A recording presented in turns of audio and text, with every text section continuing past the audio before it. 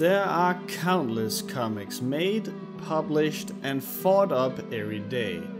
Unique stories, unique art style, unique perspectives and things that people wish to tell. Some end up taking the world by storm, while others only get shared among close friends. A worrying few never even leaves people's heads and are never told. I don't have the time, I'm not a good enough writer, what if people laugh at me? I just need to get a little better and then I'll do it. There are countless excuses. But we all get inspired from somewhere.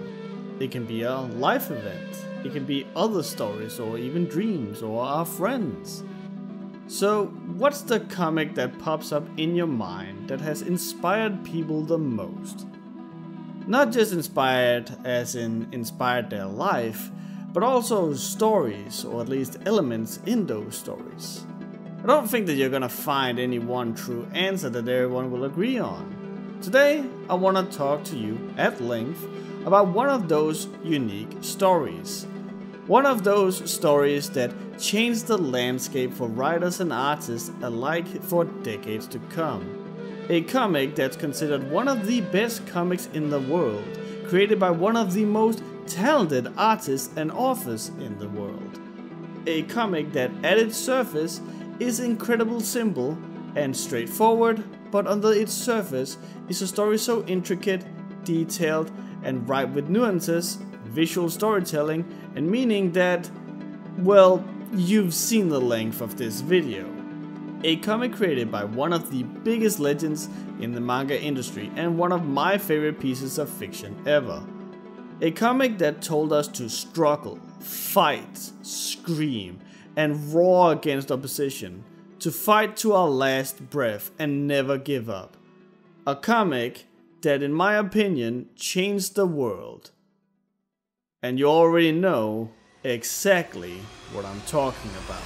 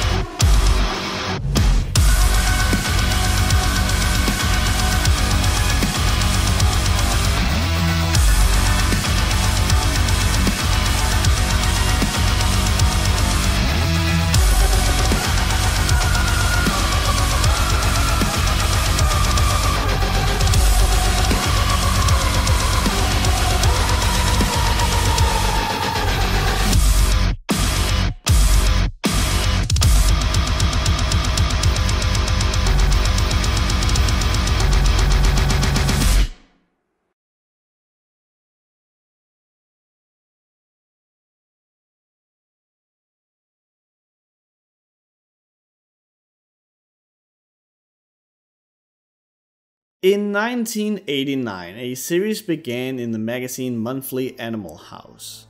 During the cold October months, readers would open the magazine and find the beginning of a new and exciting story. This story followed a man with one arm, one eye, scars all over his body, a prosthetic metal hand, and a sword so big one would be inclined to not call it a sword, but instead a massive hunk of iron. And on his neck was a brand, a dark and evil looking mark. The character, Guts, was very unlike any other character at the time. While the concept of an anti-hero wasn't exactly new, Guts was different in that he bordered on the line of acting as a full-blown villain. Uncaring about others, actively mocking the death of the weak, and killing indiscriminately, one could be persuaded to believe we were following a villain rather than a hero. We end up rooting for Guts, however, because we see him fighting actual monsters. Monsters who eat people by the cage loads and who are somehow worse than Guts. Guts as a character is also mysterious. All we know about him is that he is on an almost relentless pursuit to kill something known as the God Hand, and he'll cut through every demon called Apostle on his way to get to them. At this point, one could be persuaded to believe that this was just another attempt at making a cool, dark character. Judging by today's standards, one could be persuaded to call Guts grim dark and edgy. His dark and broody nature sometimes coming across as too much and even silly at times. But there's one thing that makes Guts unique, which is a sense of vulnerability. Besides getting damaged and horribly beaten up, we get to see parts of Guts that don't typically fit in the stereotype of your typical brooding anti-hero. We see him sometimes deadly afraid, and see him several times lose his composure. Heck, when a young girl dies by Guts' hand, we see him throwing up, as if his actions make himself sick.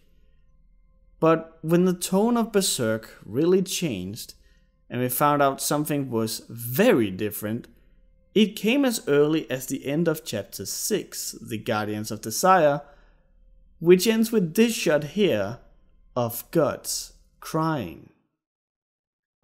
The manga is called Berserk and is written and illustrated by Kentaro Miura.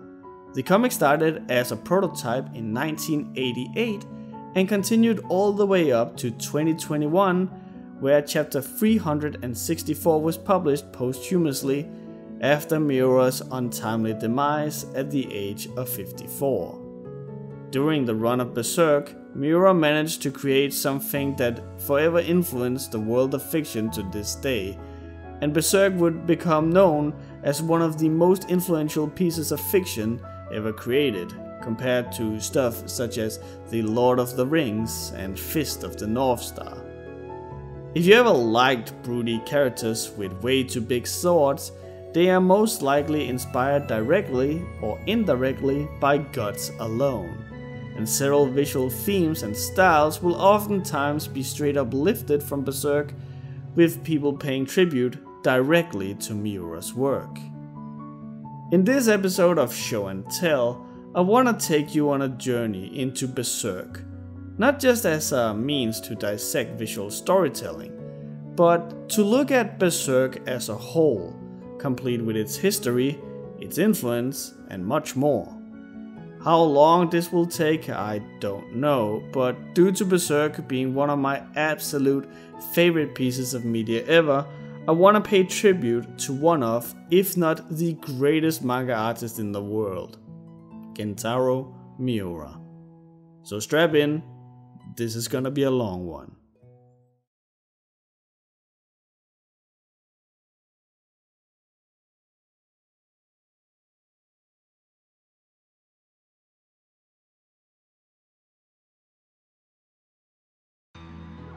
Miura was born July 11, 1966 in Chiba Prefecture of Japan.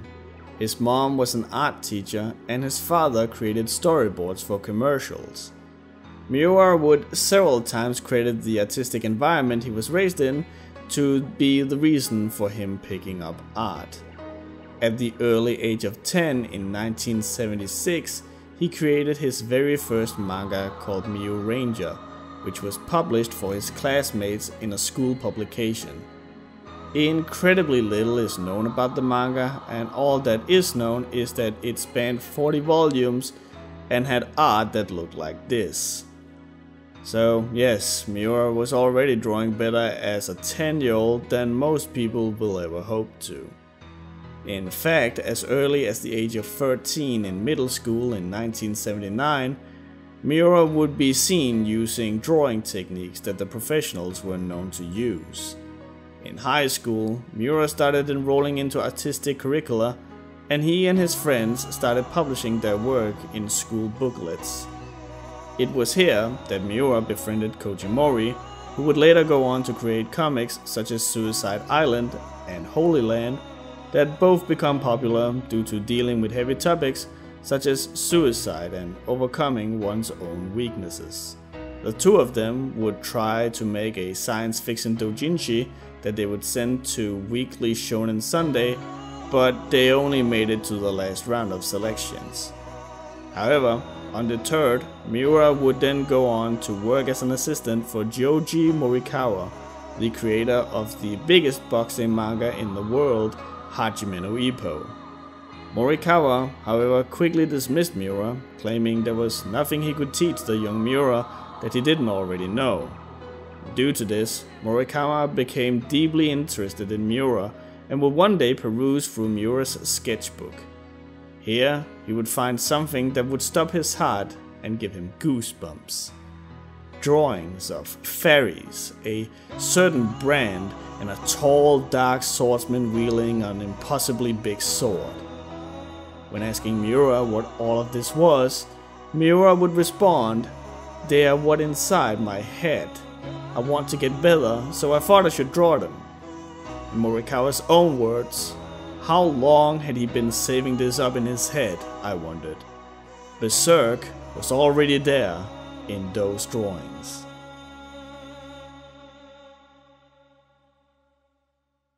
In 1985, Miura applied for entrance to the art college Nihon University. Here, he submitted a one-shot comic called Futabi for examination and was granted admission to the school.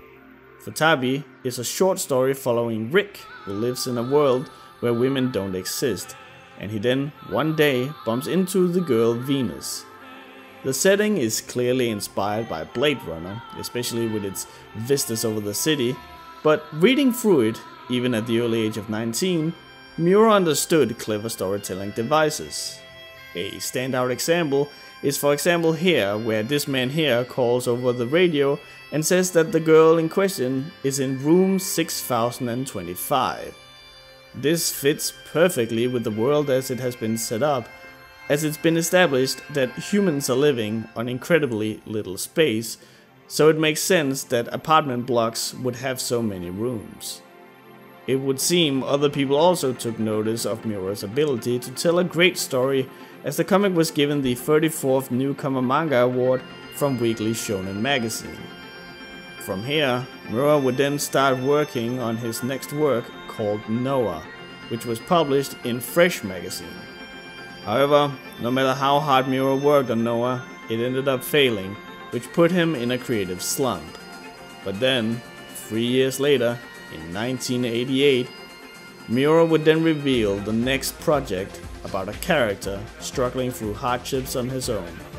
That manga was known as Berserk. Miura would submit Berserk to a magazine that at the time was close to going bankrupt, and he was switched around between several editors before meeting his first editor, as the company was scrambling to stay afloat. Due to this self-same chaos, Miura landed the serial as soon as he made his debut, so he never had the opportunity to receive much criticism from his editors. Miura would often lament the hardships of this process to Morikawa, who would cheer Miura on, believing fully in the young author. The name Berserk was really just something Miura came up with at the time. When coming up with it, Miura had no idea of, or had even come up with the concept of, the Berserker armor that Guts would later wield. At the time, he chose the word because it was mysterious, and he figured it would stick well. It was also connected to Guts' imagery that was influenced by Mad Max, and Miura would continue to elaborate. In short, starting from a world with a dark hero who is burning for revenge prompts you to imagine a rabid character. When guided by his anger, he will pour out his rage on overpowered enemies. We must insist on his fanaticism if you want to stay consistent. That's why I thought Berserk would make a perfect title to represent my universe. The decision to make Berserk dark fantasy came as a result of being inspired by Conan the Barbarian, as well as the book series Eric of Melonbone. Miura never really saw dark fantasy as its own genre, but more as an equivalent of general fantasy. He would comment that big words of fantasy, like the Lord of the Rings, contain dark elements as well, and in Japan, the fantasy genre was popularized by video games such as Dragon Quest. But because these games were typically aimed at children, dark elements were typically removed. This, however, made Berserk stand out more, as Miura's main influences were from novels before that of those games, so he naturally made Berserk dark fantasy. The greatest inspiration for Berserk came from the popular manga Fist of the North Star by Bergensen and Tatsuo Hara, which helped him to develop his art style. When looking at the early pages of Berserk, one can definitely see similarities between the two art styles. Miura would also refer to Yoshikazu Yasuhiko and Fujihiko Hosono as early influences to his art style. Meanwhile, stories such as Violence Jack by Go Nagai and Guin Saga by Kaoru Kurimoto inspired Berserk overall story and atmosphere. Miura's favorite manga series, however, was a manga by Osamu Tezuka called Dororo, and would get inspired by that to create a fantasy story of his own that has dark, muddy, and featured demon-like elements. And honestly, reading up on Dororo, the tone is very similar to that of Berserk. Despite the cute-looking cover, the manga revolves around the Ronin Hyakimaru and a young orphan thief called Dororo during the Sengoku period. The Ronin Hyakimaru was born malformed, limbless, and without facial features and internal organs. This came as a result of his father, the daimyo Kagemitsu Daigo, making a pact with 48 demons so that he may rule the land and increase his wealth and power. However, in return, he offered the demon anything that the demon might want. Some aspects of Berserk's protagonist's guts were inspired by none other than Miura's friend Koji Mori, and by characters such as Mad Max and Rutger Hauer's characters in Flesh and Blood, Blade Runner, The Hitcher, and The Blood of Heroes. Guts' sword was inspired by the protagonist of Pygmalion by Shinji Wada, and an illustration of a giant wielding a sword featured in a spin-off of the Guin saga called the Snow Queen.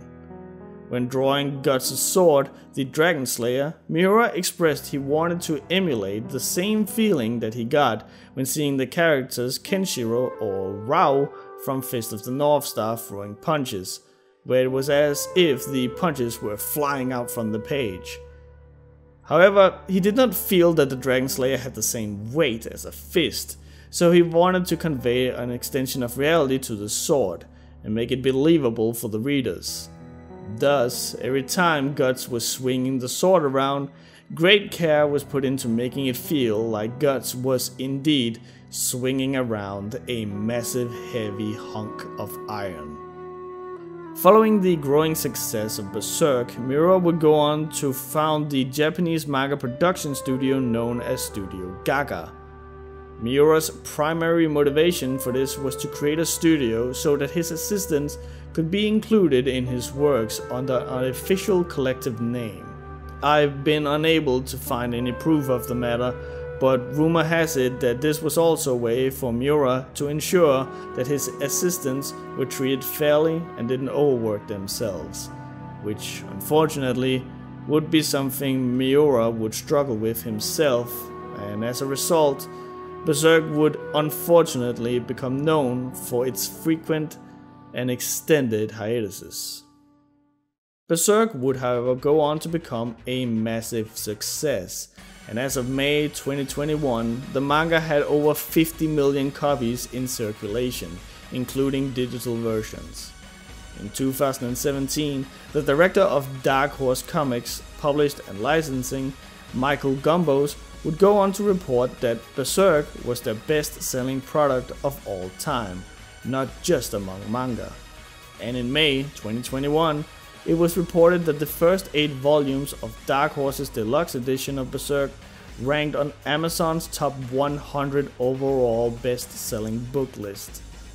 The comic has won several awards, such as the Award for Excellence at the 6th installment of the Tezuka Osamu Cultural Prize, and the Award for Best Classic Seinen Manga in 2008, 2009, and 2013, the French Animeland's Anime and Manga Grand Prix. In 2021, it also won the 27th Spanish Manga Barcelona Award for the Seinen category. Berserk Volume 33 to 41 were in the top 6 of Oricon's weekly manga chart from 2008 to 2021, and both Volume 34 and 40 debuted as number 1 in 2008 and 2018 respectively. And to this day, there are hardly any manga or anime fan who aren't at least familiar with Berserk. Unfortunately, in an all too early age, Kentaro Miura passed away. On the 20th of May 2021, the publishing company Hakusensha announced that Miura had passed away at the age of 54 due to an acute aortic dissection on May the 6th. They further announced that this left the future of the series undecided.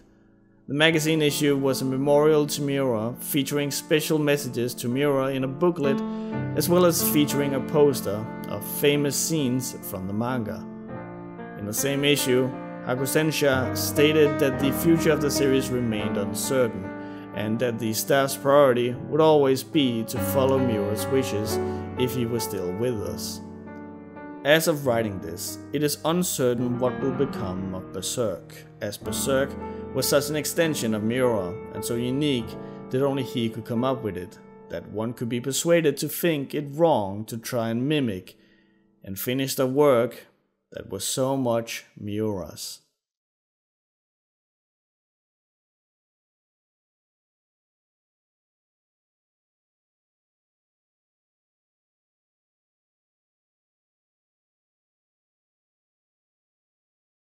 After finishing the chapter off with Guts crying, Miura decided to focus on explaining why Guts was so angry at the God Hand, and especially one of its members, Femto.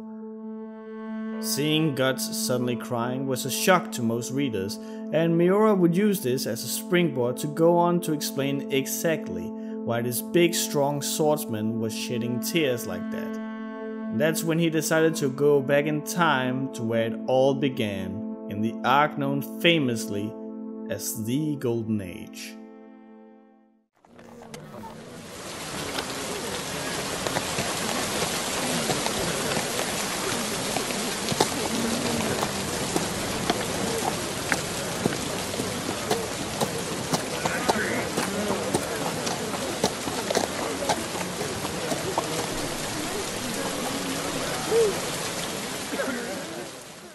Underneath a tree with corpses hanging from it, a young infant is found laying in the mud by a passing mercenary group. The woman, Shizu, runs from the carriage to pick up the infant in the mud, having apparently suffered mental trauma from a recent miscarriage. One of these soldiers asks the band's leader, Gambino, if the miscarried baby would have been Gambino's baby, to which Gambino's answer, "How the hell should I know?" telling us the viewers that Shizu has laid with, and probably been forced to lay with, several of the band's men. Growing tired of Shizu's cuddling with the infant corpse, Gambino grabs her, making her drop the baby. But to everyone's surprise, this causes the infant boy to start crying. To console Shizu, Gambino allows her to take care of the boy, and that's how the story of Guts begins. Already from birth, Guts has been struggling for his survival in a cruel and unforgiving world. Who Guts is, who his parents were, we never know, as it's not important. Guts defines himself by being, well, Guts. Where he comes from has no importance, as Guts would go on to create his own story completely with his own two hands. 3 years later, Shizu would become infected with the plague and die in front of Guts while Gambino is out in the middle of a siege.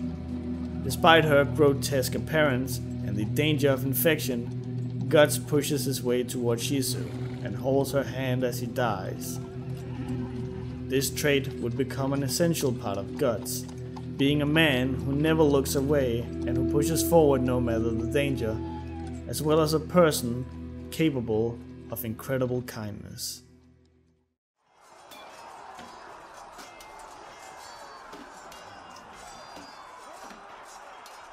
Three more years pass, and Guts is now part of the band, taking active part in the fights on the battlefields. Gambino would end up training Guts in sword fighting, where Guts would be using a grown man's sword too big for his small body, which would foreshadow and perhaps explain why he chooses to wield giant blades later on in his life.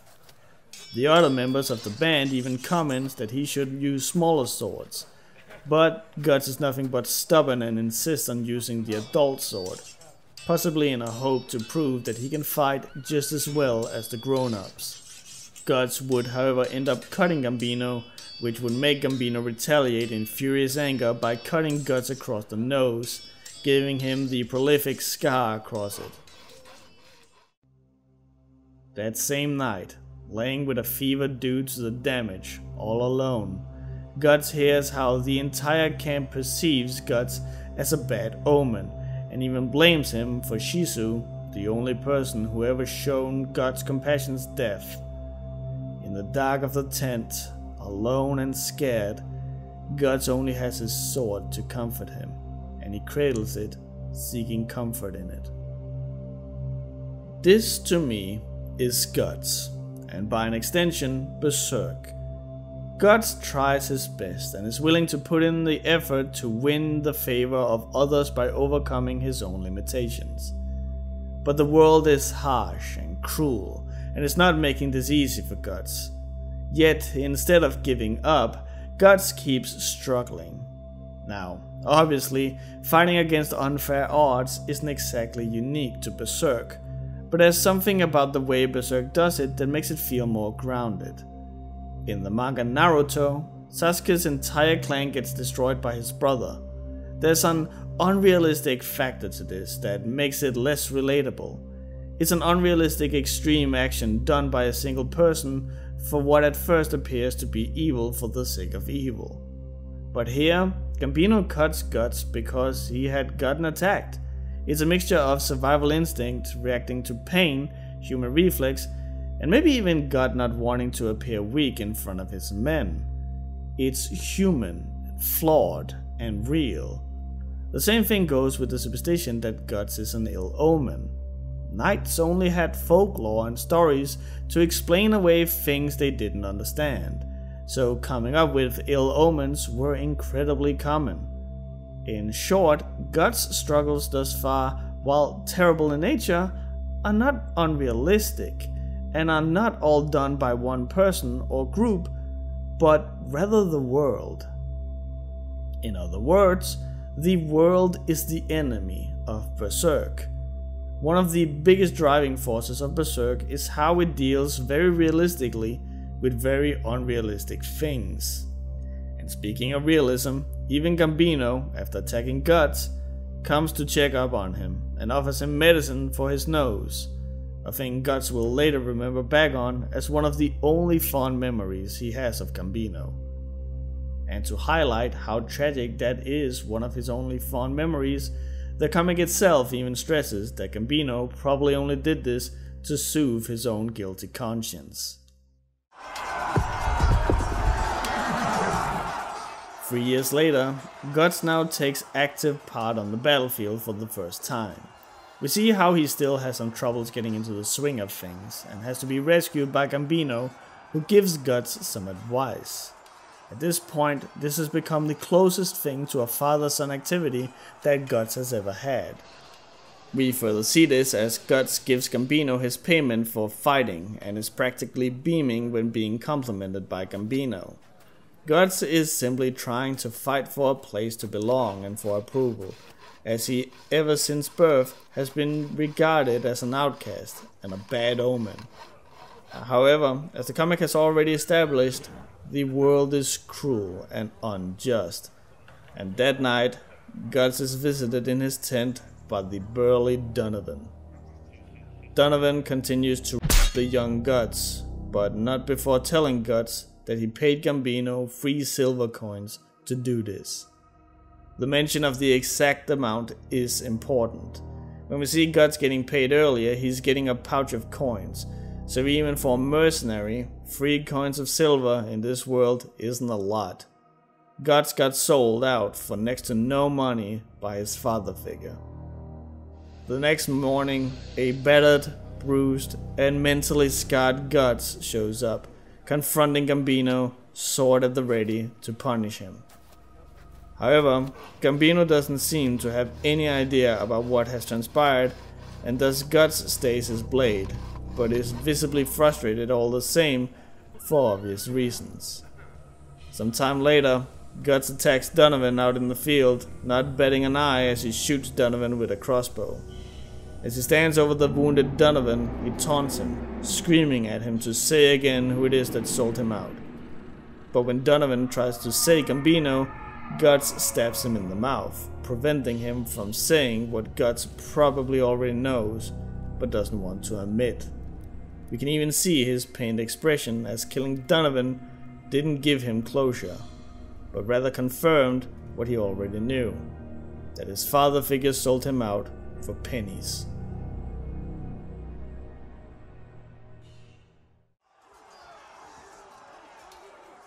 Not long after, Gambino gets horribly injured in the battle and loses his leg. As the mercenaries debate who should lead them now, Guts sits next to the unconscious Gambino, brushing his nose while remembering the cold Gambino whose respect he yearned for. He is however brought out of it when Gambino calls for Shizu, and Guts is faced with the reality that the man he admired in a strange way is just a man like anyone else, and is weak and mortal like anyone else. 2 more years pass, and Guts is now a force to be reckoned with on the battlefield. At the same time, Gambino is now an invalid, unable to fight due to the loss of his limb. It's evident that this is greatly agitating Gambino, and he takes his frustrations out on Guts through physical abuse that Guts takes without complaint. However, in private, Guts is frustrated, no longer getting the recognition of his father figure, as we see him angrily throw the money he earned through fighting on the ground. Compared to how proud he was when showing it to Gambino before, we really get an idea of how the money wasn't the point. It was but the means to get the actual reward, Gambino's praise. That same night, Guts is attacked, and the assailant proves to be a drunk Gambino. Gambino curses Guts, blaming Guts for the death of Shizu and his loss of his battle prowess. He even ends up calling Guts the Devil's Child, a cursed kid who brings bad luck, the very thing Guts had heard the other mercenaries calling him, confirming that Gambino thought of him in the same way. After a short squabble, Gambino boasts at Guts that Donovan indeed bought Guts off of Gambino, and he sold him out because he was tired of Guts. Gambino swings at the distressed Guts, and by choice or by reflex, Guts brings out his sword and impales Gambino through the neck. Gambino falls forward and lands on top of Guts, bathing the 11-year-old in his father figure's blood, and the last words out of his mouth is that Guts killed Shizu. Mercenaries are brought to the tent where they find the dead Gambino, and Guts in shock, trying to wake Gambino up again. When reaching out to Guts, Guts lashes out in reflex, cutting them, which gives credibility to the idea that Guts didn't kill Gambino by choice, but simply out of combat reflex. Guts flees, but the mercenaries decide to give pursuit due to Guts committing patricide. I like this little detail, as one member of the band is killing another is probably not that uncommon, so them chasing after Guts would be a little much. But the comic makes a point to bring up exactly why they are so infuriated by this particular killing, making their chase justified. Guts is shot in the chest with a crossbow, similar to how Donovan was shot by Guts. Now Guts is the prey. Guts falls off his horse and down the cliff.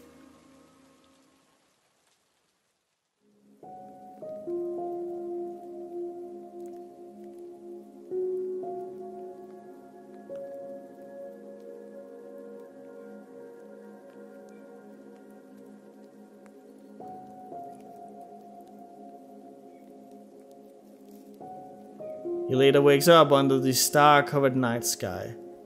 The significance of this page is honestly amazing. We get a double-page spread of the night sky, with Guts taking up barely 10% of the spread in the corner. He's alone, a small insignificant part of the greater expanse.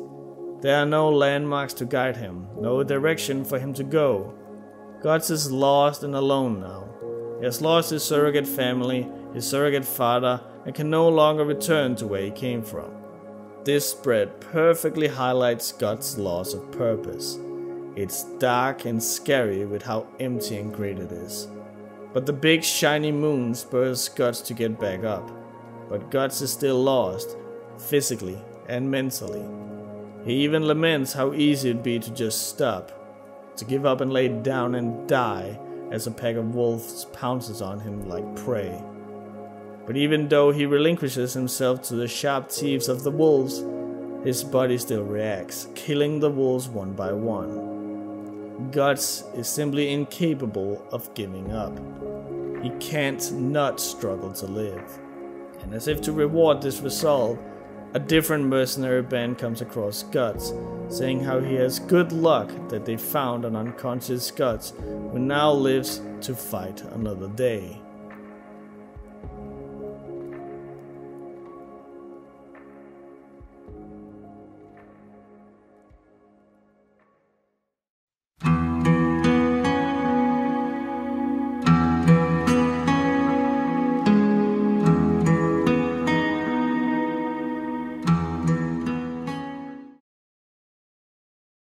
It is impossible to overstate the impact that Berserk has had on the media as a whole, especially when it comes to visual themes and concepts.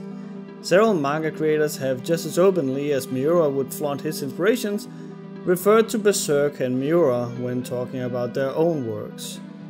For example, Tatsuki Fujimoto, the creator of the manga Chainsaw Man, has stated that even with his unending creativity, he had to make an active effort in not depicting hell in the same way as the Eclipse is portrayed in Berserk. Katsue Kato, the creator of Blue Exorcist, was impressed by Miura's intense and weirdly beautiful battle scenes and wished to create something similar.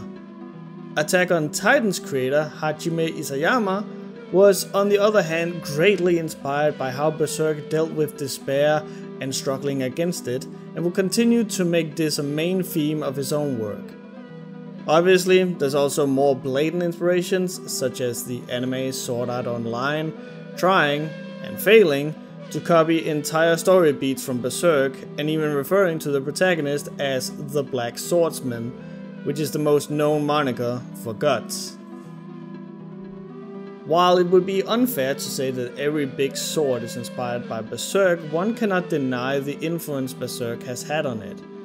Asta's massive sword in Black Clover or Ichigo's sword in Bleach are similarly huge and even oftentimes brandishing the same dark colors as the Dragon Slayer. Heck, even the modern day Marvel movies may have been inspired by Berserk without even knowing it.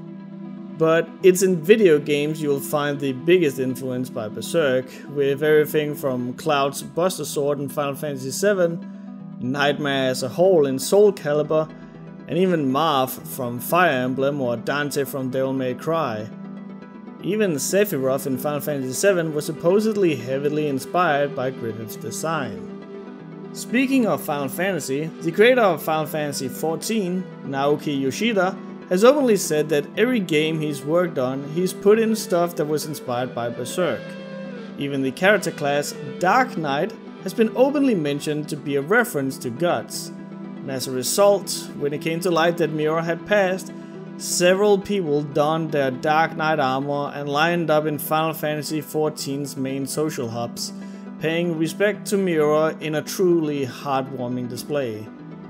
The creator of the Nier and Dragon Guard franchise, Yoko Taro, has also professed his love for Berserk, and his interest in exploring dark and mature themes in his works is often credited to stem from reading Berserk.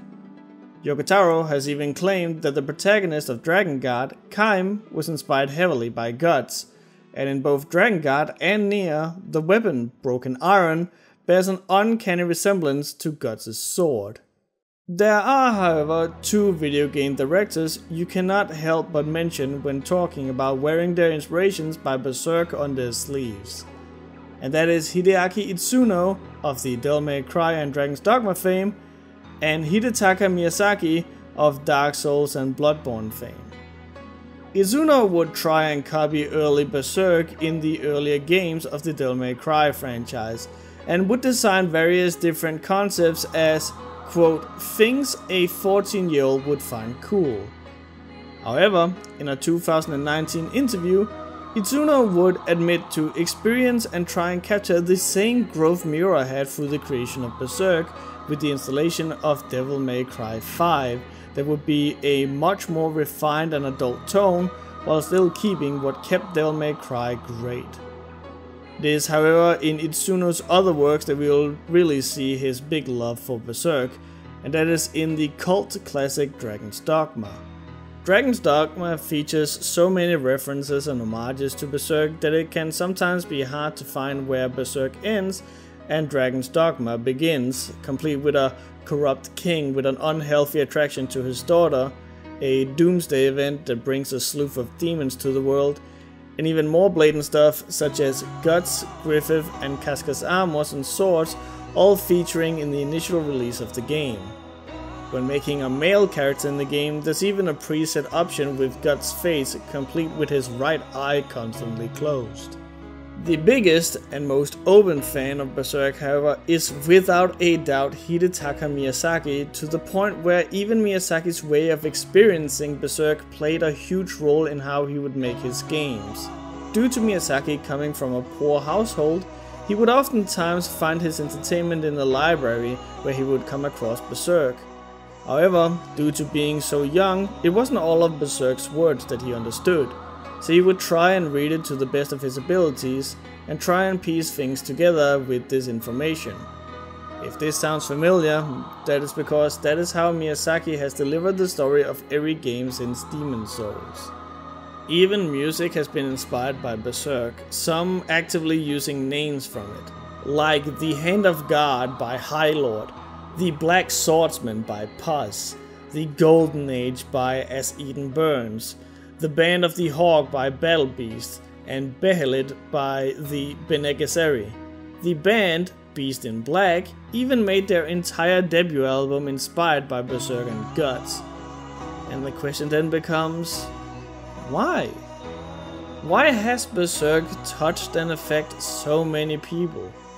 And it can be a variety of things, with everything from the epic drama, the creative concepts, and the easy to follow story, but with twists and turns and riddled with creativity.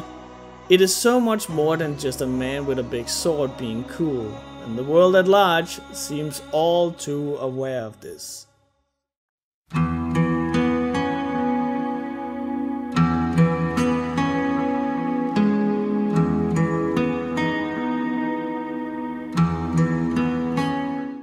4 years have passed since Guts escaped the band of mercenaries, and we now see him again, now working on his own, but still doing the only thing he's ever known: doing battle and killing with an all too big sword. It's immediately apparent that Guts' 4 years alone has made him more brash and cocky, with how he barely wastes words on the commanding general and immediately skips ahead to bargain payment for killing the enemy soldier Basuzo. The comic also does a great job in showing Guts' confidence with his sword technique. Little to no frames are spent showcasing Guts' face or his reactions, and we are instead focusing on just his attacks and movement.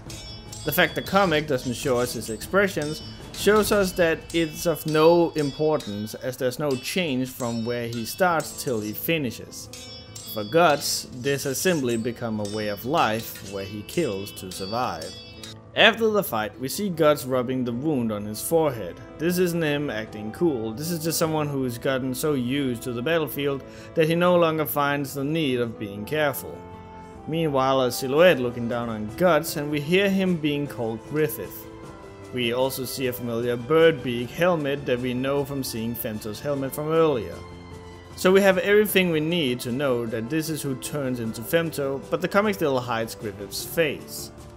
Afterwards, the army general tries to recruit Guts with money and fame, yet Gut refuses after mentioning how the fighting here is over anyway. Through this, he is saying that as long as there is not a fight, there's no reason for him to stick around, meaning he lives for battle, not riches nor fame.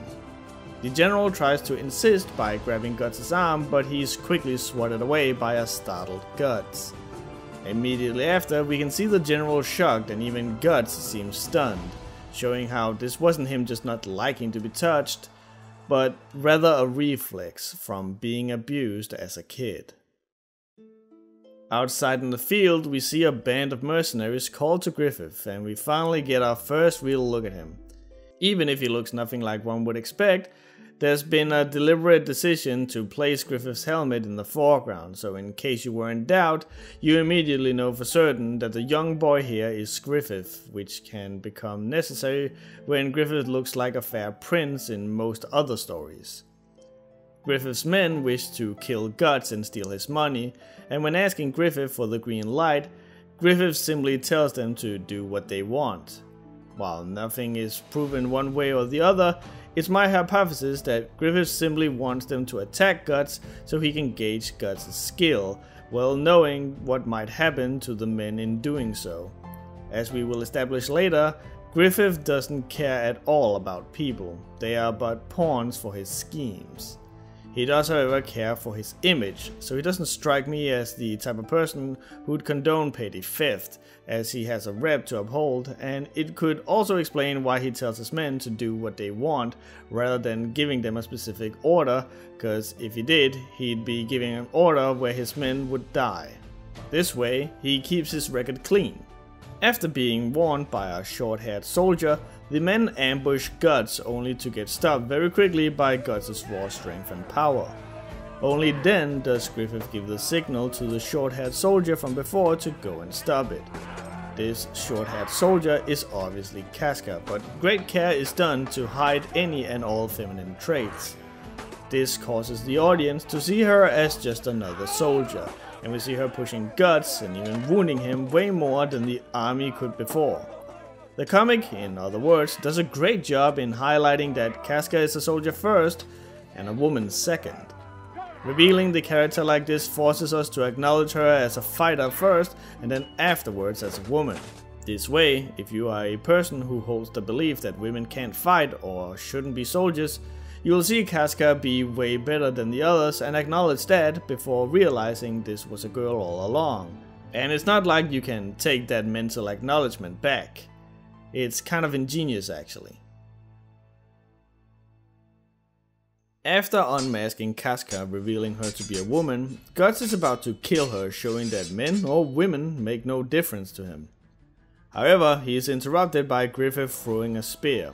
It's important to note that Griffith is back in his armor, meaning while the others were fighting, he was putting on his armor rather than rushing in to stop Guts. He took his time, already giving us a hint of how little he thinks of the people around him. Guts rushes at Griffith and swings his massive sword against Griffith, who blocks him with his own much smaller sword. There's a really nice detail in showing the sparks in a line here, rather than just a single clash, which helps explaining how Griffith is able to block that big sword without his own breaking in two. And it's because Griffith's block redirects Guts' sword rather than stopping it outright. So the sparks show that Guts' sword is sliding down it. After his block, he stabs Guts once, which takes him out. However, Guts gets back on his feet and is about to strike down Griffith but passes out mid-swing. Griffith, however, doesn't even flinch, hinting at his ability to strategize and plan ahead. He knew he was never in any danger, so why bother moving or attempting to block? After Guts is knocked out, Griffith removes his helmet, revealing his feminine face and his hair so glowy that the top actually completely loses its line art, showing how Griffith is almost incandescent. Griffith's design and Guts' design could not be more different. Where Guts is masculine, harsh, brutish and crude, dressed in dark colors, Griffith is feminine, elegant, refined, sophisticated and clad in all white. Even if we hadn't read the chapters before this, where Guts confronts Griffith as Femto, we'd know these two would become enemies as their polar opposites. This is the exact same design philosophy that Hideo Kojima and Yoji Shinkawa would use when designing the characters Raiden for Metal Gear Solid 2: Sons of Liberty. In that, Snake is the harsh, masculine, rough and brutish character, and Raiden would be the feminine and delicate character. Returning to Berserk, the chapter ends with this shot here of Griffith on his horse looking down at Guts and even us, the readers.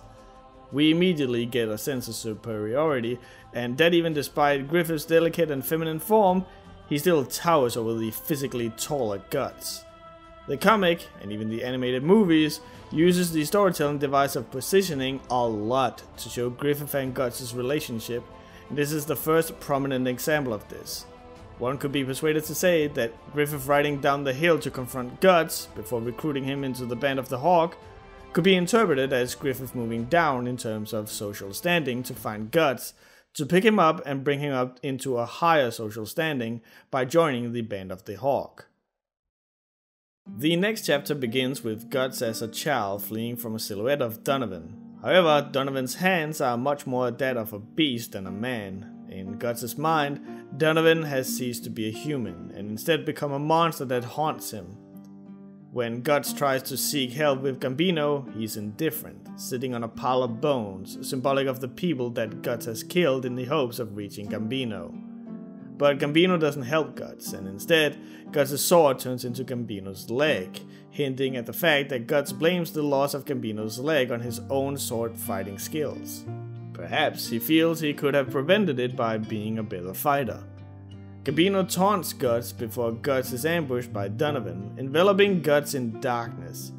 This goes directly into Guts becoming lucid enough to realize he's dreaming and that someone is touching him, which is when he repeats that people shouldn't touch him, now confirming that the reason he does not wish to be touched is because of the trauma Donovan did to him. Some time passes, and we then see Guts waking up. Outside, he sees the merry Band of the Hawk and comments on them being surprisingly young, before being punched by Casca and confronted by Griffith, who asked about his name. Guts gives it to him, showing that if just a little, he respects Griffith enough to give him at least that. Later, Griffith comments on having observed Guts' way of fighting, saying that he's noticed how Guts seems to fight as if he's exposing himself to the risk of death. In other words, Guts doesn't seem to care whether he dies or not, he just fights. Guts lashes out at Griffith, saying how he doesn't understand him. He then continues to mention a lot of factual things, like how Griffith's men attacked him, how Guts killed one of them, and mentioning how they should be enemies.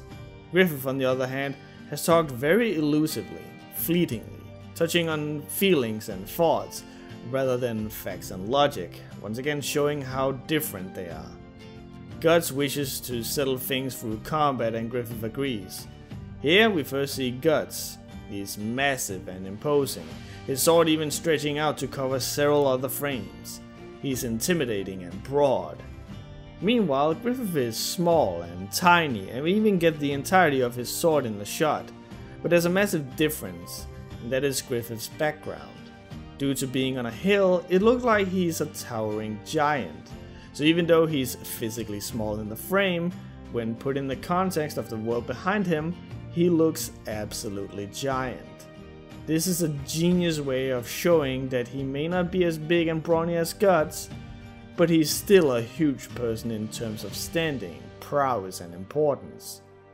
The fight starts, and once again, we can see all these sparks sliding down Griffith's sword, showing he's parrying Guts' attacks. Also, compare this fight to the fight Guts had against Basuso earlier. Back then, you never saw Guts' expression, but here, you hardly see anything but that, with entire frames highlighting nothing but that. This is new for Guts, so it's important we get to see the full spectrum of emotions he's going through. Eventually, Griffith leaps up and lands on Guts' blade, pushing it down and claiming his victory. And just look at this framing. The heavens are breaking apart behind Griffith, and he's looking light as a feather due to Guts' sword not being pushed down yet. Griffith looks like an angel descending down onto Guts, once again showing his superiority over Guts. Yet Guts is not about to take a loss laying down, and showing his already well-established tenacity, he bites down on Griffith's sword, showing he is willing to do even the most dangerous of things to fight on. He then pushes Griffith back, and once again we see Guts refusing to close his eyes or look away, even as he pushes Griffith back and cuts his mouth badly with the sword between his teeth. The fight ends with Griffith dislocating Guts' arm, but not before we get to see the wickedness in his face. As soft-spoken and gentle as he's seemed thus far, we now get our first real sign that underneath that gentle surface is a wicked man capable of much more than he might first lead one to believe. After the fight, Griffith grabs Guts' head with both hands and tells him that he belongs to him. It's important to note that Guts doesn't recoil like he usually does when being touched. It can be theorized he may do this due to him being startled by Griffith's forward touching, or because there's someone outright telling him that he wants him when he's so used to being cast away. Meanwhile, Casca looks on, envious of Guts' receiving such affectionate words, when she hasn't received them herself from the person she idolizes. Already from the very beginning of the Golden Age, the comic sets up a lot of themes that are going to be repeating themselves all the way through.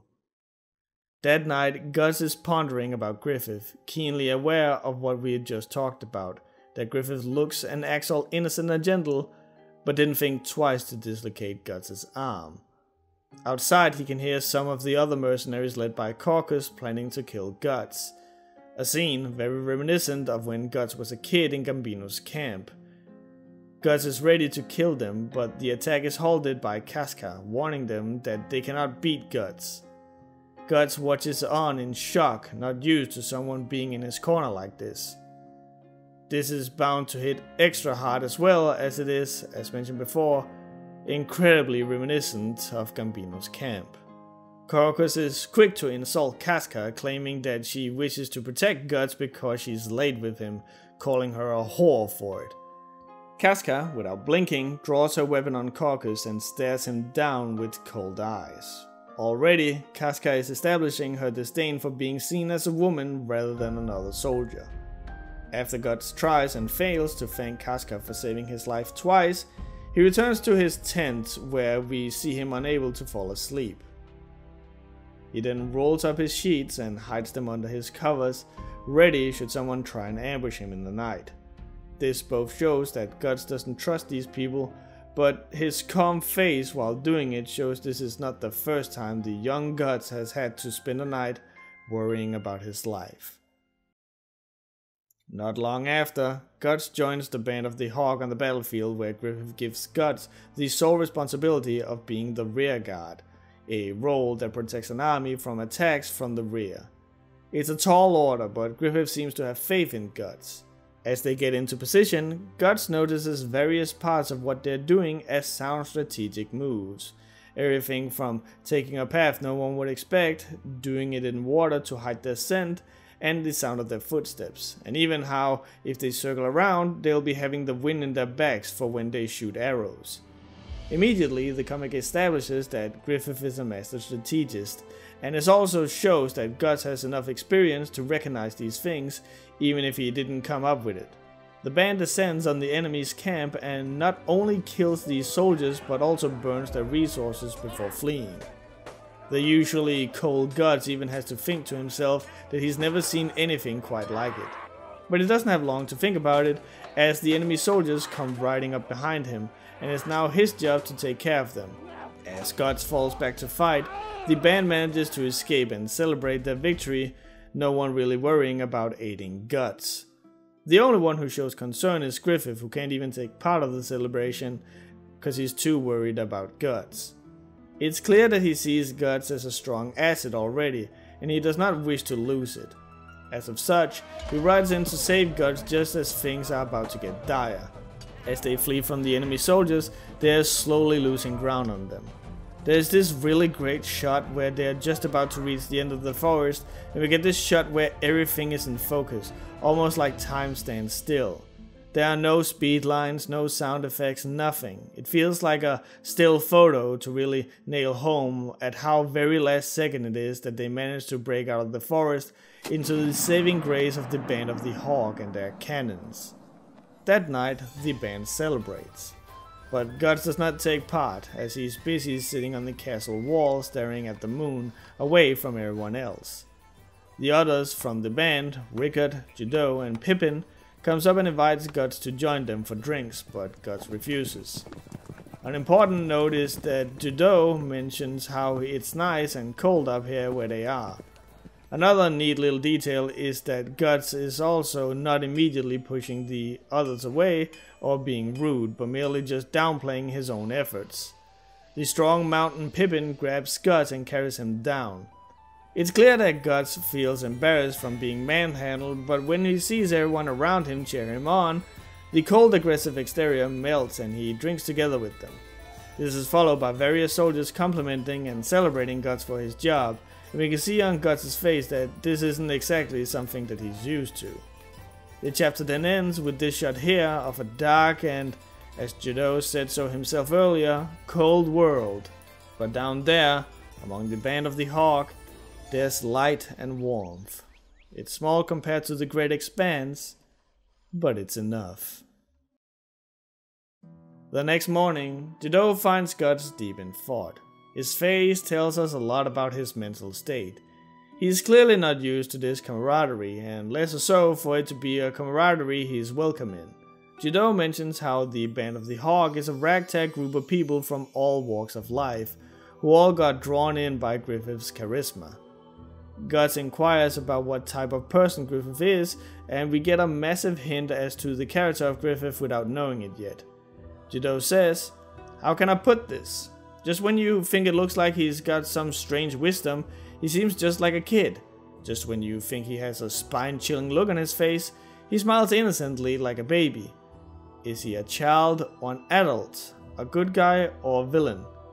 I don't really know what he is." For those who knows what will happen later, this quote is bound to stand out, but we'll put a pin in that for much later. Judo follows up with saying that the reason people are drawn to Griffith could be because he has something that no one else really has, and that is the ability to do things that other people only talk about over drinks. Griffith has conviction and a dream. All the other mercenaries to an extent don't really have a whole lot of convictions. For them it's just hoping to make it through to the next day and go to bed well fed. But Griffith is different. He has aspirations, a greater goal. After the talk, Guts gets called to the courtyard where Griffith is taking a bath stark naked. Griffith asks Guts to join him for a bath, but Guts refuses. However, Griffith insists and throws a bucket of water on him, and Guts retaliates in kind. For the first time, despite having followed Guts ever since he was a literal infant, we get to see him play like a child and enjoy himself. But the happiness and the white background almost immediately tones down once Guts notices something. Griffith's necklace, the crimson behelit, the egg of the king. Even if we hadn't read the chapters before the Golden Age arc, we would know the importance and severity of this egg, with the background going completely black and the egg getting an entire page of its own in excruciating details. Even though it's a small little trinket hanging off of a necklace, it's given a much bigger size and gravitas than any other person has taken up in a long time.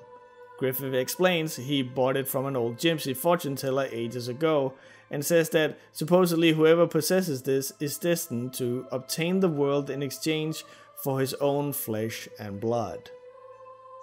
There's some symbolism going on in this scene as well. Griffith being naked shows him being more open than we've seen thus far and will ever see again. As of this moment, we know exactly what his ambitions and feelings are. He's got nothing to hide. He's even showing off his behelit, a red sign of exactly what he wants. Even when Guts asks Griffith why he saved him earlier, Griffith doesn't give him any buttered up reply, but simply states that he did not wish to lose such a great soldier in a small battle like this. It's not because he doesn't want Guts as a person to die, but rather he didn't wish to lose the abilities that Guts possess. Griffith even admits what his big dream is, the conviction Judo talked about earlier, being that Griffith wishes to get his own kingdom, and he asks for Guts to help. As he does, the sun comes up behind the castle walls, bathing Griffith in light. But in terms of subtext, it's not the sun behind him that's shining. It's Griffith, and he's shining so blindingly that Guts has to shield his eyes as he stares at Griffith dumbfoundedly. His conviction and dream is so blindingly that even Guts can't look at him. It's important to remember that since Gambino, Guts has just fought to survive, but now he's offered a chance to fight for something greater. A goal. This makes Guts wonder what he's spent the past 4 years on. The comic even shows us Gambino, which was the last time Guts had an actual goal and reason to fight. And so Guts agrees to, at least for now, tag along with the Band of the Hawk.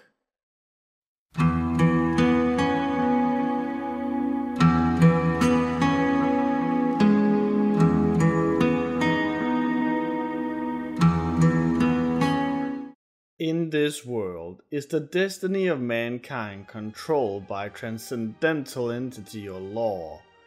Is it like the hand of God hovering above?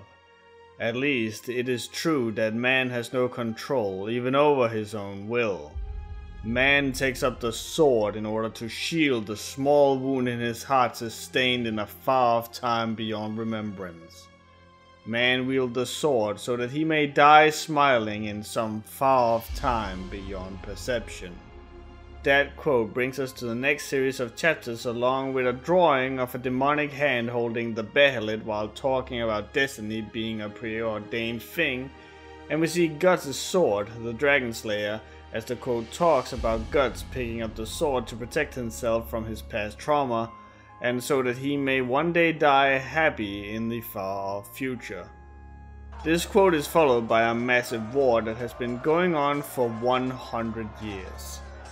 This following quote is to tease the idea that the war is preordained by destiny to happen, and that many of these men are fighting for the same reason as Guts, so they may protect themselves from the trauma and die happy later. Unfortunately, for a lot of these people in this war, they are not gonna die later, but rather now. We're also reintroduced to Guts looking older and bulkier than before.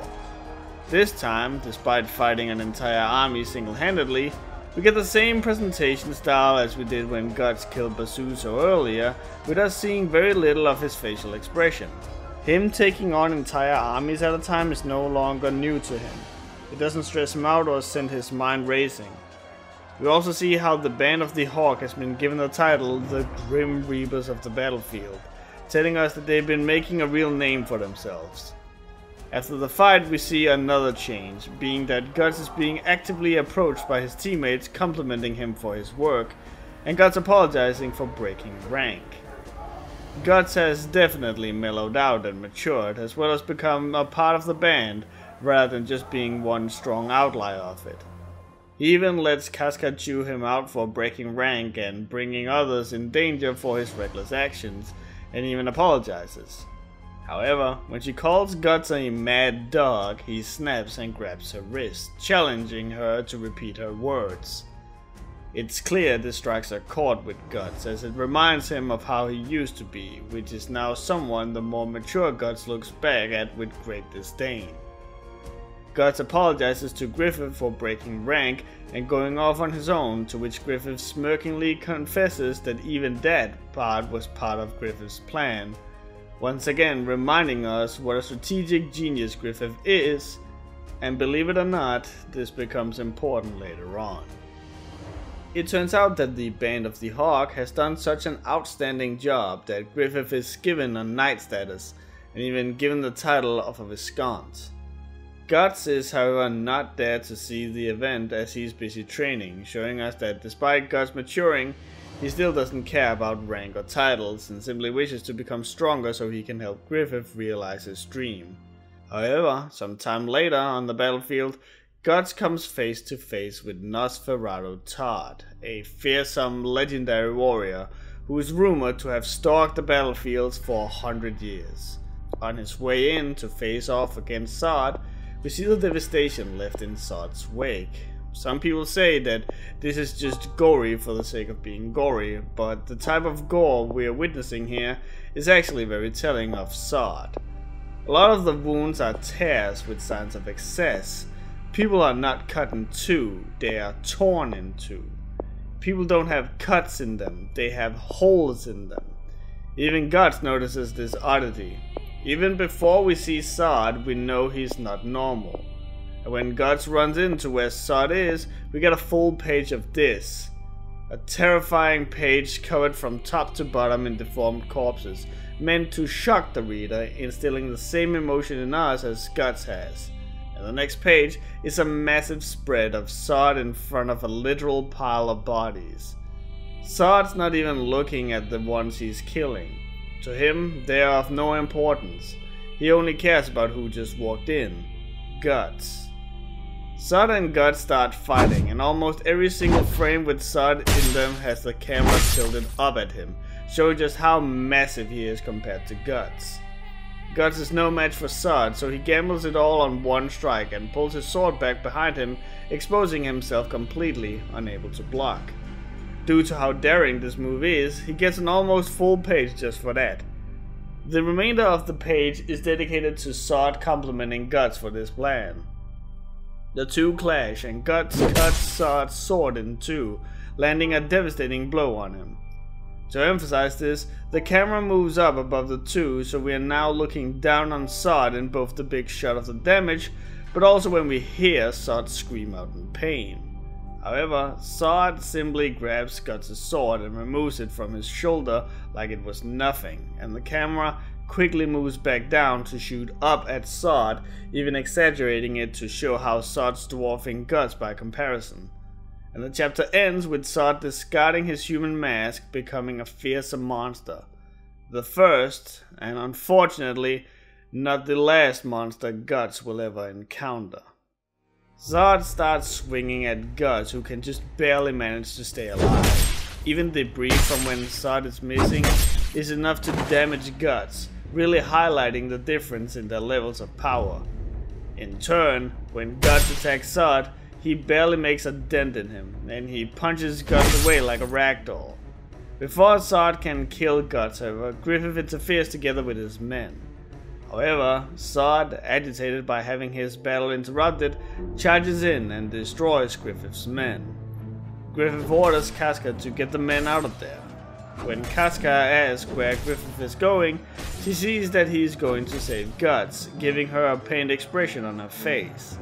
She is realizing the lengths that Griffith will go to save Guts, and is hit with a mixture of envy, knowing Griffith wouldn't go to the same length to save her, but also frustrated that Guts' recklessness has once again put her idolized leader in a position of great danger. As Guts is saved, he too is frustrated, exclaiming, "Why is it going to be like this?" It's clear Guts knew he was powerful and is frustrated that there's something so much stronger than him that renders him unable to protect his men and help aiding Griffith fulfilling his dream. However, following Griffith's orders like usual, he and Griffith are able to land a devastating blow on Zod, cutting off his arm. However, the moment of victory falls short as Griffith is hit and sent flying by Zod's tail. I do like that it's the tail that hits Griffith, as it's the one and only thing he has probably never had to account for in all of his strategies. Zod further shows his ferocity by grabbing his dismembered arm and hitting Guts with it like a club. However, before he can kill Griffith, he spots the Behelit and freezes. It's clear he knows what it is, and something seems to click for Zod. He then offers a prophecy to Guts that when Griffith's ambition collapses, death will pay Guts a visit, a death that he can never escape. After that, Zod flies away, leaving Guts with the words of Zod ringing in the back of his mind, and dealing with the aftermath of the fight in the form of a crying Casca. Shortly after, we see two nobles discussing the aftermath of the Zod fight. It's clear they are not believing that the band indeed fought a monster and have no shortage of bad things to say about them. A wounded Guts hears this, and being his usual self, he makes sure to step over one of the noble's toes, which prompts him to pull his sword.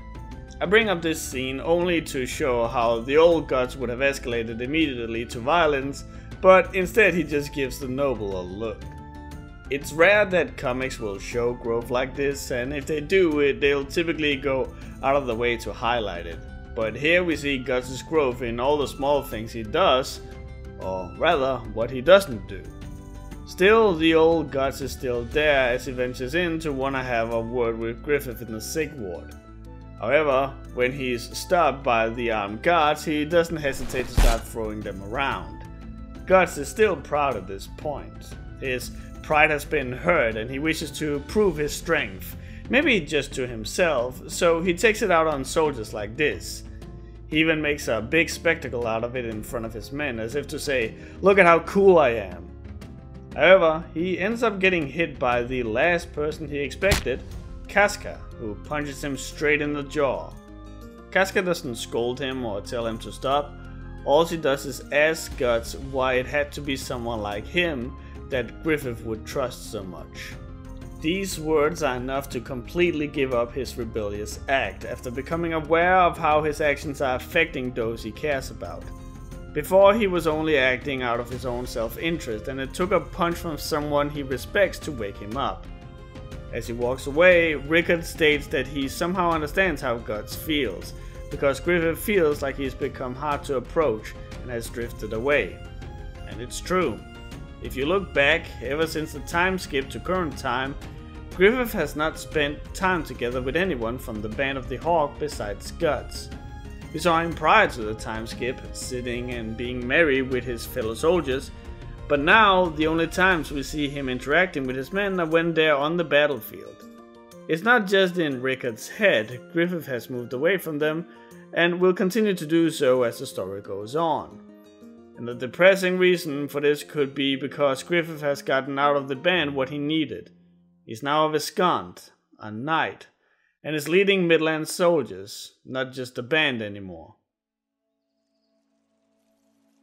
Time for one of my favorite scenes in the Golden Age. And some people might say it's pretty uneventful.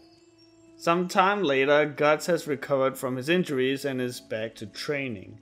The shots of him looking at his hand and gripping the sword, and even the close-up of his face, show that he is testing himself, seeing for himself whether or not he is back in shape to swing his sword. And while it looks like he's just swinging it aimlessly, we see he's actually aiming with deadly accuracy on the falling leaves. As he swings his sword, his thoughts turns to Casca and her cussing Guts out. I feel it's a testament to Miura's writing that the scenes brought up are all times Casca has criticized the parts of Guts that we know Guts doesn't like as well. Inside, he knows that when he broke rank earlier, he was acting like the mad dog Casca was accusing him of being. When Casca was asking him why he had to be this way, he was indeed again acting like that mad dog. And it was the mad dog behavior too that made him go in and fight Zod one-on-one that led to Griffith getting injured, that prompted the last memory, which is of Casca stating that Griffith's injury is Guts' fault. Calling Guts a mad dog may not seem like it had that much significance, but when we look forward in time, several hundred of chapters later, the Berserker spirit that possesses Guts is actually shaped to look like a dog. All of this are really solid pieces of writing because there's depth to it. Guts is angry with himself, but people like Guts don't just immediately reflect on themselves, but instead project these issues onto others, in this case Casca. Instead of thinking he's the villain, he's making Casca the villain. Griffith interrupts Guts' training and walks up to stand next to him, while Guts hops up to sit on the railing next to him. Guts sitting on the railing shows he's relaxed. It's not a position you can defend yourself in, nor is it one where you can naturally leave without it being obvious. It shows he wishes to take his time and talk with Griffith, something unique to see from someone like Guts. Griffith in the meantime talks to Guts like an equal, confessing his qualms with the officials who are trying to suck up to him just because he's wounded, but then confesses that it's all something he's gotta deal with in order to gain status. One look at Guts' face shows he's not too thrilled with Griffith putting himself through these things. After some quiet, Griffith brings up Nosferatu's Sod. I just love how they're the only words in the frame, and yet they are bold and the voice bubbles are bigger than Guts and Griffith, showing how massive the topic is. After all, he's about to bring up an actual monster, a thing we canonically have only seen once thus far. Griffith uses the topic of Sod as a springboard to talk about how the existence of monsters like Sod might be proof that there's something huge beyond human understanding in this world. That maybe God is real. Once again, I love the way this is framed. Guts and Griffith are so tiny in the scene, while the environment around them is drawn out. It makes them seem so small in the grand scheme of the world, which fits perfect with the topic at hand. After this, Guts brings up the time 3 years ago where Griffith saved Guts and asked him once again why he did it. As if to contrast the naked truth earlier, now that Griffith is covered up, Guts isn't getting a straight answer from him, and Griffith even turns to hide his face, avoiding the question. Griffith doesn't get to reply before the king appears at the top of the stairs. They are asked to bow by the king's liaison, but of course Guts refuses to do it until Griffith says so. We know it's at Griffith's behest that he does it, as he's looking to the left as he bows, rather than looking at neither the king nor the person who asked him to bow, Count Julius. Throughout the entire conversation, it's important to notice that the king is talking to Griffith from an elevated position. As mentioned before, the comic loves to use positions to tell stuff, and in this case it's that he's above the level that Griffith is at. For Griffith, it's all a climb of the stairs to reach his goal, a piece of imagery that is going to be used frequently throughout the entire story. This is highlighted when talking about how Griffith is given knighthood despite not being of noble descent, highlighting his difficulty in getting his own kingdom. When Charlotte emerges from behind the pillar she was hiding behind, she almost trips as she passes Griffith. Griffith, however, saves her, and Julius slaps him for touching the princess. Guts is obviously about to retaliate, but is stopped by Griffith, and we get a close-up of Griffith smiling at Julius. His mouth is sincere, while his eyes are looking psychotic and wicked. Even Julius seems to be intimidated by them. As they leave, Charlotte turns to look one last time at Griffith, and we can see how the background details disappear, and it's as if time stands still as the two's eyes meet. It's hard to draw the moment someone becomes smitten with someone, but Miura managed it with great success. Later, Julius meets up with Minister Foss. It becomes very clear that Minister Foss is egging Julius on to take action against Griffith, attacking Julius' pride. And once he has riled Julius up enough, he offers him a solution by sneakily suggesting to hit Griffith with a poison arrow during the upcoming boar hunt. The same night, Guts is laying on a roof, his sword pointing to the moon. In the moon we see Griffith, repeating what he had said earlier, questioning whether or not he needed a reason to put himself in harm's way for Guts' sake. This can obviously be interpreted as Griffith saying that Guts is his friend, which is probably why it's weighing so heavily on Guts' mind. He thinks back to when he had just lost Gambino's mercenary band and was laying under the stars and moon with no direction. But now he has one, and it's Griffith's dream. And he finally settles on the goal for real. Later, at the hunt, Guts complains that they're there at the hunt, aiding the rich and mighty with their silly games, as it feels more natural for Guts to swing his sword around. The reason for this is obviously because Guts has literally done nothing but that since he was born, so if he's not swinging a sword, it's obvious it feels unnatural. This, however, agitates Caucus, who enjoys the easy life now where he doesn't have to worry about dying and killing. He finishes it off by saying that if Guts likes swinging his sword around so much, he should do so on his own. Once again, Guts let the wild dog out, even if it was just a little, and we can see by his expression how it bothers him. To further emphasize that this is what's going on, we immediately over to see how Casca is paying attention to this, and is maybe even noticing how it pains Guts. Up on the hill, away from the band of the Hawk, we find Griffith talking with Charlotte. Charlotte isn't enjoying herself, so Griffith decides to show her something fun to do by grabbing a leaf and using it to whistle. Charlotte, who's obviously been sheltered inside the castle, does not know about this, and Griffith, growing up as a poor street urchin, has probably found many different ways of entertaining himself in the nature. It's a great way of showing the massive different backgrounds the two of them are coming from. Casca is looking at this from far away, once again pained by the distance between them and Griffith, getting close to a different girl. Casca is basically stuck in the unfortunate position of rooting for someone and supporting them, despite this meaning the person in question is moving out of her reach where she wants them. Not long after, a boar comes running out of the bushes, startling Charlotte's horse. The horse rides off with Griffith in hot pursuit. He manages to calm the horse down and then Charlotte.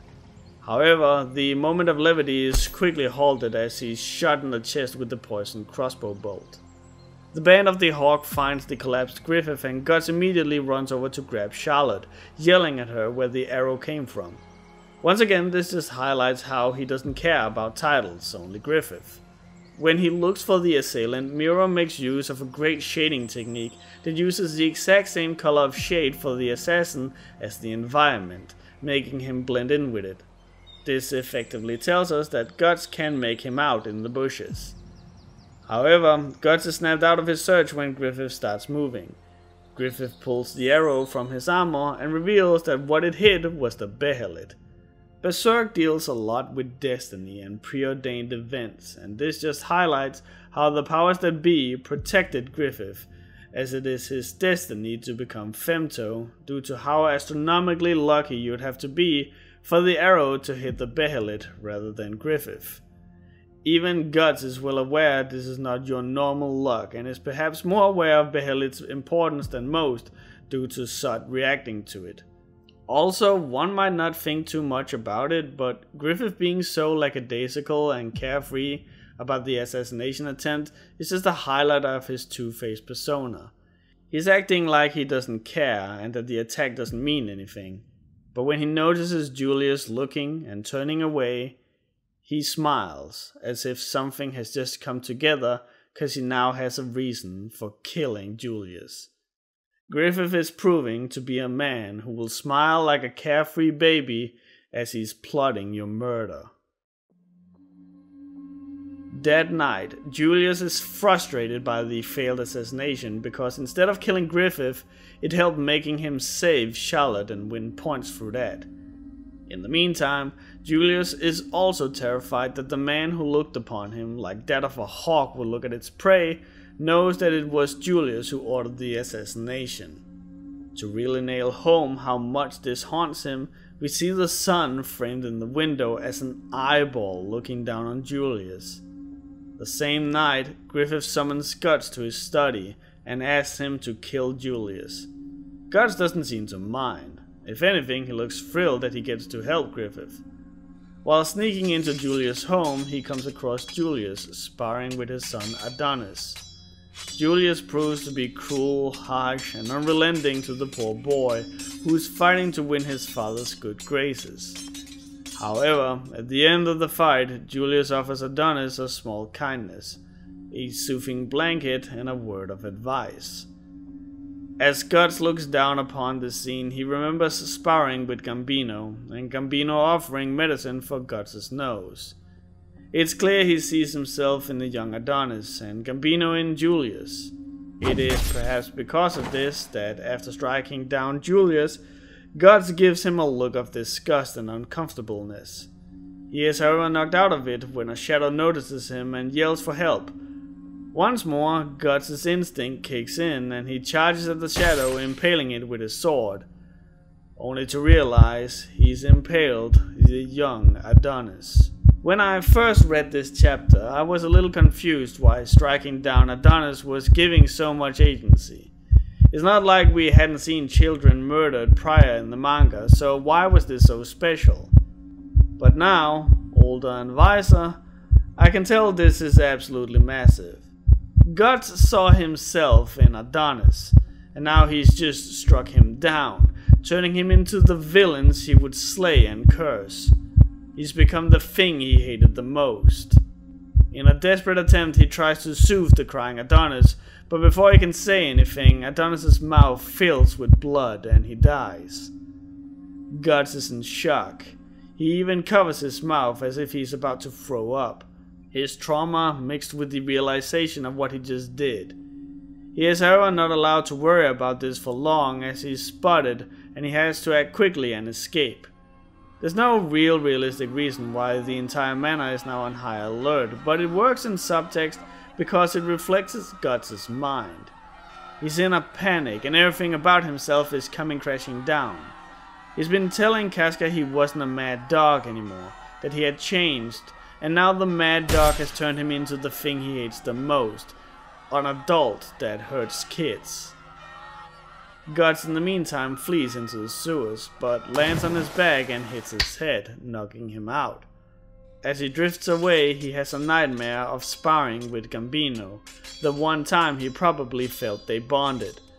But Zod's recognizable shadow moves up behind him, big and terrifying. He chops off Gambino's head and Guts attacks Zod, screaming at him to stop. The stop fills up almost half of the last frame before Zod runs the young Guts through with his sword, just like Adonis had been. Looking down on the slain young Guts, Zod looks at his hands as he's breathing hard, and it is revealed that Zod has Guts' face. It's not exactly hard to decipher this nightmare, but it's clear that Guts is seeing himself as a demon for what he's done. He looked at Julius and Adonis and saw his own relationship with Gambino within it. So him killing the two reminded him of him killing Gambino, and him killing himself is him killing the innocent part of him he wished to keep alive. The last stop, being screamed, could very easily be adult Guts screaming it, asking himself to stop what he's doing, knowing what fate has in store for the young Guts. When Guts comes to, he's bloody, dirty, and dazed. He seeks out Griffith and finds him atop some stairs, bathed in light together with Charlotte. Once more, we have clear positional storytelling, in Griffith and Charlotte being up high in the light, while Guts and Casca are further down in shadows. Griffith is prim and proper, while Guts is wounded and dirty. Even Casca's sleeve is torn to use as a bandage for Guts' wound. Also, importantly, not only are Charlotte and Griffith up high, but they're also far away. They're out of reach, a world so far out of reach for people like Casca and Guts. Just like Jano said, Griffith was the type of man who'd just do stuff mercenaries like Guts would only dream about. Griffith and Charlotte are talking, and Griffith mentions how Charlotte had inquired about why it is that men enjoy little more than shedding blood. Griffith explains that it could certainly be that men possess a savage side, but this side is a tool by which they secure and protect precious things. Once again, the power of hindsight lets us recognize what Griffith is saying, and this is not just him musing over the acts of men, but rather him justifying his own actions. This is further highlighted with him saying that one of the things one can protect is one's dreams, one of which Griffith has been very open, to Guts at least, about having. We see Guts paying attention to this. Perhaps because he felt special for being the one that Griffith had previously confided his dream to. I have no real sources for any of this, but my personal observations is that in Japan, being open about your dreams is a very personal thing and people rarely share them with other people. Griffith continues, whether it suits them or not, people yearn for a dream. Sustained by a dream, hurt by a dream, revived by a dream, killed by a dream. And even after being abandoned by a dream, it continues to smolder from the bottom of one's heart, probably until the verge of death. A man should envision such a lifetime once, a life spent as a martyr to the god named Dream. We see how this strikes a chord with Guts. He hasn't had a dream like this. He just followed Griffith's dream and wished to aid in it. Hearing these words are no doubt cutting Guts deep, but nowhere as deep as the next words said by Griffith. Ultimately, to be born and to then simply live for no better reason, I can't abide such a lifestyle. This confirms that not only does Griffith not spare a thought to people like Guts, he's actively against their way of being. As Griffith and Charlotte continue their talks, Charlotte says that Griffith has some wonderful friends. Griffith replies that they are excellent troops and are valuable comrades, devoting themselves to Griffith's dream. But to Griffith, a friend is something else.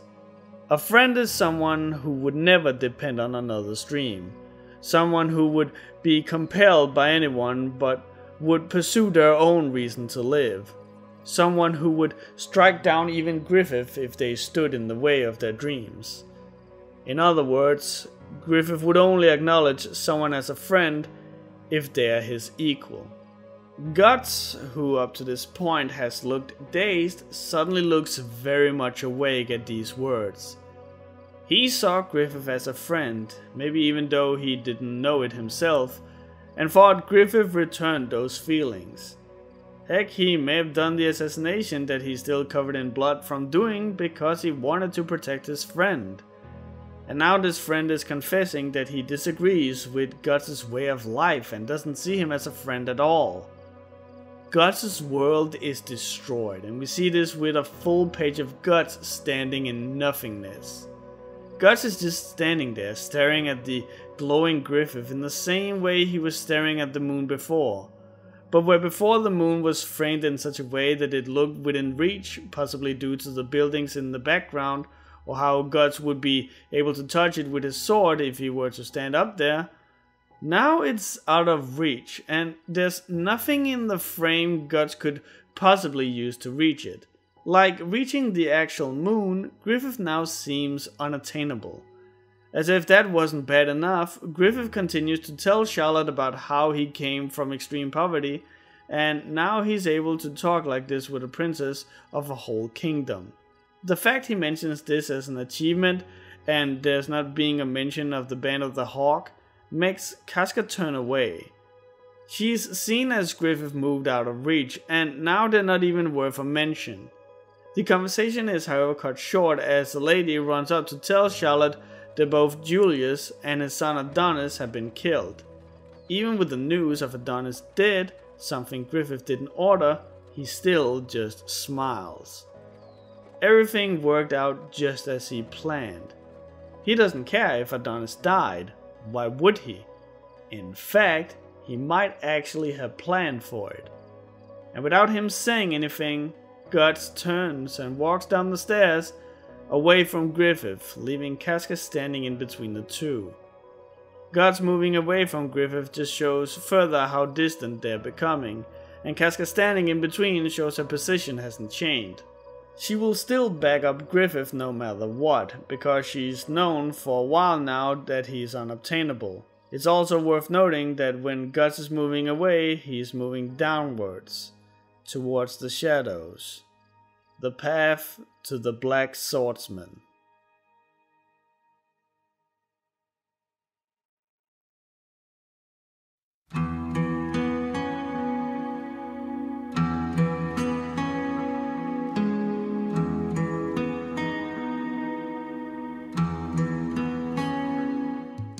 Not long after, the Band of the Hawk is on its way back out to war.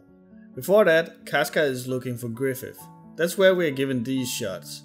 Here we see Griffith higher up than Casca, once again showing his higher stature. But we then immediately see Charlotte calling out to Griffith as well. Her voice bubble is bigger and overlapping Casca's, showing how she's yelling louder than her. But we also see she's higher up than Griffith, and Casca is just a small little figure on the far side of the page, showing her insignificance in what's going on. Later, Charlotte calls out to Casca, revealing she knew Casca was there all along. Now that Casca is important to the two, we get the exact same shot as earlier, but now she's in the front of the frame and the biggest of the three. Despite of this, both Griffith and Charlotte are still positioned higher in the frame than her. The band then moves out and we get this shot. In the bottom right of the shot, you can see an old lady and a young girl clad in rags, and the old lady is even missing a leg. They are positioned here specifically to show how the band has moved from the gutter rat mercenaries they were before to now an actual band of knights for the kingdom. They are now socially above where the old lady and girl are. The shot is also very brightly lit, using very bright shading on almost everything. This is to show how well the band is doing and how much they're shining. However, this is juxtaposed with Guts, who's shaded heavily, showing how he's not sharing the high spirits of the band, still troubled with Griffith's words. The band meets up with the enemy on the field. We can see how imposing they are by taking up a good 80% of the frame, while the band of the Hawk is reduced to the remaining 20% at the bottom, with Griffith being the only one who is bigger, showing that the only thing that can beat these guys is Griffith's strategies. An interesting detail is that you can see on the enemy armor that they have the same design but small variations on either the men or the horses. It's a little detail that helps give the impression that all of these soldiers, before showing up here, have done something to distinguish themselves from one another, typically in battle. Meanwhile, Casca seems to be struggling with something, grasping her stomach, and we can tell she is uncomfortable with the sweat droplet on her face. She is however quick to dismiss it when asked about it. The armies clash and the enemy's general confronts Casca. From the get-go he appears ridiculously massive, and to further emphasize his monster-like form, we don't see his face but rather a glowing eye in the darkness of his helmet, making it look like the armor is actually the form of the being talking to her. The general taunts her about being a woman, accusing her of sleeping her way to her position, which we've already established is a subject that sets Casca off. Casca despises being treated as a woman, and even more so being looked down upon for being it. Adon, the general, is about to strike Casca down before Guts comes in to save her. To emphasize the visual language the comic is using, we can see how when Guts talks to Casca while blocking Adon's trident, we only see his eye, because again, the less of his face we see, the more mundane the action he's doing is. This way, we get to see he's looking at Casca while he's talking without taking away the obscuring of Guts' face. Speaking of faces, after knocking Adon back, the glowing eyes behind the helmet disappears, and we instead get to see Adon's face somewhat. It's no longer a monster, but just a man in a monster's armor. Guts hits him with his sword, cleaving his helmet in two, and we now fully see Adon's face. He even knocks him off of his horse and sends him flying in a comedic fashion. Guts is, in other words, taking him down from his scary monster-like position, and instead turns him human and pathetic in a comedic fashion. Casca falls off the cliff, but not before Guts grabs her, gets shot by Adon's crossbow, and falls with her. There's a great use of the frames here in making all the action panels happen on the far right of the page, so the left side can be used to show the verticality of the fall, giving it much more of a long drop feel than simply having it in a frame. Casca and Guts survive, and Guts carries the unconscious Casca to a nearby cave. Here he undresses her so she doesn't get cooled down by her wet clothes and armor. We see how he barely flinches while doing this, despite exposing her most private areas. We even see he casually accidentally touches her as he gets blood on his fingers, showing that what had Casca out of sorts was her having her period. This revelation startles Guts, and perhaps for the first time in a long time makes him aware that Casca is in fact a woman, as we now get a more sexual shot of Casca in her naked form, compared to before where her nudity was almost accidental and just a part of the undressing process. Guts even averts his eyes and for the first time puts a gentle hand on her, rather than just moving her around like a rag doll. The chapter then ends with this shot of Guts holding Casca's naked body as he peers out towards us, the readers. Him gazing at us helps us understand the sheer protective nature of him.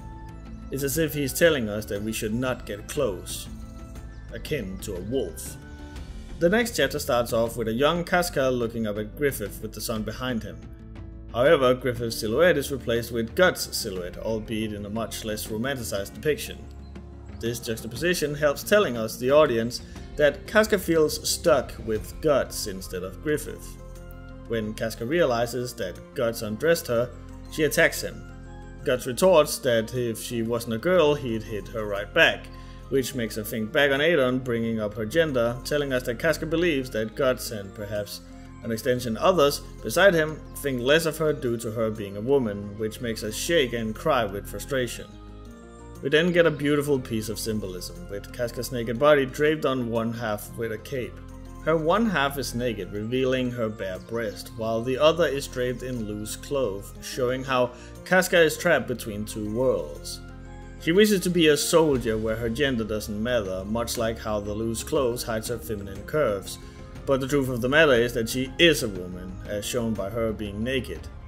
When Guts tries to cheer her up gently, Casca lashes out at him again, due to Guts treating her differently because she's a girl. After calming down, Casca explains how she first met Griffith, with her almost being raped as a child by some nobleman before being saved by Griffith. It's important to note that when bringing up Griffith and how amazing he looked when he came to Casca's rescue, he's seen hovering above Casca and Guts, almost like a deific being. We see Griffith's way of saving Casca is not by taking care of the nobleman himself, but giving Casca a sword to kill the noble. Afterwards, we see the band looting the noble. There's remarkably little attention given to this, but I feel it's to highlight how Casca has romanticized this moment in her head. Griffith wasn't there to save her, he was there to rob the noble horse carriage. He just happened to also save Casca in the process. Casca continues to explain her story about being with Griffith. She mentions how one time a young random boy had died and Griffith took the time to mourn him. As he does, we get this shot where Griffith's head hovers in the top of the screen, almost blending in with the clouds, again giving Griffith a divine look. But this deific look is soon replaced once Casca recounts a time she saw a half-naked Griffith being held by a certain feudal lord who openly had a thing for young boys. He's depicted in all dark, despite Griffith should be draped in the same sort of shadow to really highlight the sheer evil of him. The next morning, Casca spots Griffith bathing, and Griffith admits that he indeed sold his body to the feudal lord in return for money that Griffith needed for the Band of the Hawk. As Griffith talks, he starts clawing at himself, as if wishing to rip off his own skin. He's having a panic attack, coming to realize the sheer pressure he's under, the need for him to act as the leader of the band, and the price should he fail. Unable to stand watching this, Casca runs and embraces Griffith. We see him closing his mouth, almost as if he's swallowing something, before grabbing Casca's hand and giving her that gentle smile she knows and loves. It's never been more clear that Griffith is putting on a mask, and him swallowing earlier was him swallowing his fear and frustration, his need to comment and talk. Casca seems to realize this, as she says that seeing this filled her with sadness. Casca finishes off her story by saying that what makes Griffith stand out is the fact that he's sticking with his dreams. A kind of dream that most people would abandon as childish yearning. And for that reason, she wishes to be Griffith's sword and aid him in his dream. Casca then admits, or rather confronts Guts, about how Griffith clearly holds some sort of preference to Guts, seeing he's saying and doing stuff to and for Guts that he has never done with anyone else. This frustrates Casca because Guts is acting selfishly in her eyes, which in turn puts Griffith and by an extension all of the Hawk in danger. The way this scene is depicted with everything besides those two and the words gone shows how Guts is forced to just sit there and be confronted by her words. To him, right now, nothing besides Casca's piercing words exist. He doesn't get to mull it over for long though, as they can hear the enemy moving around outside. As the two move, Casca shows signs of still having issues moving around due to period cramps. This time, however, Guts confronts her, specifically with her being a girl, but instead of using it as a way to baby her, he uses it to spur her on in the way that only Guts can, by basically challenging Casca whether her being a woman or not makes her weak. Casca, refusing to be seen as weak due to her gender, pushes through the pain and pushes on. However, they get ambushed by Adon and his army.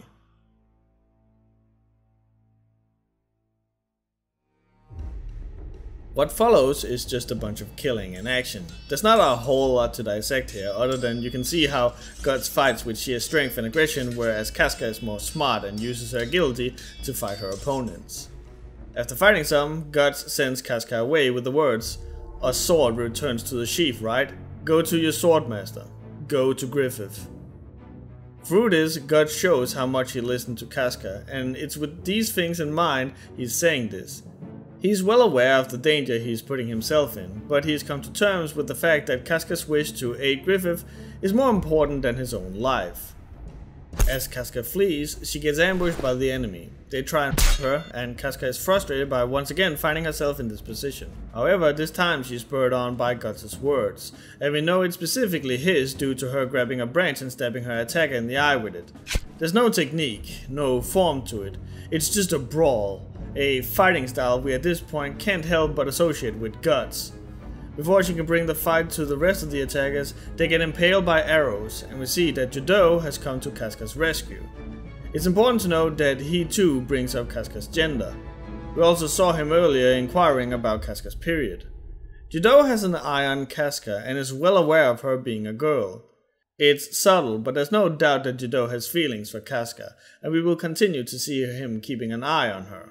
When Judo and Casca returns to Guts, we see fields of dead bodies. On the first shot we see how far and wide the devastation is spread, and on the next we see how close the bodies lie, to help give us an idea of just how many people Guts has killed. In the far back we see Guts resting up against a tree. At first he's presumed dead, but he's still very much alive. The shot on Casca's face helps us give a very clear idea of how close the two have gotten on top of everything that's happened. Back at camp, she even orders Guts to not move, which is quite the far cry from before when she was throwing knives at him. When the medic finishes examining Guts, he announces that Guts won't be able to take part in the campaign. We see how this affects Casca especially. This is because she knows Guts only took so much damage to protect her. Now it's her who has acted recklessly and put Griffith's dream in danger. Judo announces that Griffith isn't there to welcome them, which we can see also upsets Casca. But before we see Casca, we see Guts peering towards her, showing how he is aware how that is affecting Casca. With the comic putting this frame before the shot of Casca, it becomes Guts checking on how this information affects Casca rather than seeing on Casca how it affects her. It might seem like a minor thing, but it helps showing that Guts understands Casca much better now. Casca moves over to the tent, but is asked if she needs to be checked by the doctor as well. Depending on which translation you read, Casca responds with either "I'm not injured" or "Mine's not an injury", both saying that Guts protected her from any injury, as well as admitting that her inability to perform earlier was not due to an injury. If you go with the "Mine's not an injury" translation, it can also show a sign of acceptance of her gender, that she has come to acknowledge that being a woman and having periods isn't a bad thing. That night, Judo takes Casca aside and explains to her that when Casca and Guts disappeared, Griffith had told the nobles around him that the two were vital to the Band of the Hawk and he refused to lose them. These are words of acceptance that she's been fighting to hear for ages, so of course she's moved to tears. A neat detail is that Judo never seems startled by this and even tells her most of this with his back turned to Casca. He knows how much this means to her, having watched her from afar for some time, so he's just happy that she's happy. There's even a slight chance he's just making it up to make her feel better, although that's just complete conjecture. I just really like Judo. Judo gives Casca some fairy dust medicine to heal Guts up, and Casca runs off to see Guts sitting on top of a hill gazing at the stars. There's plenty of visual storytelling here. For starters, Guts is sitting in an elevated position once again, showing that he's come to some sort of revelation during all of this that has elevated him in status. But more than that, it's referencing how he would sit and look at the stars before being formally accepted by the band. Back then, Guts was outside of the group because he hasn't fit in yet. Now he is outside of the group because he's on his way out. When Casca comes up to him on the hill, he looks at her bathed in the lights from the stars in the camp. Nothing is said and we just see Casca standing there. It's becoming evident that Guts now sees Casca as a woman and is even taken back by her beauty. While Casca tends to Guts' wounds, Guts starts talking about how killing 100 men doesn't matter to him. He feels like what Griffith and Casca are doing feels 10 times more important, because there's a dream and ambition behind it. Guts feels like he just swings his sword because it comes natural to him. Guts then starts talking about his men. He knows them by name and also knows what their interests and ambitions are. He refers to those ambitions as small campfires of dreams, burning and shining in the darkness, and in turn he calls Griffith a blazing inferno. As he says this, there's a sort of annoyance in Guts' face. He's dead serious and could almost be mistaken for being angry.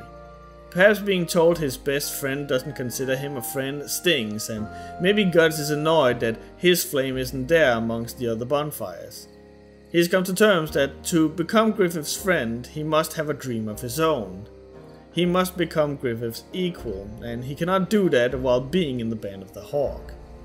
Guts explains to Casca how he feels about how he has always fought just to survive, and left the finer details as to how and why to other people, theorizing that's why him fighting has felt so empty, because he's not been fighting for something that was important to him. Guts opening himself up to Casca showed us now a mutual trust and respect between the two. Casca opened her heart to Guts, so now he's doing the same to her. Casca realizes that Guts is saying he's thinking about leaving the band after the campaign, and we get this shot after she confronts him with it, showing that Guts is already walking away, confirming Casca's suspicion. However, before they can talk more about it, Rickard announces that Griffith has returned. When they go and see him, Casca is quick to admit her mistakes. Perhaps fueled by how she feels Guts should have reacted every time his selfishness brought Griffith's dream in danger, she goes as far as to say that she should not be a commander because she's not qualified. Feeling she's going overboard, Guts smacks her behind, which makes her jump at Griffith in response. At first she yells at Guts, but then she realizes that she's close to Griffith, and even sees how Griffith is not upset with her at all, which no doubt was what Guts wanted her to realize. However, even despite being so close to Griffith, which is what she's wanted for so long, Casca's mind is now filled with Guts and him saying he's going to leave the Band of the Hawk. The comic then contrasts this with immediately going into war, and not just soldiers readying up, but with cannon fire, trebuchets, explosions and more. This just goes to show that the Band of the Hawk's peaceful existence is short-lived, as their next mission is to take the Tudor Empire stronghold of Doldrey. To show the stronghold's importance and sheer scale, it's given a double-page spread to nail home the obstacle that is laying before them. Equally so are the holy purple Rhino Knights, which are drawn with thick, heavy shading and glowing eyes on both the soldiers and the horse, to make them look more like monsters.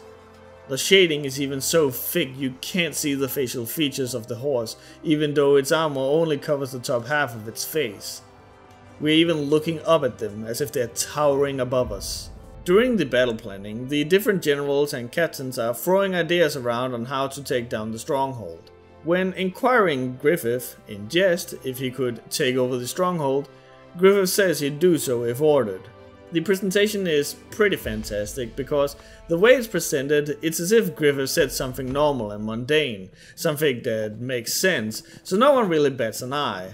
But then everyone pauses when they realize what he said, and when Griffith repeats himself, he's given a big frame with completely black background to really highlight how massive his claim is, now that everyone are actually realizing what he's saying.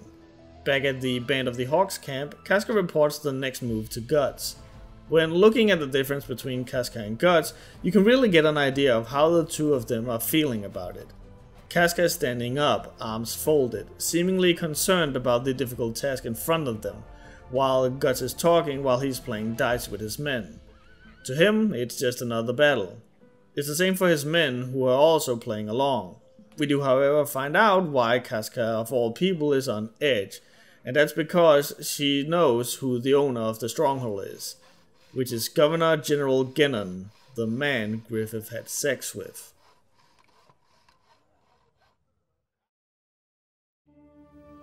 We move on to see Adon, who's at the stronghold.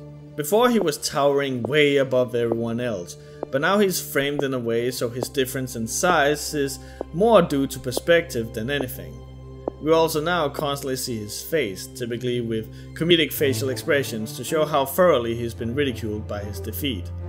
This is heavily juxtaposed by Boscone, whose face is drawn masculine and realistic, and who is taking up an entire page. When we get close-ups of him, every slight feature of his face is heavily shaded, making him appear frightening and imposing. And again, to juxtapose the difference between the two, Boscone swings his axe at Adon, whose face distorts in a comedic fashion. Mangas and anime will often do power scaling, in which they show how much more powerful the next opponent is compared to the last. Some will do this by power levels like Dragon Ball, others will do it with ranks like Bleach. Berserk does this much more subtly by not giving us a number or a name for it, but rather how the comic portrays the characters. What was an imposing menace before is now nothing but a joke compared to Boscone. On the day of the battle, we see Genon thinking about Griffith. The two opposing forces are really highlighted by frames such as this, where Genon is black and oppressive. The lack of details from the neck down makes him look like a mountain. Griffith, on the other hand, is pure white and with a lot of white space around him, picturing him as more liberating and free, like a bird. On the field, Guts is looking up at the banner of the Hawk, showing how he's thinking about how this will be the last time he will fight as a member of the band. By giving us a reverse shot of Guts and the banner, we get an idea of the massive part Guts has had on the band, as well as how massive a part the band has had on Guts.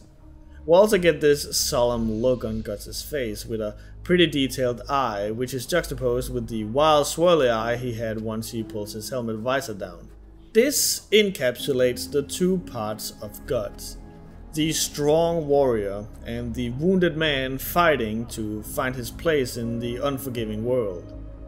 And we furthermore get a true idea of Guts' values when he rides ahead of Griffith, shown by his horse overtaking Griffith's horse, with how the soldiers from the Purple Rhinos is busy boasting about how great they are, but he's immediately cut in two by a wordless Guts. Guts doesn't need to say how great he is. He doesn't care about it.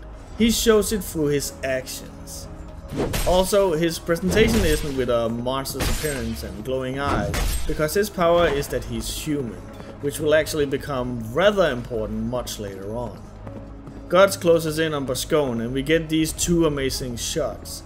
The first is of the two at the same time pulling back their weapons with Boscone in the forefront, and the next is of the two hitting each other. Guts carves off Boscone's horn and Boscone removes Guts' helmet, this time with Guts in the foreground. This is to show how equal the two are in this confrontation. However, in both shots, Boscone is shown to be bigger than Guts, helping giving us an idea of just how massive this obstacle is gonna be for Guts. Even the next frame, shot from above, we see just how much more Boscone takes up of the frame. The next page is a double spread with Guts on the left and Boscone on the right. Boscone is facing to the right towards the band of the Hawk and Guts is facing to the left towards the Purple Rhinos. The two of them facing away from each other is both because they have just had this clash, but also because their victory will spell the victory for that particular army. This is further highlighted how every frame on this spread is symmetrical in nature. If we see Boscone in one frame, we see Guts in a similar frame. If we see the Purple Rhinos in one frame, we see the band of the Hawk in a similar frame. Back at the Great Stronghold, presented with a very light shading, there's an evil man inside, as shown by the heavy shading. In the foreground we see a statue of the devil seducing a young naked man, similar to how the evil Genon has kidnapped and molested several young boys. We see that whenever Genon gives a command, he'll wave his arms out. He wishes to be seen and heard, unlike the King of Midland, whose name you never get by the way, who will simply sit or stand and speak with little to no motion, showing his mere presence demands attention and respect. We see the same arm motion after Genon has moved outside to command his men to capture Griffith rather than killing him. When Genon promises whoever captures Griffith will get a special double promotion and whatever monetary reward they wish, Boscone questions Genon's orders. When he does so, he's bigger than Genon, showing that on the battlefield, he is the authority where Genon isn't. However, Genon reclaims the authority by screaming at Boscone, as seen by him now being bigger than him. The next frame, he's even taking up the entirety of the frame, saying how he's now in direct command. there's basically no need for Boscone anymore, so he's nowhere to be seen. Meanwhile, the Band of the Hawk is doing a strategic retreat. We see Guts looking at Griffith while admiring his foresight to plan out the enemies chasing them. With how little we see of the background, it's almost like time stands still as we focus on Guts smiling, really nailing home his respect and admiration for Griffith. The band rides up to the river, making it impossible for them to retreat or escape. There's only one choice now, which is to attack. A strategy perfect for Guts, and as if to highlight that, we get a full spread of Guts with incredible shading and grunge brushstrokes. He's wild and passionate, so passionate that even the lines that make him up are crude and unclean. And we see this passion infecting the rest of the band as they are drawn with the same shading style as Guts. Meanwhile, up above the field, we see a silhouette watching. We obviously know that it's Casca, but the fact she is obscured tells us that she and her men are sneaking and using stealth to get close to the stronghold. Once there, they storm the stronghold. The inside of the stronghold is shown in as much detail as these action scenes will allow, to show that nothing is obscured or hidden from the band because of Griffith's planning. However, from a window, we see the recognizable silhouette of Adon, a thing that wasn't factored into the plans. When he opposes Casca and her men, we once again see him taking on the intimidating massive form, dwarfing Casca by comparison. However, his armor is silly, and we get to see his face distorted in a silly expression. Even the next frame is a comedic shot of Casca reacting to Adon's silly armor. Yes, Adon is still intimidating and imposing, but he's been brought down to a normal human level. Everything Adon says is received with a comedic shot of Casca, showing she's not taking him seriously in any capacity. However, when Adon reveals his men there to ambush the band, she's once again drawn in a serious manner, showing that now she's taking him seriously again. Outside, the band is fighting. A standout shot there is this of Griffith carving through two enemies. Where Guts' moves always come with a lot of viscera and speed lines, Griffith's attacks are almost picturesque, with no speed lines and very little blood, to show a sense of beauty in his attacks. His cape flapping behind him also looks like a pair of wings. We then get a close-up of his face, and his eyes look to the side, and he has a calm, calculating face behind his helmet, almost as if he's waiting on something and he's keeping an eye on when that something happens. Meanwhile, we get a shot of exactly what I meant earlier about how Guts' attacks are different from Griffith's. Here we basically get nothing but speed lines. Heck, Guts' arms are even reduced to just a smudge. There's a big heavy bold kanji on the page, and there's blood spraying out everywhere. Guts and Boscone clash again, and with every attack Guts lands on Boscone, more and more of his armor comes off, as if Guts is reducing him to just another warrior, where rank and creed means nothing. Still, the fight is even, as shown by there being an even number of frames of both Guts and Boscone both attacking and getting hurt. While this fight is happening, we see Adon rolling down the stairs in yet another comedic fashion. Now Casca is reducing Adon to a joke and is towering above Adon. When asked why she is so strong now and weak before, Casca hints that she was having her period when they last fought. Adon comedically yells this out in no uncertain terms, and we do get a shot of Casca bashfully yelling at him. But whereas before she would have gotten agitated and probably attacked Adon for this, she has since then matured, and we instead see her command her men, who all seem very understanding of Casca's predicament. Back on the battlefield, we see Griffith doing the same side glance as earlier, and now we finally get to see what he's looking at, which is Guts and Boscone fighting, thus telling us that what he's waiting for is for Guts to defeat Boscone. We also see the Band of the Hawk struggling against the enemy army, showing that this all rides on Guts' victory. We see Boscone and Guts clash, and we see something happening that makes Guts widen his eyes. Something has happened that he didn't predict. At this point, it's not exactly hard to see that Casca and Guts' fights are tied to one another. Therefore, we move back to Casca, who has beaten Adon. It's important to note that every facial expression after his defeat is exaggerated, silly and unflattering, with his tongue sticking out, half his teeth missing, and more. Again, Adon has been reduced to a clown. Casca's appearance and even the men around them change to a more comedic appearance as well, showing how they are all being lulled into the easygoing atmosphere that Adon is creating. However, when Adon draws his crossbow and shoots Casca, we are back to depicting everyone, even Adon, seriously again. He has ceased being a joke and become an actual threat again. It's also important to note that Casca gets shot by the same person's crossbow bolt, showing how similar her and Guts are in a sense. We move back to Guts, where we yet again see a white silhouette spinning. We also get a lot of close-ups of the different characters, all without any backgrounds, so we can focus on their expressions. To them right now, nothing in the world exists beside the spinning silhouette. Once Guts lands, there's a nice use of the god of the comic and his cape in conjunction with it to tell us how Guts landed by making a flip. This encourages us to read from the top right to the bottom left to the bottom right.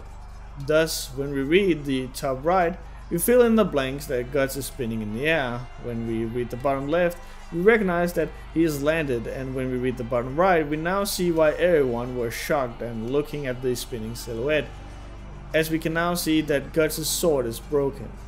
To really hit home the significance of this, we get a chapter drawing with the sword pieces in the foreground, thus making it look big and important, which it no doubt is. It's also clear from Griffith's expression that he did not intend for this to happen. Guts even lets us know how he couldn't have known about Guts' sword state, as Guts theorizes that his sword was messed up from fighting those 100 men, a thing Griffith was not there to take into account. Bascone rides closer intimidatingly.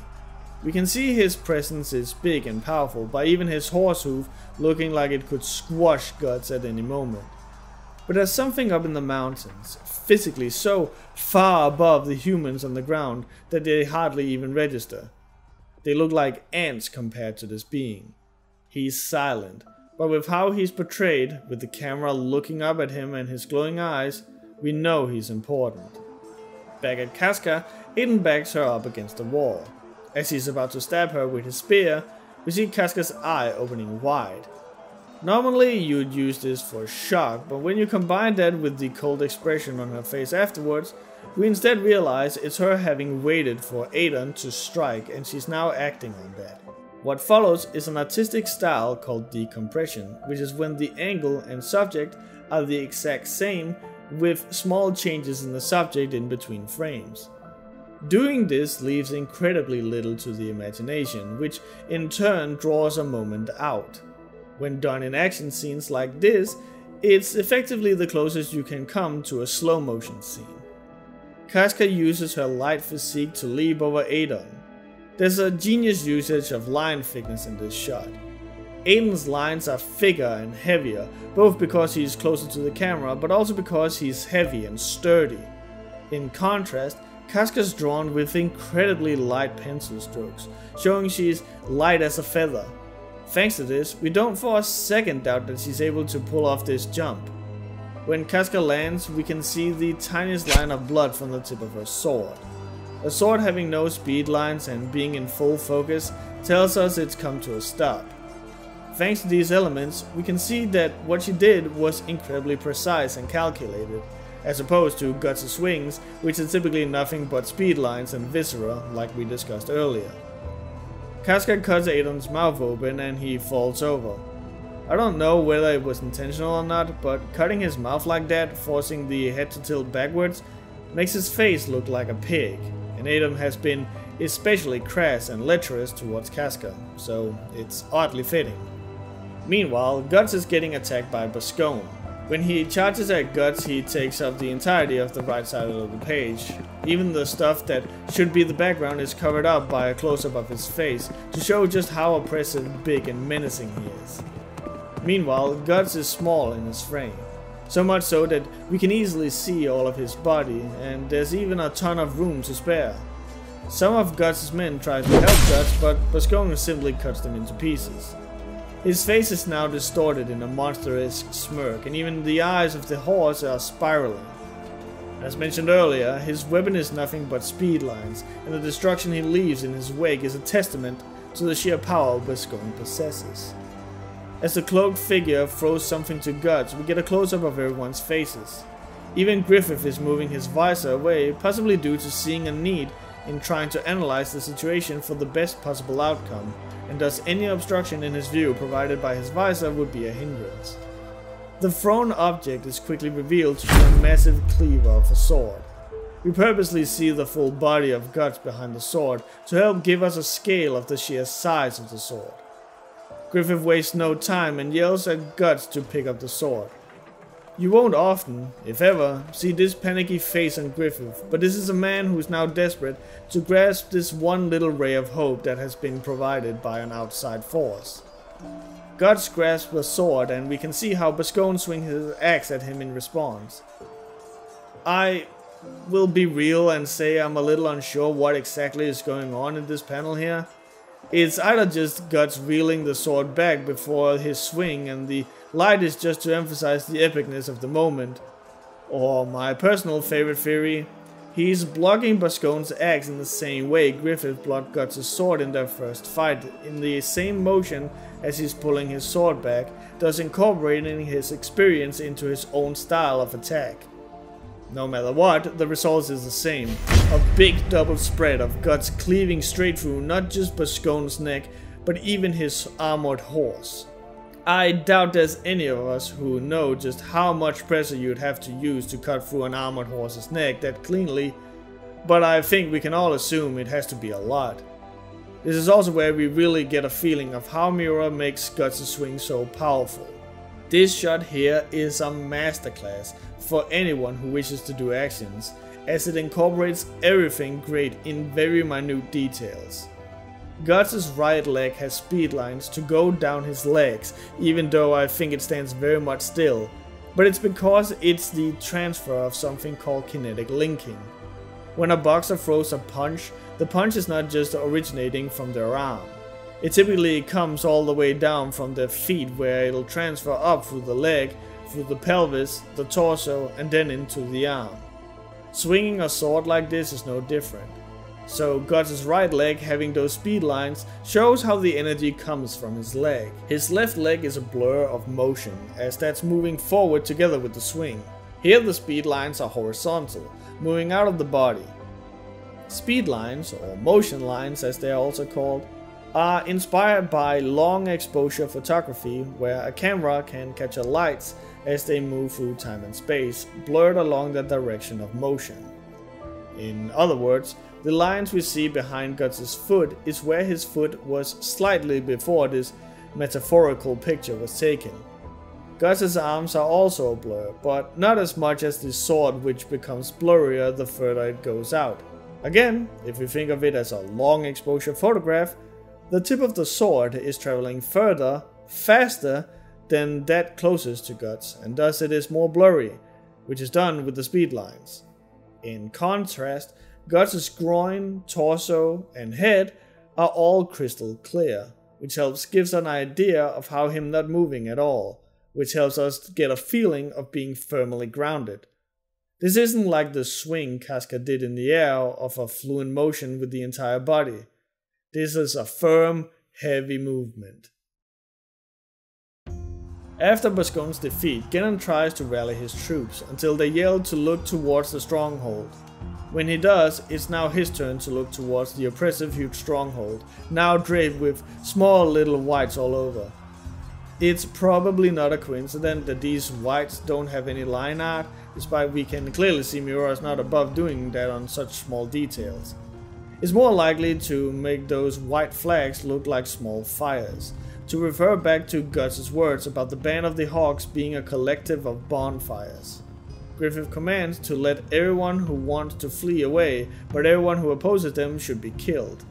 We see his men fight off the remaining enemy, and while Griffith's words may have been somewhat noble, to let those who give up live, we still see that there's still unquestionable violence in his command as well, by giving us this shot here of the half of a man's head. Typically this violent gore is reserved to highlight either Guts' extreme style or the threat of an opponent. So it's used here to show that while Griffith may sound charitable and kind, there are still violent repercussions for opposing him. Speaking of which, Griffith rides up to Genon, who's been knocked off of his horse. Now it's his turn to look up at Griffith, who speaks to him in a calm voice. His face is emotionless and cold. Even Genon's plea for mercy doesn't evoke a response from Griffith, who just looks at him. When asked, Griffith clarifies he doesn't resent Genon. In fact, he feels nothing for him. No anger, nor no love. Genon was a tool to Griffith, nothing more.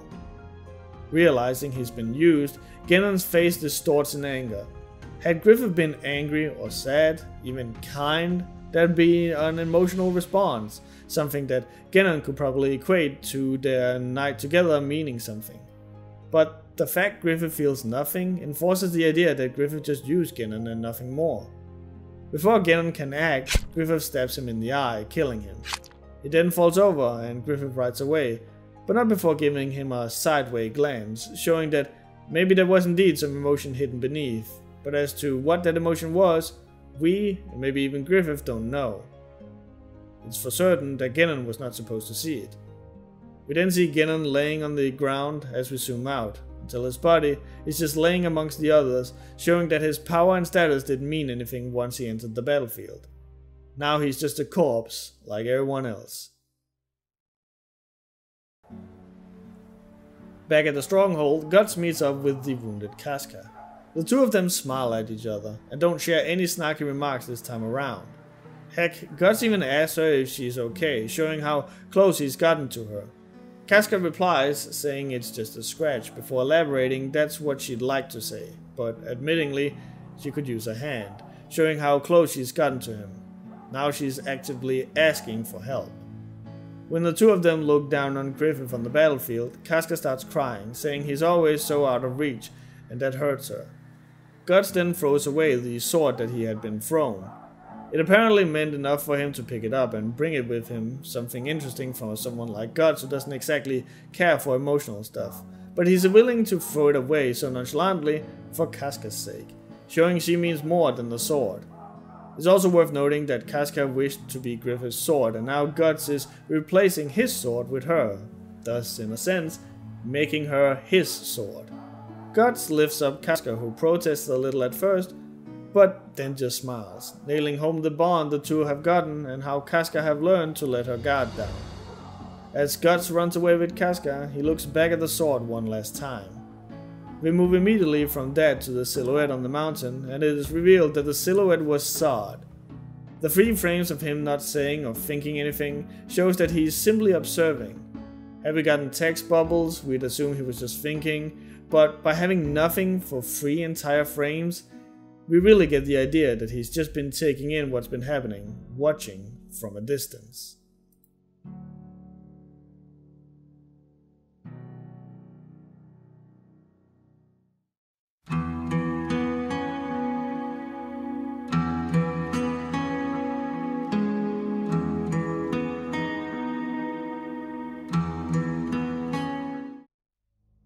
Back in Midland, cloaked figures are scheming against Griffith.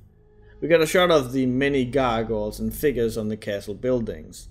The first one we get is this hideous creature, despite seeing proud hippogriffs in the background, and the next are the big-mouthed imps. We even get a close-up of the imps. The first one is to let us know we are seeing the ugly side of Midland, and the imp with the big mouth are to show us the words are spoken by small little evil creatures with big mouths and little power. Despite that, the imps hold up the ceiling, meaning the people talking are secretly the ones holding up Midland from the shadows. We know this isn't just me over-analyzing this stuff, with how we even get a zoom in on one of the imps, and the voice bubble is even placed in a way so it could appear as if the imp is saying it. The cloaked figures are worried about Griffith's rise, and how it's going to challenge their positions and authority. Even the queen is here, appearing in a robe donned over her in such a way that it looks like she has horns. If Griffith is pictured as an angelic deific being, these people plotting against him are portrayed as cultists and devils. The queen thinks back to what has led her up to this point, of how she was married to the king only out of political reasons, and that her true love was Julius. Thus, because of his death, she now wants revenge on Griffith.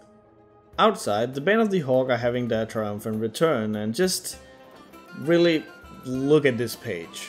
Just look at it. It's insane. You can feel a sort of passion you won't find in any other things than a carnival or something similar, where everyone is gathered to see something. People are crawling on the rooftops, hanging out the windows. You can even see them gesturing to one another as if they recognize someone from the other side of the yard. And even see how in the far back, the people coming out of the church are wearing robes. Miura never just focused on a single thing.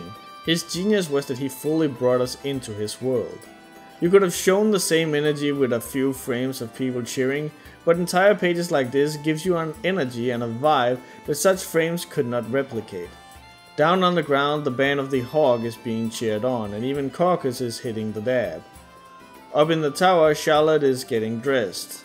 We hear how this is now the 5th dress she's prepared, showing how she's making a massive effort to appear as good as possible for Griffith's return.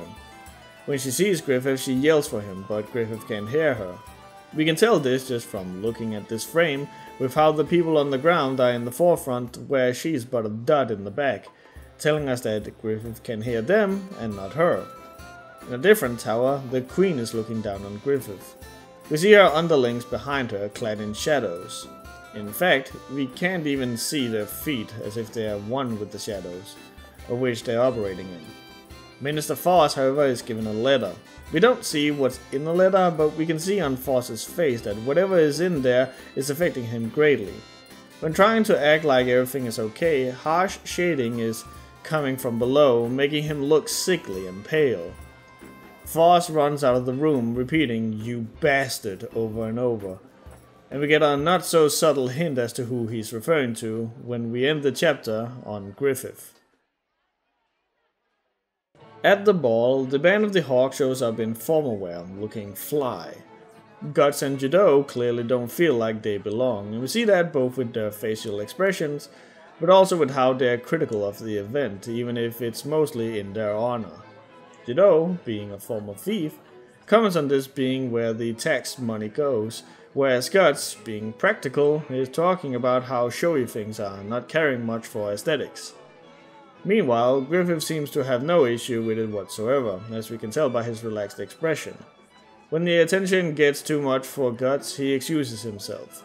You can tell that he is excluding himself from the group by using the rules of Gestalt.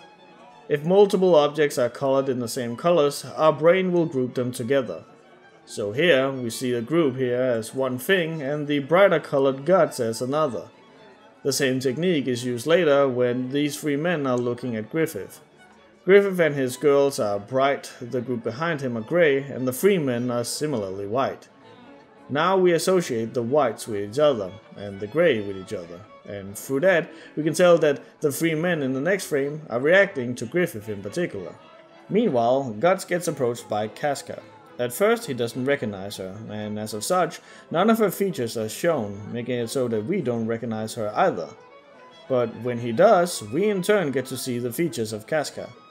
Also, it's rather genius that she's clad in mostly white, as it makes her dark skin more prominent and thus makes her stand out more. In a setting where there's gonna be multiple similarly dressed people, it's always a good idea to find a way to make the characters you want to focus on stand out. When Guts comments on her looks, Casca elbows him in the chin. Believe it or not, this actually shows how great of a fighter Casca is. In extreme close quarters, it is really hard, if not outright impossible, to get a proper force in a full-on punch. That's why many martial arts teaches you to use your elbows instead, as you can generate better force with that. So even if it's slapstick, it helps teaching us about Casca and her abilities. Casca and Guts leave, and once again, the one person who notices is the other man with eyes for Casca, Judo. Outside, Guts could have easily sat down next to Casca, but instead he's left standing. This helps showing how Casca is feeling vulnerable, as she's feeling insecure in her feminine clothes. But sure enough, once Guts acknowledges that he thinks she looks good in the clothes, Casca is shown much more at the same height as Guts, and Guts even moves on to sit next to her. Once the king arrives, Casca moves inside to hear his speech. Guts, however, wishes to stay outside. As she moves inside, Guts calls to her, and we get this shot. Casca is about to head into the light, while Guts is out in the dark, so her turning to look at him, we see the shadow she casts from the light. Her looking in the same direction towards Guts helps key us in on why Guts eventually decides to drop the topic at hand. It's because he's about to do some dark stuff, and by telling Casca he's afraid of dragging her along into the dark. So instead, he lets her walk towards the light, towards Griffith. And we see this light as just a big white, where we can't even see the features inside or around Griffith. Inside, the king is beginning his speech. Just like before, the statues next to the king tells us a lot about how the king is perceived. Where the people in the shadows earlier were depicted as small, ugly demons hidden up top in the shadows where no one will see them, here the king is standing next to a statue reminiscent of Atlas, the titan holding the earth on his back. Unlike the demons before, Atlas here looks powerful, strong, and is leveled in such a way that you cannot help but see him. He's the front figure, the strong, beautiful ruler of Midland. And it just so happens to be shown as he talks about having made an armistice agreement with the Tudor kingdom.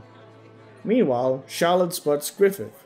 She's given a puppy-like look in this panel, with her bow acting as dog ears, and her waving her hand like a puppy, both for comedic effect, but also because at this point she is like a puppy to Griffith. One he can pull and command in any direction because she's there at his every beck and call, due to her craving his attention and affection. As the king bestows his praise onto the Band of the Hawk, we are purposely only shown the members of it and not Guts. Guts' dream is no longer here with them, and we've kind of gotten that impression already from how Guts acts. So instead the comic chooses to focus on the people whose lives are going to be affected by the king's praise. The king benights all of the Band of the Hawk's commanders and bestows the title of White Phoenix General to Griffith, which is a title that's going to become very fitting later.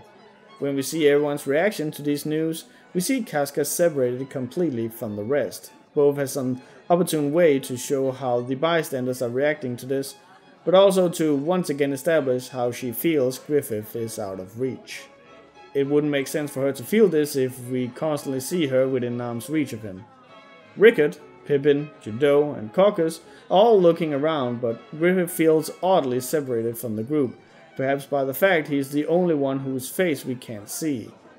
Pippin we can see the mouth on, but Griffith we can only see the corner of his eye, making him mysterious. And when we do see his face, he looks calm and composed, where we would maybe expect that childish glee he's shown before to show on his face, considering he's that much closer to his dream. But Griffith is ever ambitious, so he's not celebrating yet. Or maybe he's anticipating what's coming next. But when he turns to look out the window and spots Guts' applauding smile, the childlike smile comes through, perhaps because he feels that as long as he has Guts, he can accomplish anything. It's moments like these that just makes you really feel the bond that Guts and Griffith have. Oftentimes, manga heroes will yell at the top of their lungs about their friends and comrades meaning the world to them, but realistically, that's a very romanticized way of doing it. Typically, men are much more private about their feelings, especially when it comes to stuff that can leave them vulnerable. As such, a smile and a nod from a close friend can sometimes mean much more than anything screamed at the top of one's lungs. Guts and Griffith never really talk about their feelings towards one another. We simply see it through what is being said, how it's said, and how they react to it being said. Griffith asking if he needs a reason to save Guts isn't just him challenging Guts' question as if Guts himself challenged Griffith's leadership abilities, but a way for him to indirectly say that friends help friends without needing a reason simply by being friends. In contrast, Guts reacting like he did when hearing what it took to be Griffith's friend shows that this wordless friendship can sometimes be misinterpreted, because Guts clearly thought he and Griffith were close friends, and it's because of this that he chooses to abandon the Hawks, because while Griffith may not see Guts as a friend, Griffith is Guts' first and only one. And while he may not wish for the glory and fine clothes that comes with it, he still wishes to stand next to Griffith simply because that's where he is. All I'm trying to say is that it's important to note that Griffith and Guts' friendship is very subtle, but that makes it realistic. And it being realistic means we have an easier time to connect with it on a deeper level. And that's exactly what a story like Berserk needs. After the announcement, various different waiters moves out to give the guests a glass to toast with. There is a waiter with a single glass on his tray, which he poisons. The fact there's only one glass on the tray is both done in the context of the story to ensure Griffith doesn't grab the wrong unpoisoned glass by mistake, but in subtext it also manages to make it stand out more. It's given agency and prominence like a dangerous weapon despite just being a glass. When Griffith does drink from it, all the background disappears to emphasize the seriousness of this moment. No details are spared either. If we just remove the leftmost frame, the subsequent frame could be Griffith throwing it to the ground because he's seen through the assailant's trickery. Therefore, we are given a frame of Griffith specifically drinking the poisoned wine. And when Griffith falls over, we get an overhead shot of him laying on the floor next to the broken glass. With this shot, we're also shown how the waiter from earlier is not present, showing that it's unknown to the general public who the culprit for this is. It should also be stated that throughout all of this, Casca has been moving towards Griffith to celebrate him, and we see in this frame that she managed to just get there before Griffith keeled over, showing that even though she gets close, Griffith is still out of reach. There's also this really cool detail that from the moment Griffith drinks his wine, there's not a single sound effect, so you almost feel the quiet of this big important moment. But the moment Casca calls out in terror after watching Griffith keel over, there's an explosion of sound effects. If we again think of it as a movie, we can almost imagine how it's all quiet, and then after Casca's scream, sound is once again introduced, and there's just this explosion of panic and terror as everyone realizes what has happened. Charlotte falls over, and we can see that she's passed out by the following frame, where her eyes have no details in them, as if she's completely empty inside. Meanwhile, everyone runs to Griffith. We see Casca yelling, but there's no voice bubble or sound effects, almost as if everything is being drowned out by the rumbling of the crowd. But then we see that outside the window where we know Guts to be, there's nothing. Guts isn't there.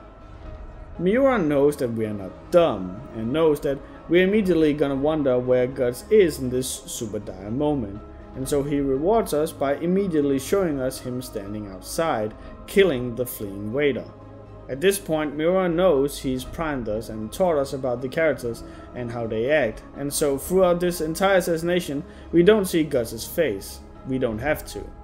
And this allows Miura to keep showing Guts cloaked, and through that telling us that this assassination attempt is professionally done, as opposed to the waiter whose face we clearly saw.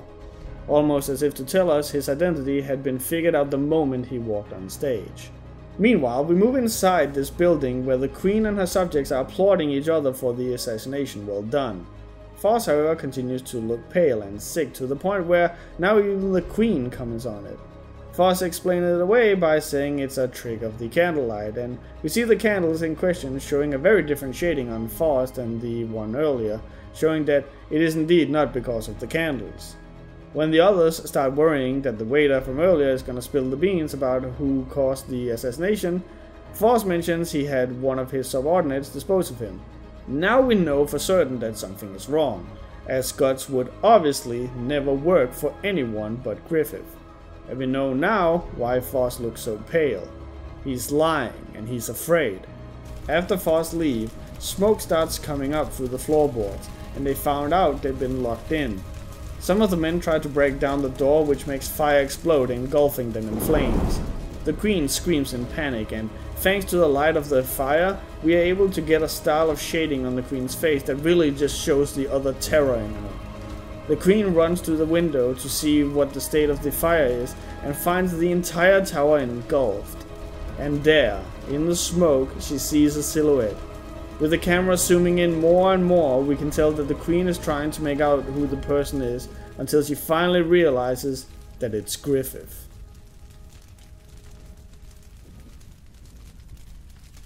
Outside, we see Griffith looking at the fire, with the Queen's furious face behind the tower, almost as a guard staring angrily down at him. Griffith lectures the Queen and her subjects that this is war, and there's no spectators on the battlefield.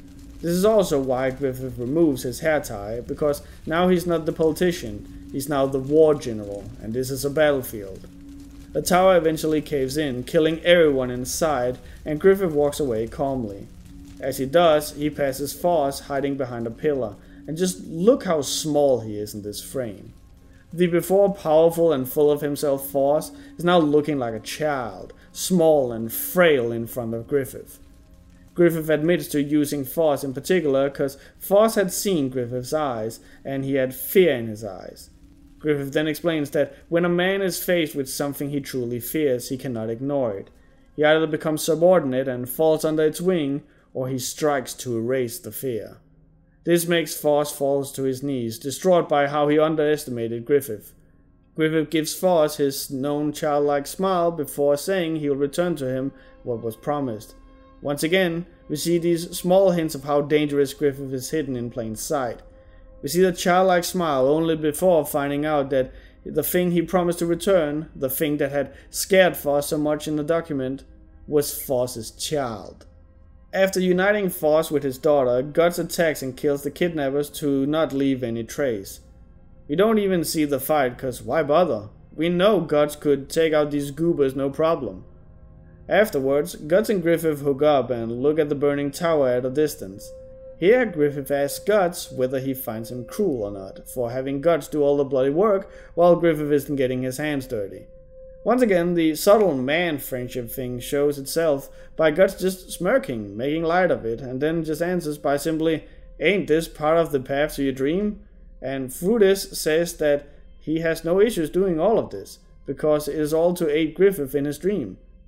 Spurred on by this, Griffith smiles and the two return. Once they return, we get a plethora of shots of the band of the Hawk all flocking to Griffith's side.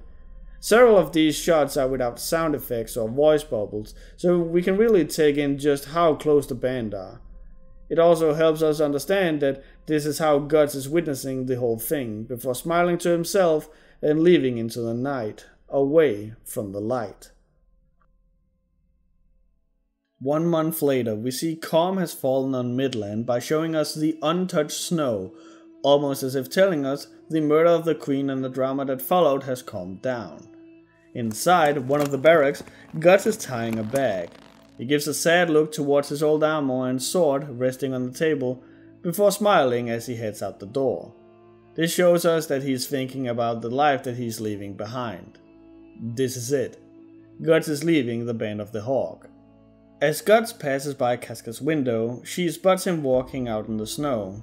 In case you aren't aware, in Japanese folklore, snow supposedly shows the time of big change, which is fitting for Guts. Another thing the snow does is that it shows the footprints behind Guts while being completely undisturbed in front of him. Guts cannot return to where he came from, he has to move forward into the unknown and untreaded territory. This is further shown by no one ever standing on the other side of Guts. Casca tries to talk Guts out of him leaving, but Guts insists that he's made up his mind.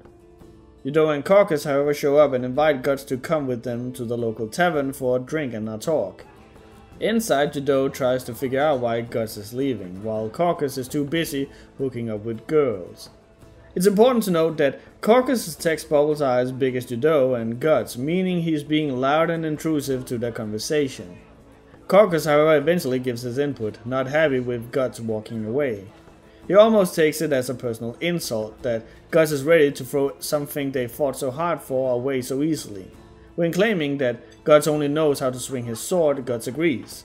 He says that he would do all of that as long as he got the recognition of that certain someone, and we get a shot of the side of Gambino, probably the same way Guts would see him often as a child. However, it's then followed by a small image of the time Guts killed him, as if a cruel reminder of how he accidentally killed the man whose admiration he fought so hard for.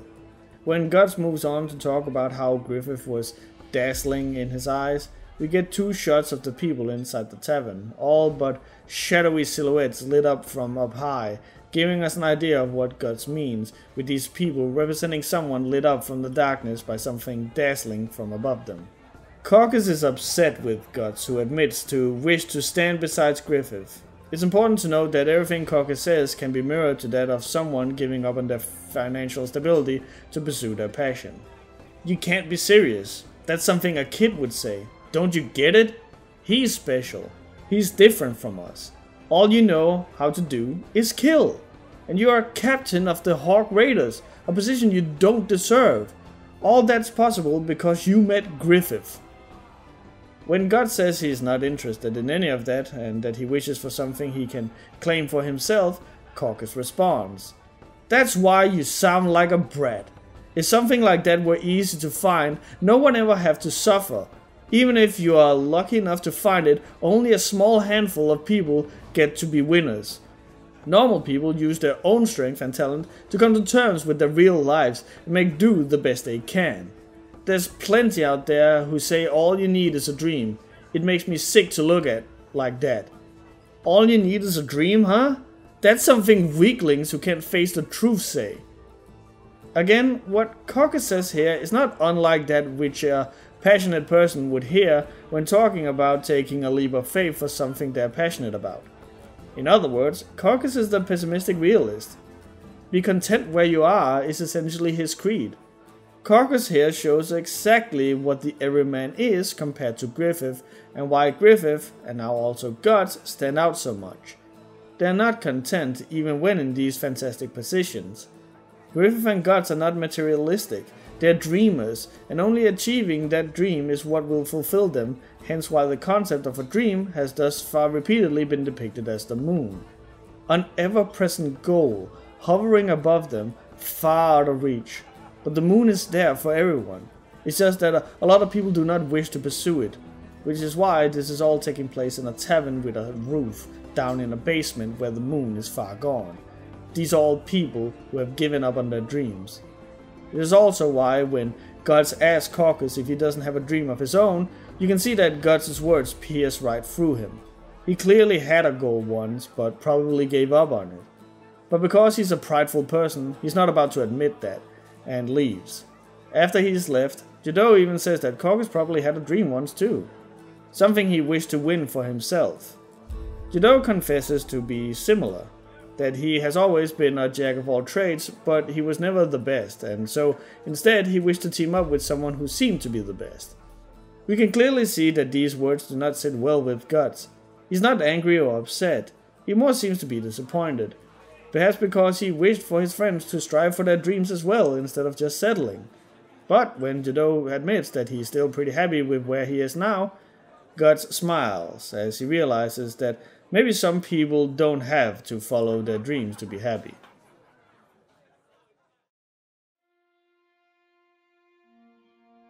As Guts and Judo leave the tavern, Judo asks Guts what's up with him and Casca.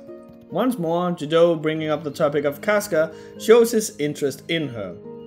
We don't have to see him fawn over her and get all hard-eyed to know that he has more than normal feelings for Casca. He doesn't exactly bring Pippin and Rickard up in the same way, or pay as much attention to them. He does however ask Guts to shoot his shot with Casca, either because he wants her to be happy and believes that Guts can make her that, or maybe because that way, depending on Casca's response, he can make his move accordingly. I love stuff like this where it's not immediately clear, just like it wouldn't be for real people. But we can always make assumptions and speculate. After mentioning how Casca can't be with Griffith, Judo explains that the reason he can't is because there's no real wars left to fight right now, and so Griffith is gonna need a trump card to get to his goal.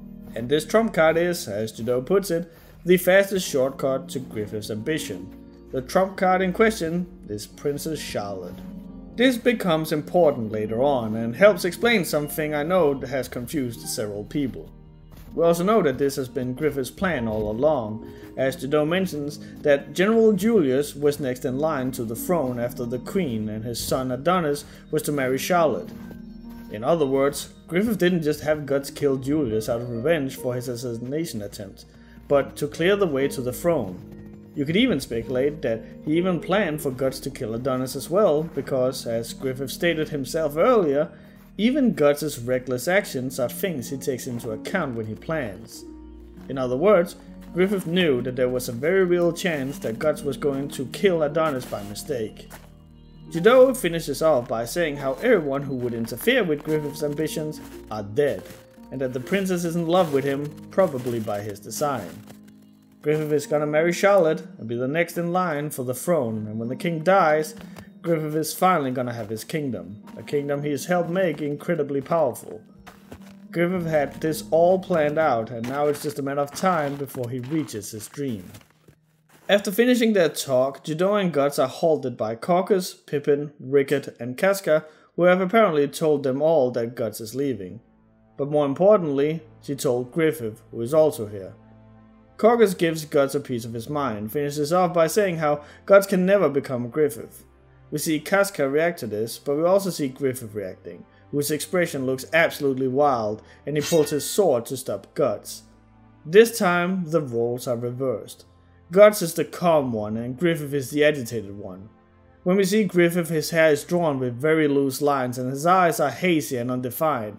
He's blinded by rage that Guts would dare leave, and furthermore wish to become like him. Griffith challenges Guts to a duel, and we now get this shot. Remember how when Guts and Griffith first fought and Griffith was positioned so he looked like a giant?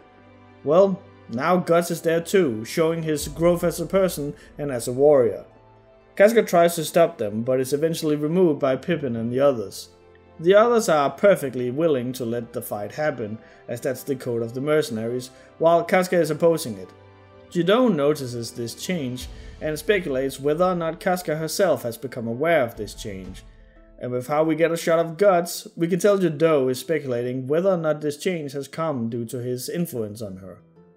Speaking of change, we get a narrative one now. Normally Griffith has always been alien and mysterious, and we've never been offered an insight into his head, but now we do. And when we do, we get an idea of how Griffith has made it this far, with practically every voice bubble being him analyzing the situation and Guts. From his posture, his sword, Guts' strength, and much more. But we also get an insight in his wickedness. At first we think he's worried that he might kill Guts with the clash, but then we finish his thoughts off with, "If I can't have him." In other words, Griffith is willing to kill Guts if he can't have him. Guts exists to serve Griffith in his mind. We get no sound effects for a few frames. The only two we get is their feet in the snow and the blade ringing in the air. We can almost feel the tension in the air because of this.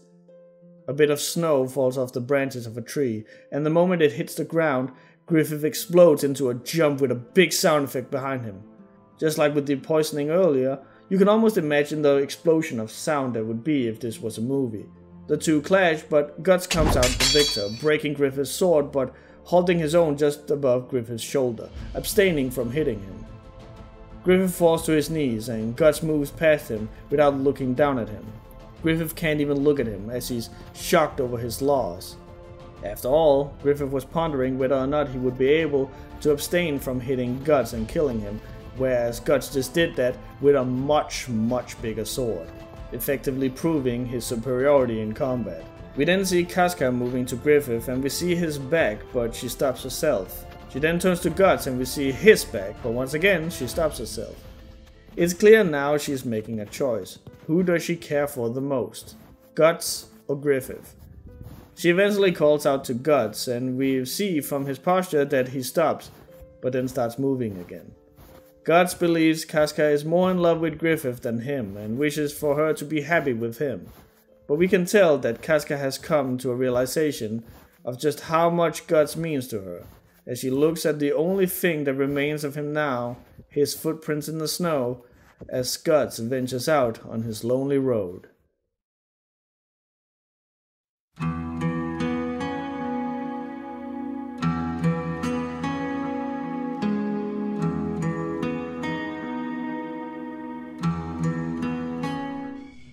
Up in the mountains, we see Guts sitting at a fire. We see an owl whose eyes are purposely white. A known thing among owls in the night, but it's purposely being done here to make it look scary. We can see that Guts is scared in the forest. He even jumps up at the sound of a wolf. At first it's just a black silhouette, but when he realizes what it is, we can better see the details, and we, along with Guts, are relieved and maybe questioning why that would startle him. Guts comments on being alone and having forgotten how vast and deep it is, while we see a small Guts sitting by the fire surrounded by darkness. You could have had this shot with Guts being way bigger and just everything around him being black, but by making him so small shows how small and insignificant he feels, and really emphasizes how the world around him is uncertain and scary. We can tell the uncertainty of it all is getting to Guts as he starts questioning his actions. I really gotta give it up to Miura for perfectly capturing the feeling one has when taking the plunge into something big and uncertain. You start questioning whether it's the right thing. You bargain with yourself to weigh your options, whether you should stick with your decision or try and recover the safety and certainty you threw away. But Guts almost dejectedly comes to the conclusion that no matter what, he's here now, and it's probably not something he can just walk back. Guts is however snapped out of it when a shadow sneaks up behind him. There's no way this could actually happen, both because it's already pitch black and because the shadow has glowing eyes.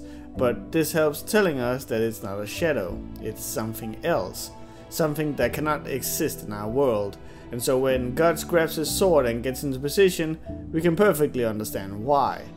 It should also be said that the main part of it is almost all spiky, which is a shape we humans subconsciously connect with danger. We also get a bunch of small frame close-up shots. These shots helps us give a feeling of panic and high pulse. Guts is afraid, and we see that he speculates the entity is Zod, the only thing that has made him feel fear like this before. The entity, however, manages to sneak up behind him, and we see it now as this featureless shape but with glowing eyes. Guts attacks the entity behind him but hits nothing. Instead, an entity moves out from the darkness. We get the close-up of Guts' eyes with heavy shading that helps showing that Guts knows he's coming face to face with something out of this world. This is Skull Knight.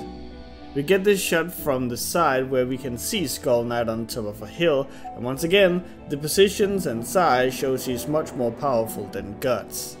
Skull Knight starts warning Guts, referring to him as Struggler. 1 year from now, there will be an eclipse, and he and his friends shall be gathered in one place where a torrent of madness, a tempest of death, will sweep over them. But he advises Guts to take heed. He says, "You were born from a corpse and began your life from death in the mud. You are closer to death than anyone, thus you excel in escaping it. Struggle, contend, wriggle. That alone is the sword of one who confronts death." Let's pause here for a second. All of what Skull Knight has said here is an allegory for what Berserk is about at its core. Yes, we're getting into this about 3 hours into the video. Let's start out with, you were born from a corpse and began your life from death in the mud. When analyzing a story for its themes and subtext, it is often best to blur out what is being said. By that I mean, it doesn't have to specifically be death and mud. It can here be said that Guts was born under horrible circumstances and started his life in the lowest place. Next up is, you are closer to death than anyone. By this it can be said that no one knows about hardships as much as Guts does. Thus you excel in escaping it. And because Guts is so familiar with hardships, he knows how to deal with those hardships. Struggle, content, wriggle. That alone is the sword of one who confronts death. This is Skull Knight encouraging Guts to keep fighting and push on through this hardship. His best trait at this point is that he's faced so much hardship that he's learned how to work his way through it. So all in all, Skull Knight is encouraging Guts, and through that nailing home the message of Berserk to us, to keep fighting no matter how bad our lot in life is.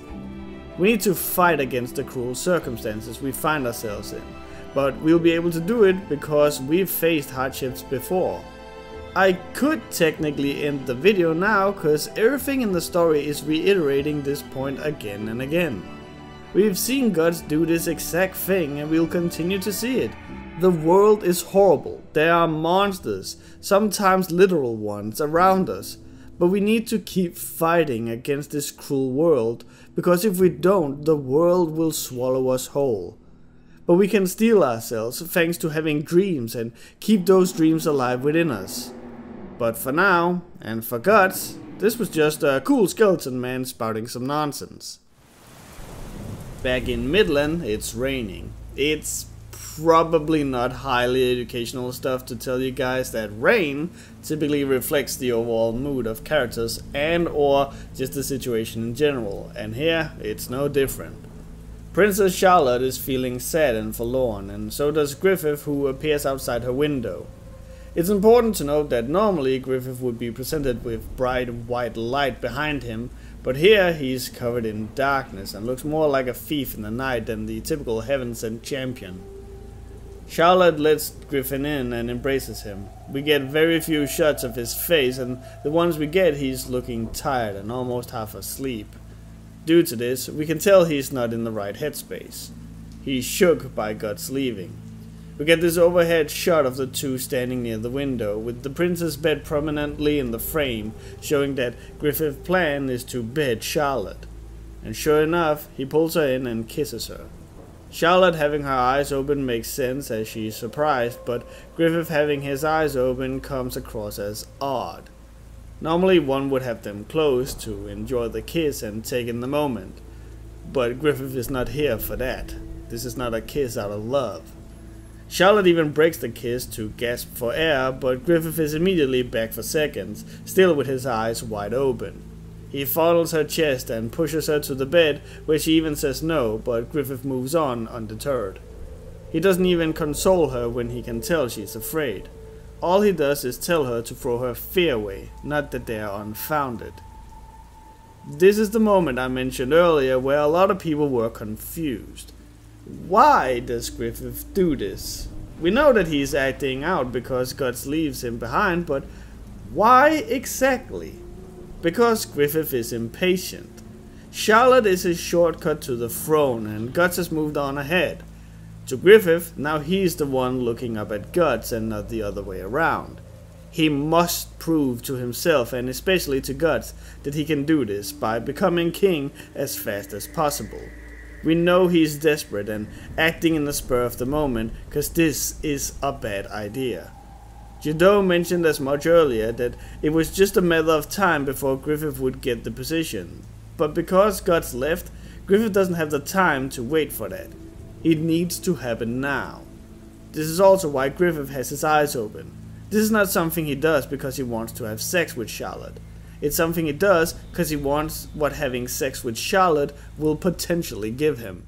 Back at the barracks, Casca asks for Griffith, but when Rickard says they haven't seen him since what happened earlier, she moves out and finds Guts' room and picks up his broken sword. Casca has realized that she has feelings for Guts and chose specifically to go to Guts' room instead of looking for Griffith. She also clutches the broken sword, not seeming to worry about being cut. Just like the sword, Guts is dangerous and a tool of destruction, but Casca's not afraid of him, hence why she can hold the weapon so close to herself. Back in the bedroom, Griffith and Charlotte are having sex. Throughout it all, we can see Griffith's wild eyes. He's focused at the task at hand, and we can tell he doesn't have any thoughts on the sex at all, as we see visions of Guts. The first vision is even immediately followed by a close-up of Griffith's wounded shoulder from when Guts tapped him with his sword in the previous duel. Perhaps due to Griffith being so focused on laying with Charlotte, he forgets to take account for the faceless court lady who spies them having sex through the keyhole. After having sex with Charlotte, Griffith sits at the side of the bed, touching his wounded shoulder.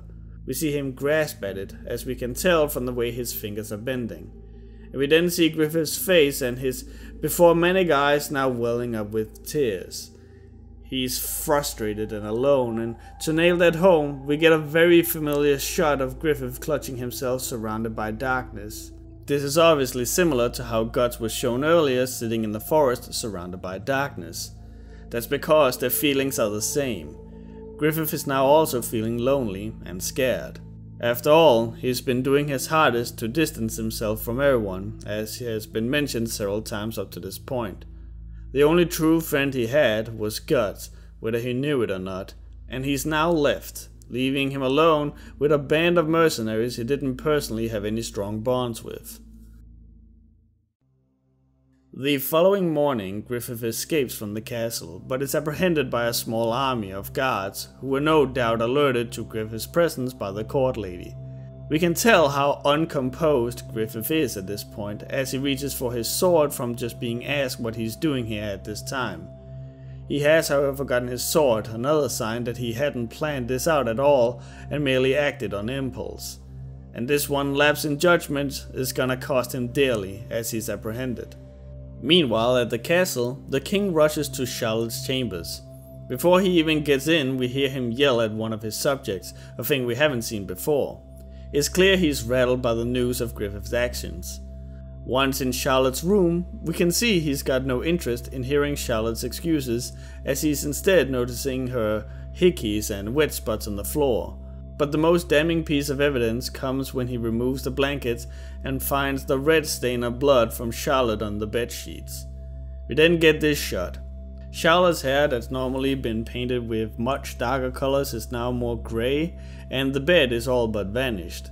This is all to highlight the pitch black blood spot on the sheets.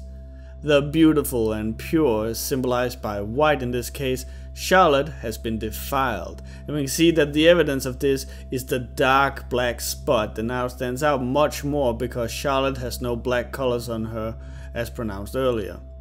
Her eyes are also made incredibly detailed and big to show how innocent she is. Griffith is taken to a dark torture chamber. All the different tools put around don't just establish that this is a torture chamber, but also helps us understand all the different ways Griffith can be tortured. The king and Griffith are both lit up by the torch in the king's hand, and we see the shading on the king makes him look manic and crazy due to how each fold in his skin is casting a shadow, while Griffith is still somewhat pure and composed. The king continues to whip Griffith, his face distorted in rage as Griffith doesn't say a single word. The king wants him to talk, so he's not giving him the satisfaction of it. As the king whips Griffith again and again, he monologues about his love for Charlotte, that she's the only thing in his life that matters. The king explains that there's no value in the world, that people die like insects in never-ending wars. Heck, the peace they've just gotten he knows will only be for an instant. While talking, the king's face distorts in anger and frustration. But in the end, when bringing up Charlotte again, his face looks pristine and stoic, like everything is right with the world, helping to emphasize what he says about Charlotte being the only warmth that protects him from this cruel world. This is immediately juxtaposed with his face once again distorting when facing Griffith, who tried to take away this warmth. Showing this, you really get a sense of how much Griffith has angered him. And then Griffith finally speaks, accusing the king for wanting to lay with Charlotte, or more specifically for her to want to lay with him. The heavy shading in the frame accompanying this observation helps emphasizing how devastating Griffith's claim is, perhaps because it's scarily accurate. Griffith continues to accuse the king of wanting his own daughter, finding it strange that the king throughout all these wars has not wedded Charlotte away as part of a peace treaty. In the end, he simply smiles and calls the king worthless. Up to this point, whenever Griffith has looked at the king, it's been framed as if he was looking straight ahead of him, like they were on equal level. But now, it's really emphasized that he's looking down, almost pitying the old king. These words break the king and he starts lashing out at Griffith again and again. The fact we don't even see the whip and instead just see the lacerations on Griffith tells us that the whip is moved quickly and repeatedly over Griffith's body, cutting it to ribbons. Even the guards are dumbfounded. By the comic not showing us the last hit the king lands on Griffith, it makes it harder for us to establish when the whipping stopped, and so we get the idea that the whipping carried on for way longer than just the 6 frames we saw it in. Be that as it may, even with Griffith's naked body hung up like that, he's still given a massive frame, one without borders, to show him just staring the king down. His normally white skin is turned darker to better highlight his eye, showing that even though his skin is being ruined, his spirit is still burning within. This clearly intimidates the king, and even the guards are shocked by what they're seeing. The king calls for the torturer and tells him to torture Griffith for another year. The way this shot is framed with the king in the foreground shows him as massive compared to Griffith. This is the king reclaiming his power and standing that Griffith tried to strip away from him earlier. He then turns to his guards and tells them that if anyone were to hear about Charlotte losing her virginity, everyone in that person's household would be sentenced to death. As he says this, he is once more heavily shaded, and we see his eyes being spirals, showing how the king is not of sound mind.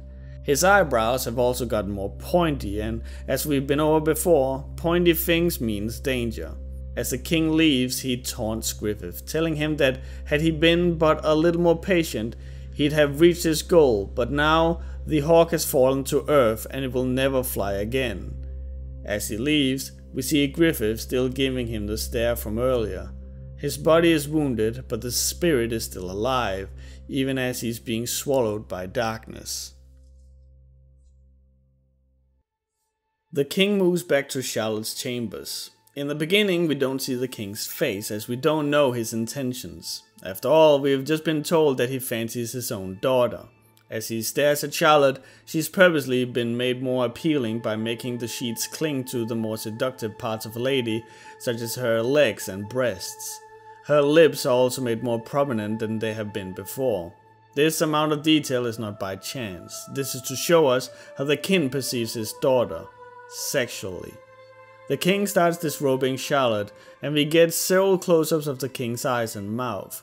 The mouth is to show him starting to breathe heavily, and his eyes are to show him being manic. After exposing Charlotte's breast, we don't see what the king then does, until Charlotte wakes up, and we see the king hanging over her with his tongue out, looking like an animal, a monster. Him being covered in dark shading compared to Charlotte's completely white skin is contrasting the purity of Charlotte with the wickedness of the king. As Charlotte screams, we move back to Griffith in the basement, looking out the window as he repeats that this is indeed worthless, potentially referring to both the king as well as his situation, and maybe even himself. Back in Charlotte's room, she's pushed the king off of her. We see many more loose strands on the king's head, showing him disheveled and out of sorts to reflect his mental state. The king pounces Charlotte again, looking more manic than ever. It's almost like he's started balding too, and his entire nether region is completely black, perfectly contrasting the white purity of Charlotte once more. Now he's no longer trying to explain away what he's doing, now he's full on assaulting Charlotte, licking her face and trying to spread her legs.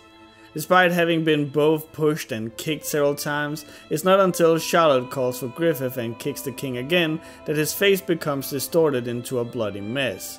This is because it's not just physically he's getting hurt. Charlotte, the warmth of his life, the one he lusts for, has just called out the name of his greatest enemy to save her from him. The emotional blow the king must have felt from this would have been greater than any kick to the face. This is why this is also the blow that finally makes the king give up and escape. We move out to the fields where Casca is looking out. We also see the rest of the band has scattered, confused why they have been called out. Rickard mentioning that they've been called by Griffith lets us, the audience, know that something is up, as we are aware that Griffith cannot have given such an order. We see Casca is quiet and just looking down. She doesn't even seem to be looking at anything specific. She's in deep thoughts, and we don't know whether it's because of Griffith or Guts. And sure enough, Jado is still looking at her before commenting on Griffith being late. And as if right on cue, the always quiet and stoic Pippin seems to hear something. He spots something in the horizon before screaming for everyone to take cover. Even Corcus is surprised by this change in Pippin's character. The fact that we see this sudden character switch tells us that something massive must have happened to make it occur, and sure enough, we then see a rain of arrows coming straight towards the Hawks. Even Rickard gets hit. It is then revealed that the band is surrounded by an army that turns out to be the Midland Army. As the Hawks flee, the Midland Army moves closer, stepping over the dead Hawks like they were nothing. Casca shows her leadership skills by telling everyone to form ranks to better increase their survival rate, all while we can see her mind troubled by the question as to why they're being attacked. Just before Casca is hit with a flurry of bolts, we see Casca thinking of Griffith, and we move on to Griffith, who himself is being penetrated by small pins. There's obviously a parallel between the pins and the arrows. Despite of this, the torturer mentions that Griffith hasn't made a single peep, no matter how much he's been tortured. The torturer grabs the behelit from Griffith's neck and drops it into the sewer after being shocked by its opening its eye. The behelit, that was the sign of Griffith's ambition, is then seen slipping further and further away into darkness.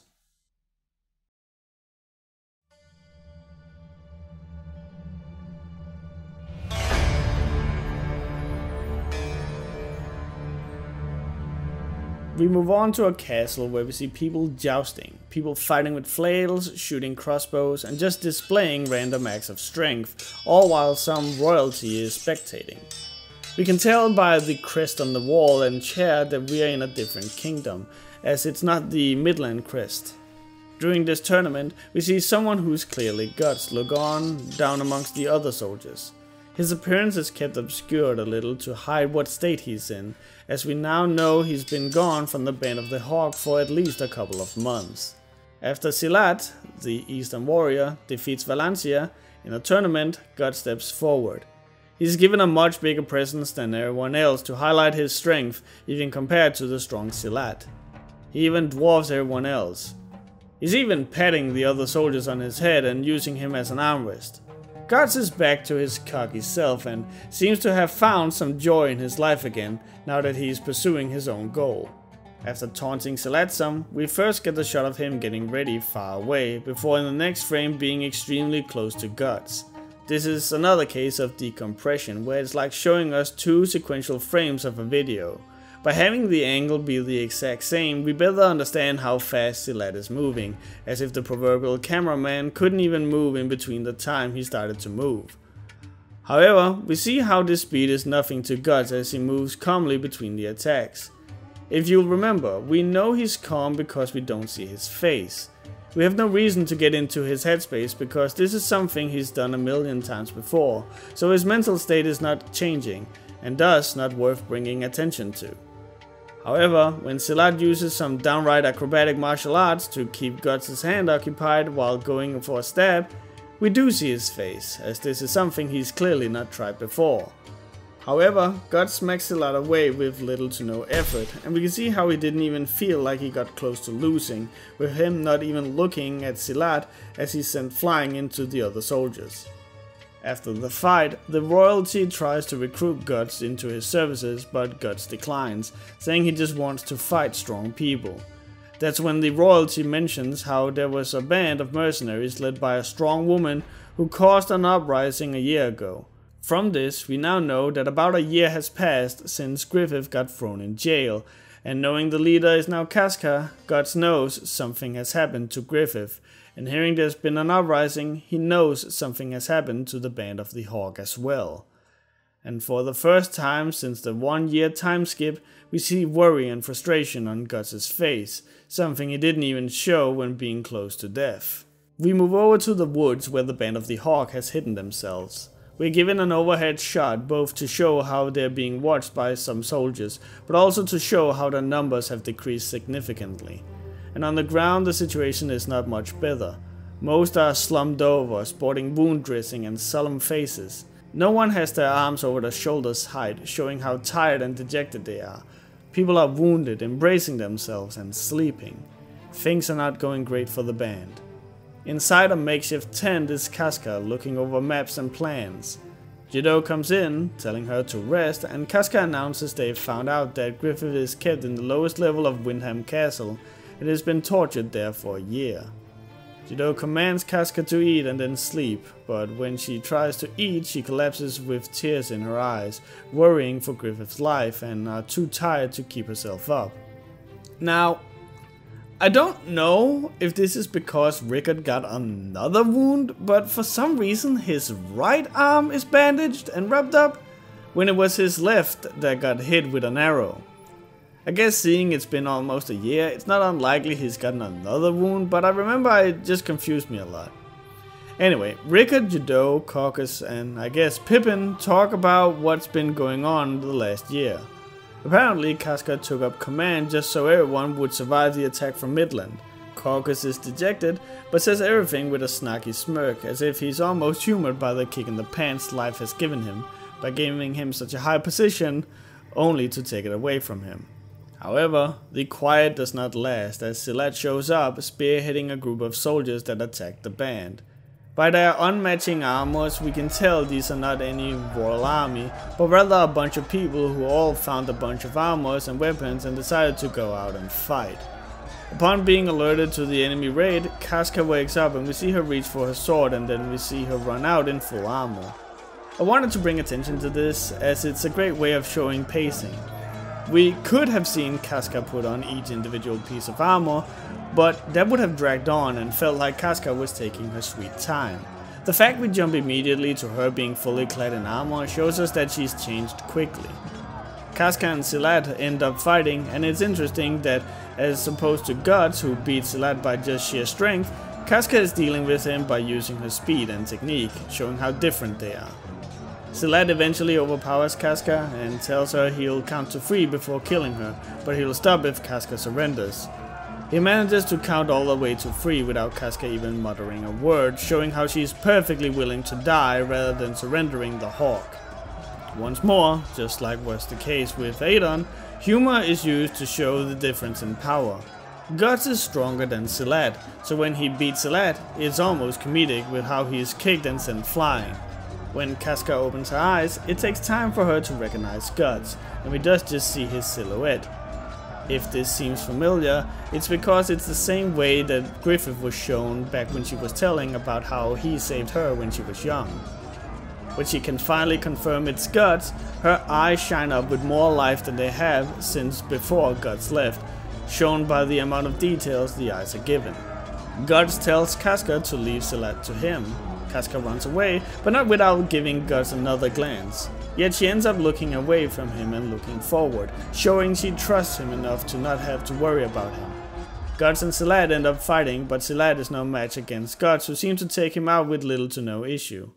After pushing the soldiers back, Casca is quick to give orders to the other men instead of welcoming Guts back. Once more, we see the soldiers bruised and wounded, but there's more life in the picture, as if a slight bit of hope has returned to the band. The crew explains to Guts what has happened to Griffith and the band. We also see that when they got ambushed by the Midland Army, Casca did get hit by several arrows, but still commanded the band to flee. We are also being told that they are planning on rescuing Griffith. It's worth noting that it is only when they mention saving Griffith and starting the band over again that we see the moon again. The moon has not appeared ever since Guts left the band of the Hawk. That's because the moon is, as we've been over before, the symbol of a dream and ambition. So it reappearing after the crew talks about saving Griffith and starting anew with the band shows that they're still following a little bit of their dream, no matter how far away and obscured it is. When asked about why Guts didn't come to aid the band sooner, Guts explains that he was in the mountains, swinging his sword around non-stop. There he found out that nothing to him feels as real and true as swinging his sword around. Some of the soldiers come up to greet Guts as well, already ready to instill Guts back in the role of raid leader. Once more, there are people who cannot lead their own dreams, but have to follow someone else's. That's why they need Guts to be in command, so he can guide them to where they need to go, to reclaim their former glory. Judo, however, drags Guts aside and tells him that after Midland's ambush on the band, Casca ended up in a coma while recovering from her wounds, and there she called out for both Griffith and Guts. The following morning, Casca goes to get Guts. Without a word, he follows her, until she eventually tells him to defend himself. Her face is hidden as we, as well as Guts, don't know her intentions. She swings her sword at him and Guts manages to just barely block. We see Casca's eyes wide open and zeroed in on Guts.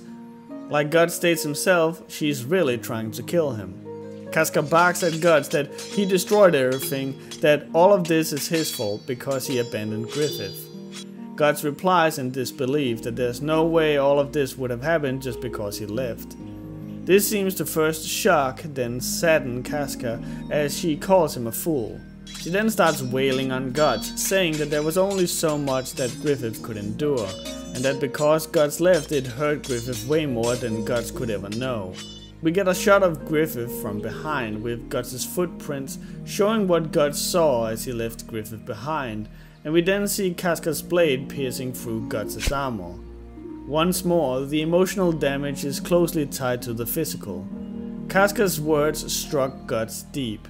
They literally pierced through him. Casca shakes, saying that Guts should have easily been able to dodge the attack, not knowing why Guts took the hit. Perhaps this is Guts wishing to be punished for abandoning his friend. But be that as it may, he still asks what he should have done. Casca drops to her knees, laughing to herself. She admits she knows what Guts is saying is true, but she just can't take it anymore. Perhaps she just needed someone to blame for everything that happened.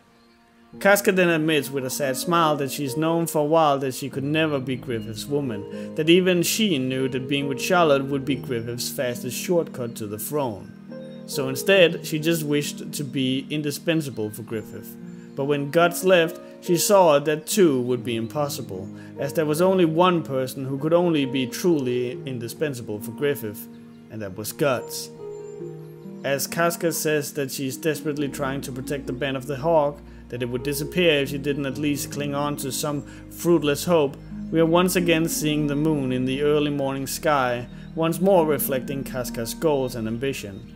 But Casca eventually says she has lost all of her dreams and ambitions and thus falls off the cliff, falling away from her goal, the moon. Guts doesn't let her fall though, and grabs a hold of her with his bloody hand that he used to grab a hold of Casca's sword with, showing that despite how much Casca has hurt him, he's not ready to let her go. This blood oozes down Casca's arm and drips on her face, perhaps realizing how she's not the only one hurting. As this happens, we hear Casca think to herself that she realized one more thing that day when Guts left, that even though Guts ruined everything by following his own dream, and she wanted to kill him for it, she realized something. And after Guts pulls Casca up and berates her, it becomes evident by Casca finally breaking down and crying in front of Guts what her realization is. That she is in love with Guts. As Guts gently embraces her, he kisses her forehead and eyes. He feels Casca move her head up towards his mouth, which seems to surprise him. Casca looks down as if she's been rejected, but Guts gently cups her chin and finally kisses her.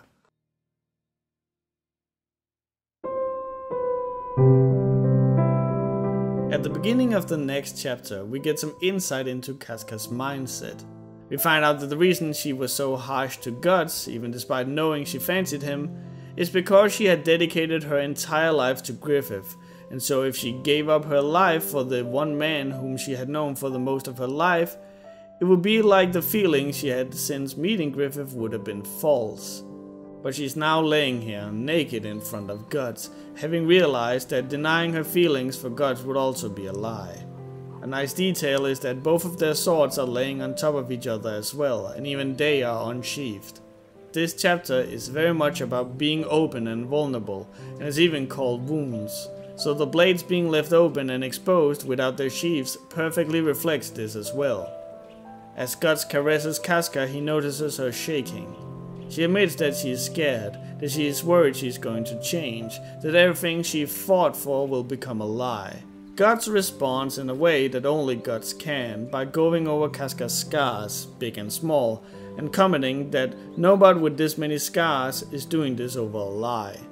He's telling her that none of the stuff Casca has done is a lie, that she truly did dedicate her life to Griffith. In turn, Casca admits to herself that she cannot deny that her feelings for Guts are not a lie either. The two then have sex. For obvious reasons I can't show a lot of this, but it's important to note that most of the time during this, Guts' face is obscured, and the times we do see it, he's looking cold and distant. The sex is harsh and fast and almost violent. As this happens, Guts sees himself in Casca. No, not like that. I mean, he sees himself as a young boy as he got raped by Donovan, and his memories of the time, as well as the tree he was born at, and the beheaded Gambino pops up in Guts' head. As Casca turns around to look at Guts, he once again replaces her in his head with his younger self. He reaches out for the young Guts, and it's left a little ambiguous if he's reaching out to embrace him. But the truth is much crueler, as he instead has his hands wrapped firmly around Casca's neck.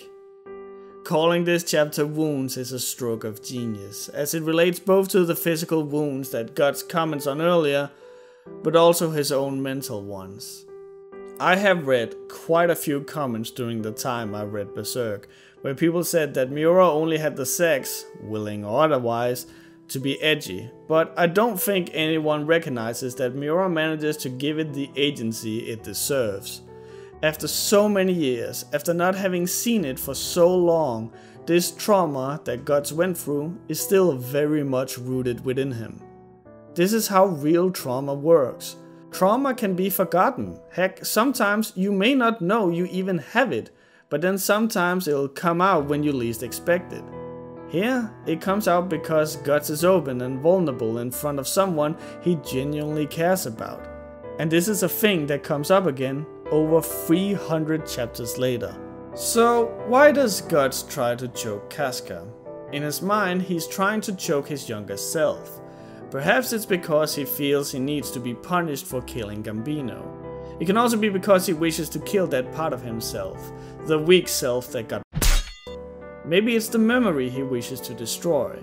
The fact there's no real clean answer makes it all the more real, as the mental psyche doesn't really have a 100% real answer for every little thing it does.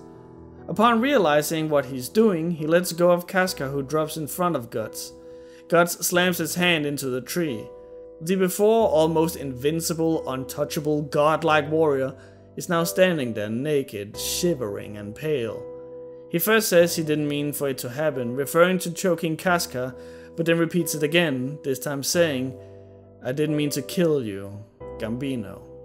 Casca tries to understand as Guts says that he killed Donovan, and mistakes what Guts is saying as if Gambino assaulted Guts, and thus Guts killed Gambino. This makes Guts react loudly, exclaiming that Gambino was different. He then starts mentioning all the good Gambino did for him, like taking him in and teaching him the sword, but then asks why he'd then sell him out to Donovan. I like this a lot in terms of writing, as Miura perfectly encapsulates someone having an emotional breakdown.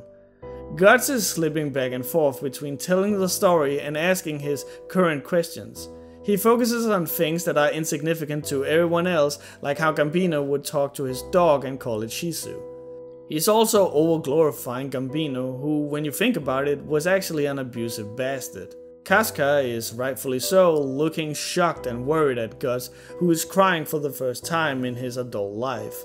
Before finally breaking down completely, he recounts the last thing Gambino told him, that he should have died under his mother's corpse. As Guts breaks down, he apologizes to Gambino and finally lets it out, and refers to him as father. This is probably something that's been deep within Guts for a while, thinking about Gambino as a father figure, and now that he's letting it all out, he's finally calling him that. Time passes, and a shaken Casca finally reaches out to touch Guts, which makes him fly up, looking shocked and panicked, as if realizing that he had just had a breakdown in front of the woman he loves. He covers Casca in his cloak and apologizes. He gets up and turns his back to her. He then says what we've just discussed, that even after all this time, after all the people he's killed, Gambino is still the only death that truly haunts him. As he says this, Casca gets up and embraces Guts while discarding the cloak. Guts is naked, exposing his inner self and true feelings to Casca, so her removing the cloak and embracing Guts shows that she is willing to be as open as he is, and that she accepts him even with everything on display as he is. The two lay back down, kissing. As they're about to have sex again, we can see on Guts' face that he is hesitant and worried. But then Casca reaches out to him and embraces him, and they end up making love. After that, the two fall asleep, and Guts mentions how as he falls asleep, he recalled the time he was given medicine by Gambino. The one time he was shown love and compassion from someone he loved as well, and the chapter ends with Guts and Casca laying arm in arm.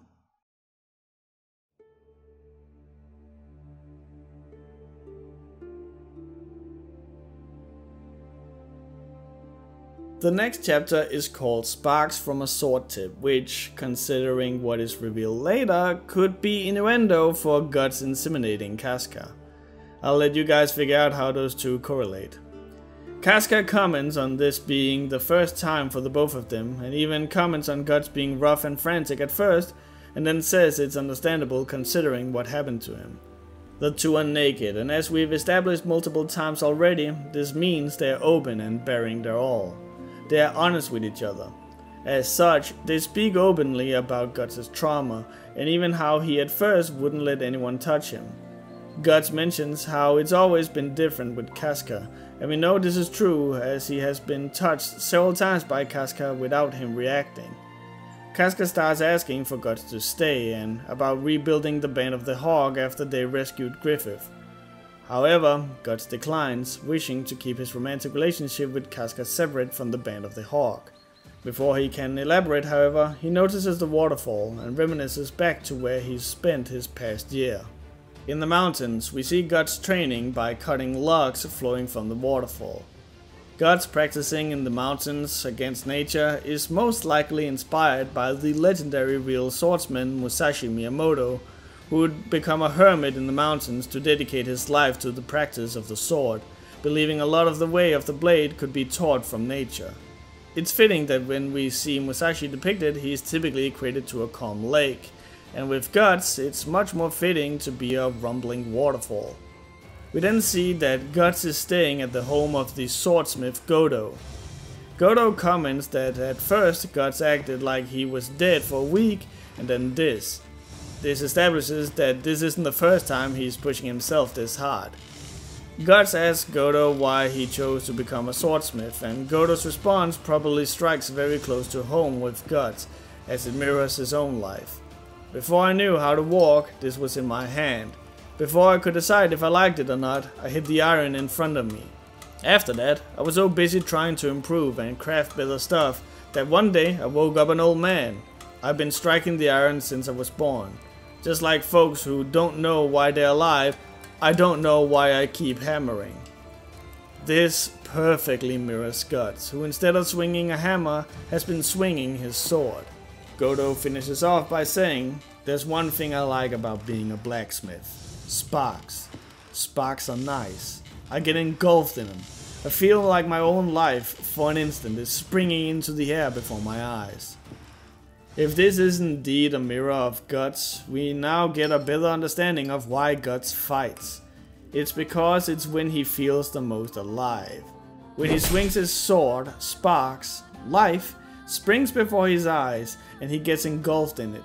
We know this strikes a chord with Guts as he moves outside to ponder about his life and dreams. He confirms to himself that he has no concrete destination like Griffith, nor are his dreams as lofty as his. Guts reflects on the pain he's been through, on all the memories, the horrors, as well as the happy moments. He reflects on the suffering he should have never been able to bear, and moments he could sense death. Unforgettable experiences and people, all of it by the tip of his sword.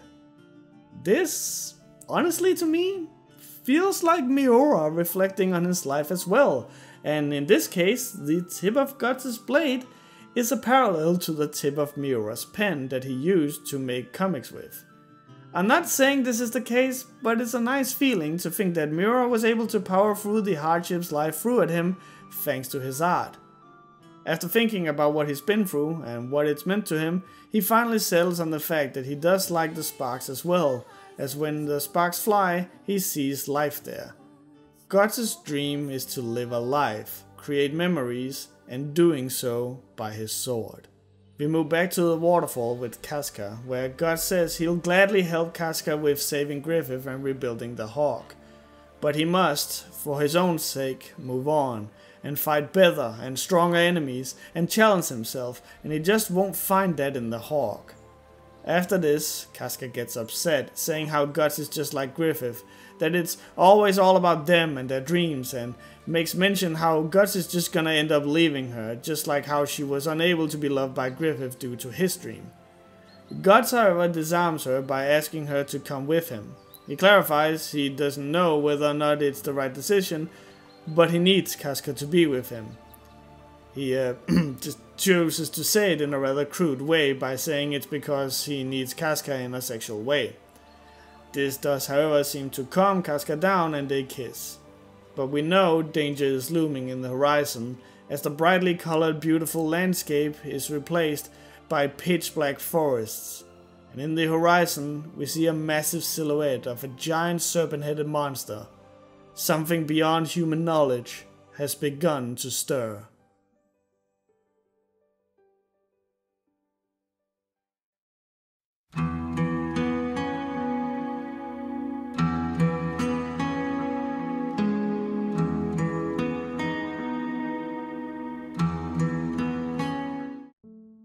We hear someone monologuing about fighting battles on the cobblestone.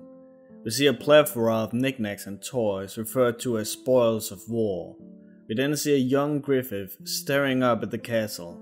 This tells us that ever since Griffith was a kid, he's been fighting in wars. He mentions how in the evening he would see the shining castle from the back alleys of brothels and taverns that were typically placed in the poorest parts of town. He's also, once again, staring up at a faraway place, but instead of a moon, it's now a castle. For Griffith, his dream is concrete and specific. Therefore, it doesn't need to be an elusive moon in his eyes, but rather a solid, physical place. After seeing a bright white Griffith, we are juxtaposed with darkness. This helps us give an idea of how far Griffith has fallen. In this darkness, there's only one thing of light, which is a vision of guts.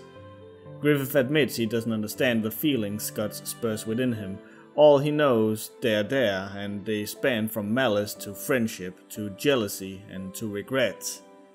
He mentions how everyone he's known, he's basically had dancing in the palm of his hand, but never guts, and much to Griffith's surprise, he instead found himself dancing in guts, at least that's how he sees it. It is evident that Griffith has never really had any real friends. He's had people he could use and abuse, but never a real friend, and that's why he doesn't understand the complicated feelings that comes with guts. Heck, we even see the moment he saved Guts against Zod. He mentioned how he lost his composure and he doesn't know why, meaning he did indeed not know why he saved Guts, just like he told him. And finally, he mentions how the dream and ambition for the big castle and kingdom began on the cobblestone in the back alley so long ago, and he spent so long chasing it, but now that idea of the kingdom grows dull and uninteresting. Now his dream has been replaced by Guts. Griffith is, in other words, finding himself willing to give up on his dream that he fought so hard for Guts. This realization seems to scare Griffith to the point of waking him up, where he then finds himself in the dark cell.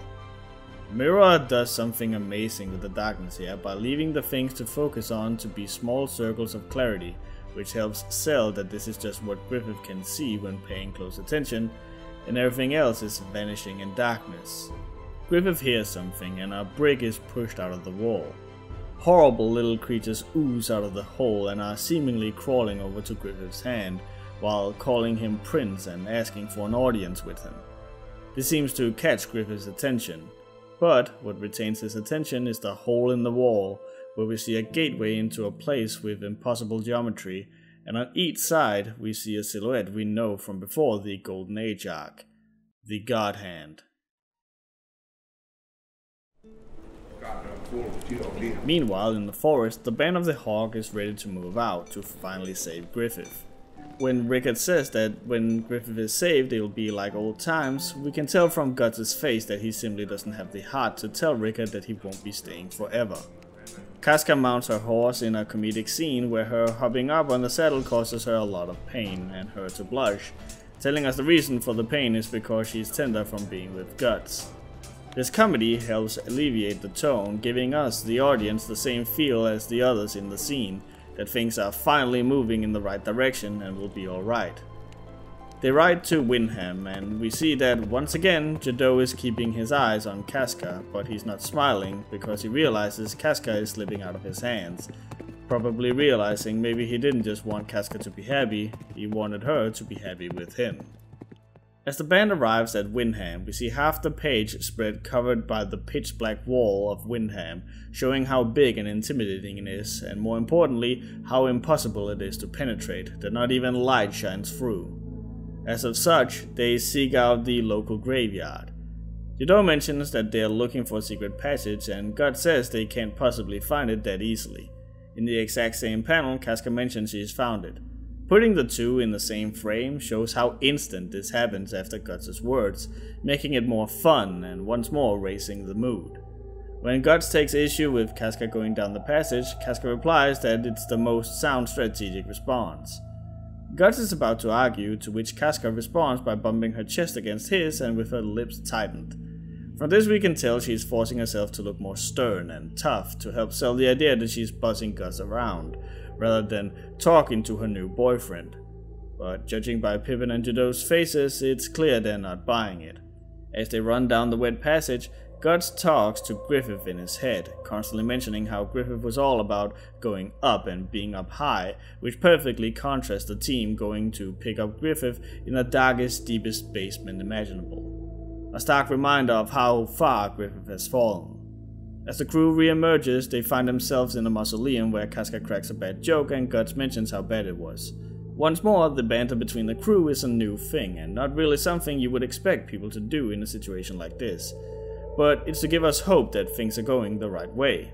After all, Casca and Guts are finally together. Guts has found out what he wants to do with his life, and they are about to save Griffith and rebuild the Band of the Hawk. The comic is, through its tone, trying to tell us the mindset of the people within it.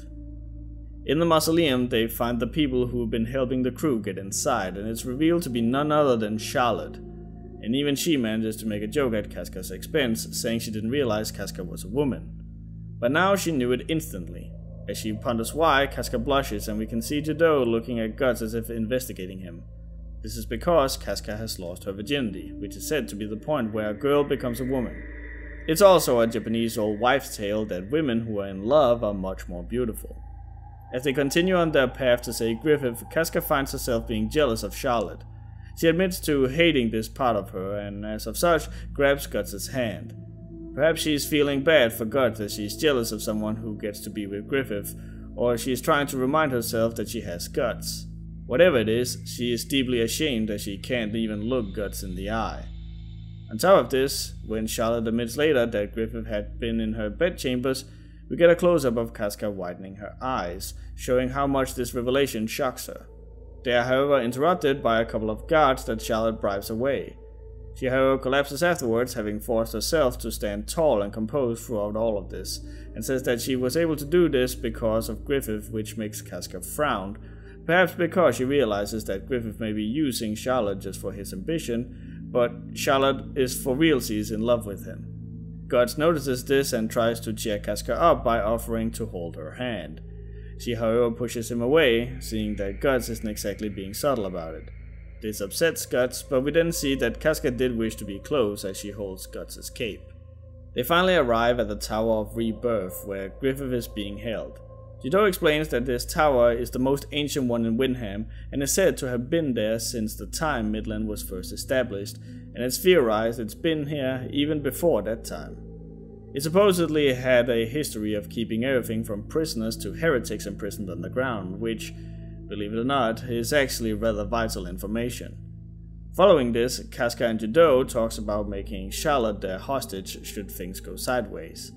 Charlotte even overhears this and requests to be a hostage as well. Casca, perhaps out of jealousy, refuses. After bringing up several well thought out points, Charlotte shows that she is an incredibly sheltered young girl as she starts throwing a tantrum because she's not having her way. After the tantrum, Casca relents and allows Charlotte to come with them. As everyone leaves, Casca remains back, saying how she's a horrible woman. When Guts tries to cheer her up, she starts admitting to Guts that she's getting jealous, hearing Charlotte talk fondly of Griffith. When she realizes what she's said, she tries to apologize to Guts, who turns his back on her. He berates Casca for mixing her personal feelings into the mission and tells her to focus. When Casca tries to apologize, Guts doesn't want to hear about it, talking as if it's because of the time limit they're on, when it doesn't take a genius to figure out that the man is hurt. It should also be noted that the scene where he pulls away from Casca is very similar to the one where Casca grabs his cape, to better show the emotional distance this conversation has caused. We then hear how Guts thinks to himself that he can indeed not stand to hear Casca's brood over Griffith like that, but he also has to admit that he's no better, that he too can't free himself from his friendship with Griffith. After killing the guards, Judo takes the keys, and I just want to point out the neat little detail that you can tell he's spinning the key ring around his finger, no doubt something he picked up from his time in the circus.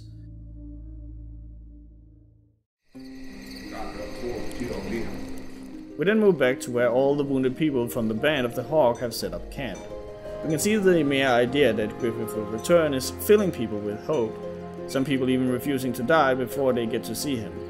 Rickard goes to draw water, and while there, he sees something glowing in the distance. It turns out to be a fairy that is drawn entirely out of highlights and no defining lines.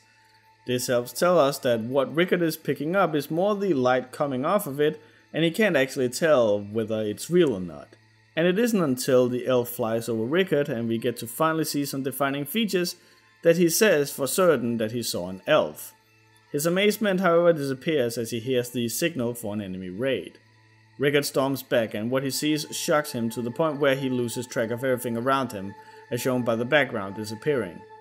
What he is looking at is darkness as far as the eye can see, with some fires scattered in between to show this is indeed the camp he was just at. Now, this shot can actually not exist.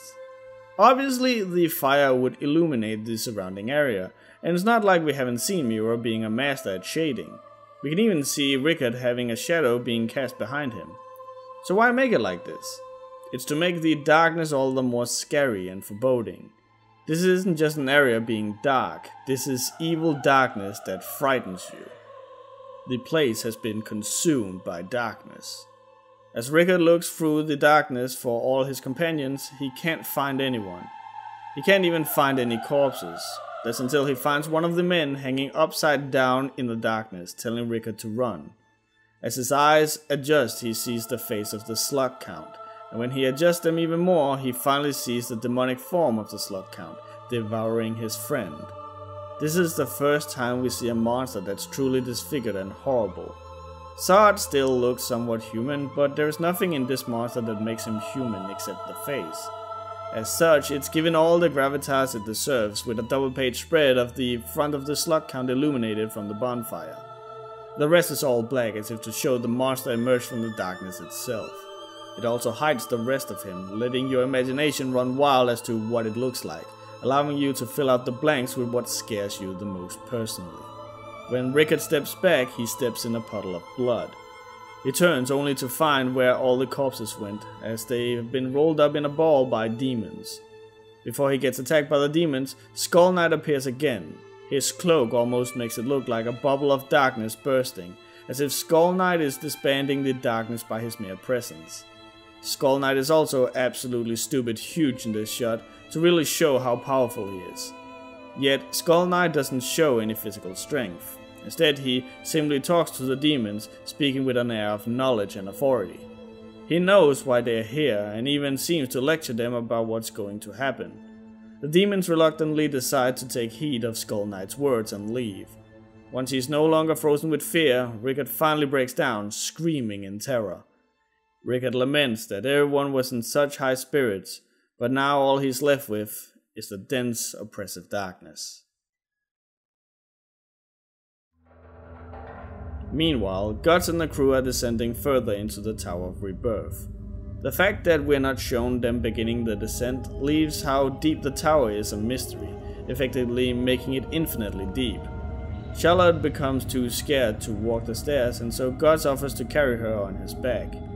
There's this neat little detail you may miss, but because of this, Pippin is now seen holding Guts' sword, as Guts would need his back free to carry Charlotte there. It's such a nice little detail. Anyway, Casca however doesn't seem too keen on Charlotte getting so close to Guts, and Guts notices that too. As the crew descends, Charlotte tells the information she has of the tower, saying that the hole they're going down has been there since long before the prison was built within it, and its depth is greater than any mountain in all of Midland. Charlotte continues, explaining that 1,000 years ago, Midland was a continent that saw a lot of war amongst rivaling warlords. Guts makes a point to mention how nothing has changed in those thousands of years, further nailing home the fact that the world is cruel and unjust. But then, someone appeared to put an end to this warring age. His name was Supreme King Gaiseric, and and he was able to subjugate dozens of nations and create an empire with all these nations within it. Once again, Guts comments, this time mentioning how Berserk is reminding him of Griffith. Finally, Charlotte reveals that Berserk went under many names, all coming from his helmet that would be in the shape of a skull. This gets a reaction out of Guts as he remembers the silhouette from a year ago of a knight donning a similar helmet. I know you want to talk about it, but let's wait a little bit. Judo then continues, saying how Berserk spawned the fairy tale of the Skull King, who would gather workers from all over the empire and force them to build a large capital city. Here he would live in the utmost extravagance, while subjecting his people to heavier and heavier taxes. The city then went on to become a melting pot of feasting and pleasure. But then one day, God finally sent down 5 angels, and through lightning and earthquakes, the entire city was erased from the face of the earth, without a trace in just one night. Casca, however, corrects Judo and asks if there were not only 4 angels. Charlotte continues to explain the lore behind Midland, but what I want you to pay attention to is the way this tower is framed in this shot. Just keep that in mind. Casca bunks her head into some rubble and drops her torch into the hole. As the torch falls down, we eventually see it revealing massive statues and rubble from an ancient civilization and a ton of corpses. But the biggest reveal is one that only makes sense in hindsight, and we will put a pin in that for later. The crew continues their descent, but Guts can't help feeling they're being trailed. They finally arrive at Griffith's cell, where Charlotte runs down to knock on the door, only to be met with silence. The silence shocks Casca, who's then calmed down by Guts putting a hand on her shoulder. They enter the cell, only to be met with darkness and a stale stench. At first they don't see him, until Guts finds him sprawled out on the floor, a stark contrast from the almost luminescent Griffith from earlier that would always come from above. As Guts approaches, he's met with the horrible revelation of Griffith's terrible state. His entire body is riddled with cuts and bruises. He is malnourished, and his back skin has straight up been peeled off, revealing his back muscles. The light from the torches behind Guts helps highlight the horror in his face. In case it hasn't been apparent yet, Miura tries not to rely too heavily on dramatic lighting that doesn't come from anywhere. Often, when it's really prominent, it typically comes from an actual source in the scene. Guts storms forward and picks up Griffith. Here he finds his front no better than his back, with huge lumps of skin stripped from his body and his arm and leg tendons cut. Even his tongue has been cut out. Guts yells to Casca for the key to his helmet, but Casca just stands there shaking. We can tell she's in shock, as the background is all scribbles behind her, rather than the nothing that would typically be used to show darkness. Guts yells at her once more, and Judo grabs the keys from her, probably wishing to spare Casca from seeing what Griffith looks like under the helmet. We, the audience, are not even shown it, almost as if to say that whatever they've done to Griffith's face is so bad that even though we've been allowed to see all the violence and gore up to now, this is too much. This is nailed further home when Casca tries to approach to see him, and Guts yells at her to stay away. They close the helmet back up again, while Guts stares at the immortal Griffith in disbelief, repeating over and over that this can't be. Griffith comes to and spots Guts, who he gives his entire undivided attention, as we can see Guts filling his entire pupil. We get a close-up of Griffith's hand as it slowly lifts up towards Guts.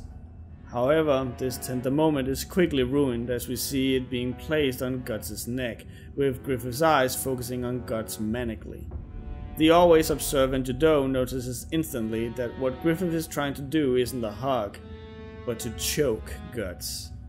Guts, however, doesn't seem to notice as he embraces Griffith, which we can tell by his expression clearly shocks him.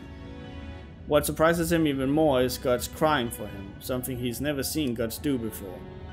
Griffith's feelings for Guts are indeed as confusing as they appear, and I don't think even he can figure them out. But seeing his best friend shed tears for him does seem to make him feel more at ease, if nothing else. Meanwhile, Charlotte makes an attempt to approach Griffith but is stopped by Pippin. She knows something is bad and tears start welling up in her eyes as she knows something is up, but she doesn't know what, and maybe this uncertainty is scaring her even more. Meanwhile, Casca is having it much worse, suffering what looks like a panic attack. The sound of her heartbeat thumping out of her chest are given big black exclamation voice bubbles instead of white ones to really nail home how loud and oppressive they are. While this is going on, the torturer closes the door and locks them inside the cell. He taunts the crew, but Guts eventually stands and looks menacingly in his direction. His eyes don't have any pupils as he's not focused on anything, he's blind with rage. The torturer continues to taunt him and eventually Guts is unleashed. He flies through the door, impaling the torturer, holding him up over the hole where he cuts off his tongue and slowly lets him slide down the sword until he finally falls down the hole while Guts berates him.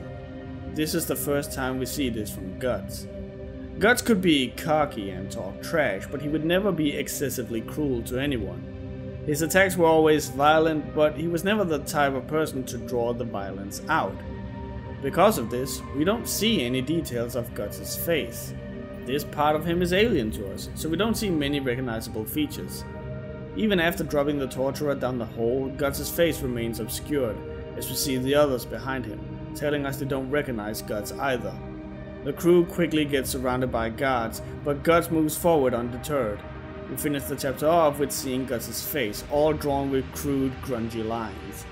Guts is so angry that the lines that define him are getting distorted, as if the fury inside of him can't be contained. And once more, remember, spiky stuff tells us not to come close, and his entire being is now drawn with spiky strokes. Even his eyes are but crude, grungy, empty circles. He's blind with rage. For the first time, we're about to see Guts give the comic's namesake meaning. He's about to go berserk. Guts mows through the guards. Several times his eyes will just be jagged wide holes, similar to how monsters were depicted before. A small detail is that every time we see Guts, his torso is leaning forward, even when he's moving his swords with a guy attached to it behind his head. He's still seen leaning forward. This helps give us the impression that he's constantly moving forward up the stairs and through the guards, never stopping. When we finally see Guts' face, his mouth is closed and he's just looking focused, like an animal on the prowl. His fury is burning within him and he's not letting it fully out yet. Outside is the captain. We're given a close-up of his face, a very unique one at that, to give us the idea that he's important. As he's commenting on how the rumor about Guts is bound to be exaggerated, a bunch of guards are thrown backwards. The fact we don't see Guts before, during, and barely so after it, makes whatever caused this destruction feel more like a natural phenomenon than a person. The guards surround Guts and the captain boasts how Guts is done for now that he's out here. Guts, however, quickly dispatches the captain. The captain was purposely shown to be big and important, so Guts could slay him in an instant, showing how insignificant he was to Guts. Rank or title means nothing to Guts. Right now he just needs someone to take his anger out on. Casca and the others come running out and call for Guts, but Guts does not reply, and instead we see him growling like a beast as he cleaves through the army of soldiers. The king appears, looking incredibly old and decrepit considering it's only been a year. This is possibly due to the king having not received his proverbial sunlight, the sight and love of his daughter. When he sees Charlotte running with a hand on Griffith's back, he caves down and we eventually see just his eyes covered in black as he orders his guards to call for the Bakiraka. The black surrounding the king's eye and his unfocused pupil just goes to show he went to some dark place in his mind to give this order. As the guards recoil in shock at his request, we see the 5 silhouettes that make up the Bakiraka, all cloaked in shadows, which tells us these are the people who operate in the shadows when the king demands it. We move back to Guts and the crew as they've managed to flee the guards, the ones Guts didn't brutally slay, that is. When we see Guts, he's leaning against his sword, shaking and gasping for air, but his eye is still unfocused. He's still incredibly furious, his body just can't keep up with the fury anymore. Charlotte clings to Griffith, saying how Guts scares her, and her furrowed brows indicate she's looking down on Guts a little, like some sort of vile animal. Casca, however, looks at Guts with pity, and moves over and slaps a piece of cloth against Guts' head. She purposely isn't shown calling out for Guts, which might be a reasonable thing to do in case Guts would just lash out thinking it's an attack. Casca does this because she trusts Guts won't hurt her. Despite this, Guts turns to her, still looking furious, but when he notices it's Casca, he looks more terrified and can't even muster up a response. Casca is however not deterred, knowing Guts better than anyone. We're given a massive frame of Griffith's shocked eye as he sees Casca tenderly wipe off the blood from Guts' face, and you can see on Guts' face that this is exactly what he needed to calm down. The tender touch of the girl he loves. That's why Guts looks like he's in a shampoo commercial here, cause it's like a nice shower that washes away one's trouble for an instant.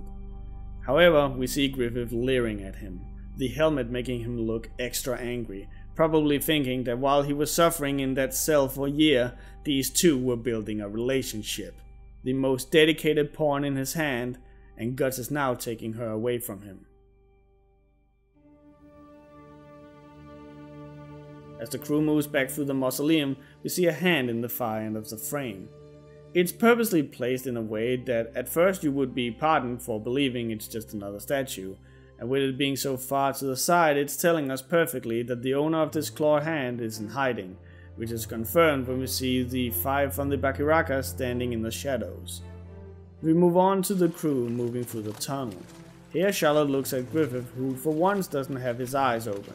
We can tell this makes Charlotte realize how weak Griffith is, and as such is spurred on to do more of an effort, and thus she pulls up her dress to run better, a scandalous act in this time period as showing legs was very frowned upon. This is Charlotte casting away her royalty for the sake of Griffith. This is further highlighted by showing her dirty feet and cloak as she runs through the muddy water. The crew eventually stops as Guts notices something. We then get a full page to show one of the assassins clinging to the top of the tunnel with his excessively long legs. This is a technique I've noticed Miura does often, in that he'll allow for entire pages and even spreads to be used for the sake of a conveyance tool. We're gonna take a quick aside cause I think it would be fun and you might just learn something, and this is a perfect page to use. So why make this page of a random assassin hanging out above the crew a full page image? Typically you will find big full page images to be for incredibly poignant and important things. The hero's big second wind, the villain standing threateningly so you can really take in all that juicy design, or in big epic landscapes to better show off the landscape. But here it's used on a rando on a ceiling? So why? Well, let's talk about what is the most stand-up thing about it.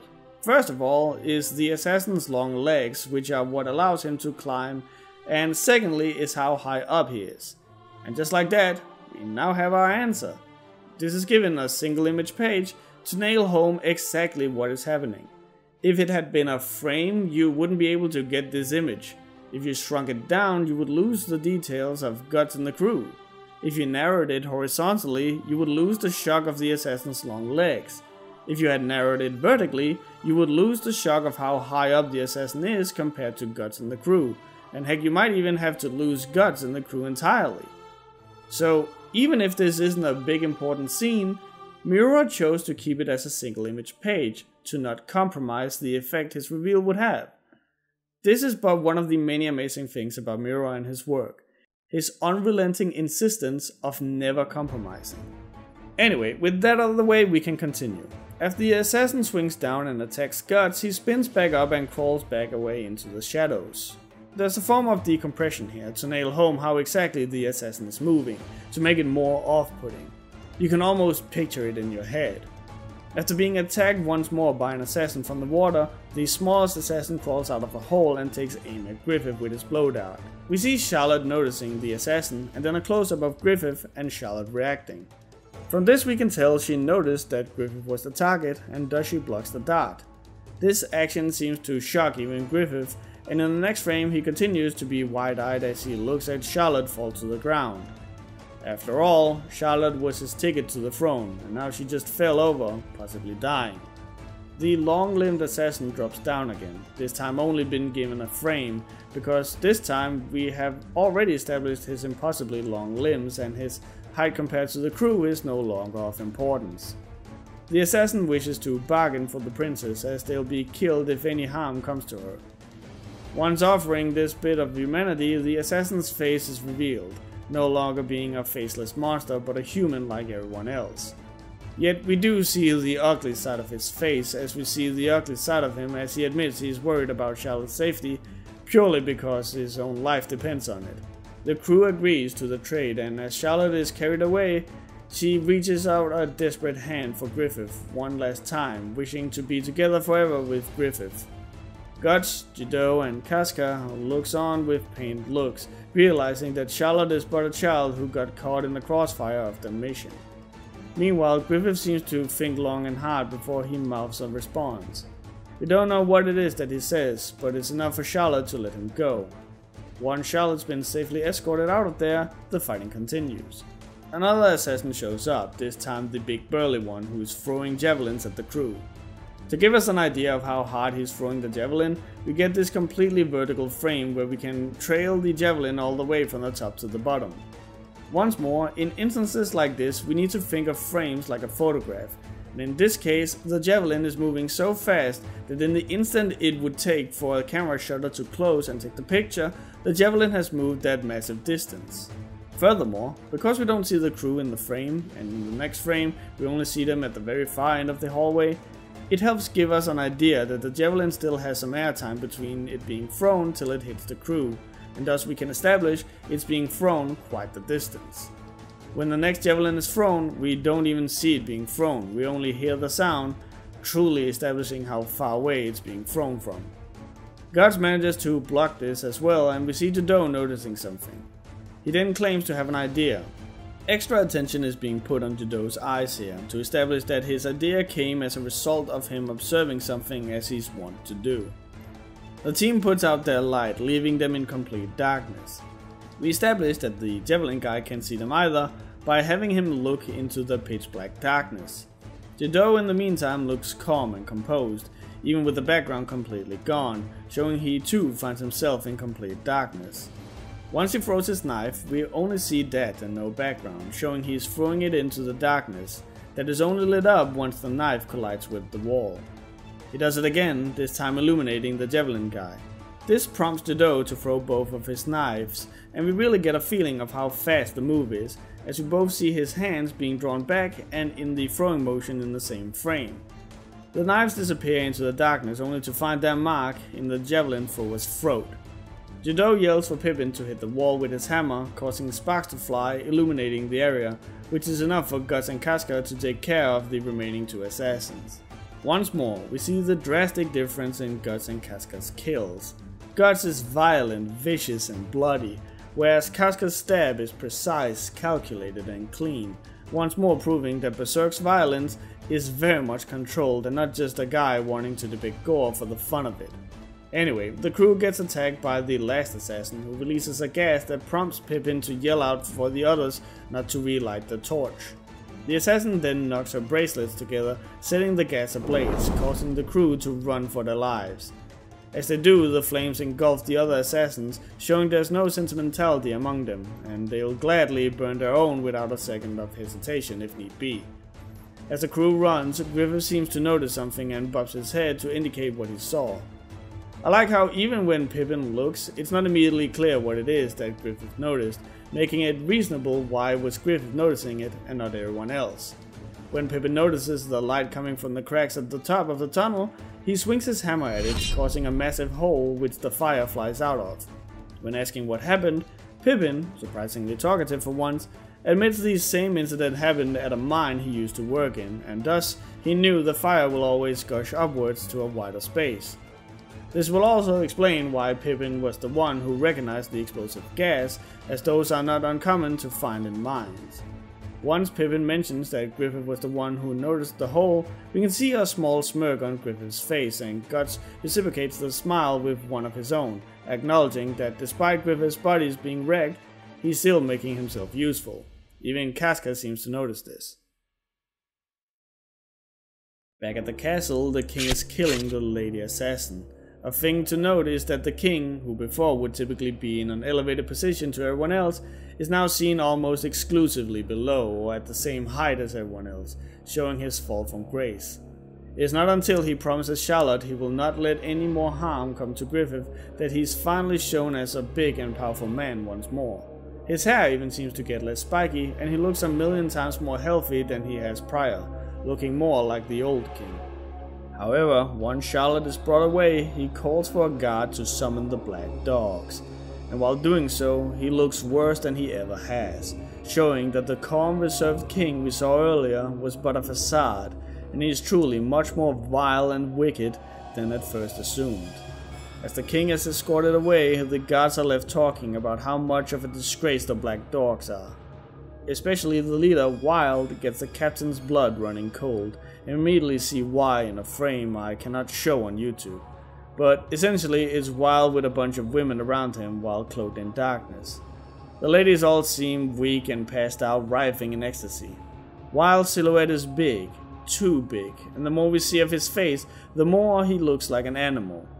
Wild's hedonistic pleasures are interrupted by one of Wild's subordinates, saying how the king has a job for them. Upon mentioning that the job involves the capture of Griffith, Wild seems surprised, but ultimately interested, because he had some other business in mind for Griffith, which sparks the question as to what, as Griffith has been jailed for a year, and the king commanded no news about Griffith was to come out. In other words, Wild having plans for Griffith is a fact that is in conflict with what we know, and as of such, we know something is going on. Wild steps out of the shadows after dropping his female companion on the ground like a doll after choking her, and steps over her, showing how little Wild thinks of the women. They are merely objects to him, furthermore cementing what the guard captain meant when saying that the black dogs were disgraces. When we finally see Wild's face, we can tell something about him is just off. His face is more ape-like than anything. His jaw is long and his teeth are poking out like some sort of horse, and his eyes are almost reptilian. Back at the castle, we see the king on his throne. The throne is massive with a large back to it, really emphasizing just how small and weak the king is now. Where before he appeared bigger than the statues holding the world, he's now so small he barely looks like he fits the throne, both figuratively and literally. As the king thinks back to the actions he's done that ended up hurting Charlotte, his crown slips from his head, symbolic of the action he has done are ill-fitting for a king. He then thinks back to his first encounter with Wild, and even he thinks that Wild appeared inhuman. Wild ended up getting his leadership role for the Black Dogs by trial of combat, and in that trial he ended up impaling the opponent on top of a tower spike. No one seems to know how it happened, and neither do we, making Wild more mysterious and alien, and as such he is depicted in shadows and with his eyes glowing like a monster. We move back to the crew, who's gotten a cart to transport Griffith with. The farmers they borrowed it from are more than happy to help and don't even wish for payment. One of the farmer's daughters even brings Griffith flowers, and the little brother teases her that she got all dressed up nicely for this occasion, clearly showing how she fancies Griffith. Dido mentions how they probably will never see that city again, and thus they should give it one last look. As they ride away from the city, we also see Griffith's castle from his dreams and him running on the cobblestone, showing how they are now also moving further away from Griffith's dreams. The city is even so far away when most of the latter half of the Golden Age took place exclusively in it, showing that the dream is already incredibly far away.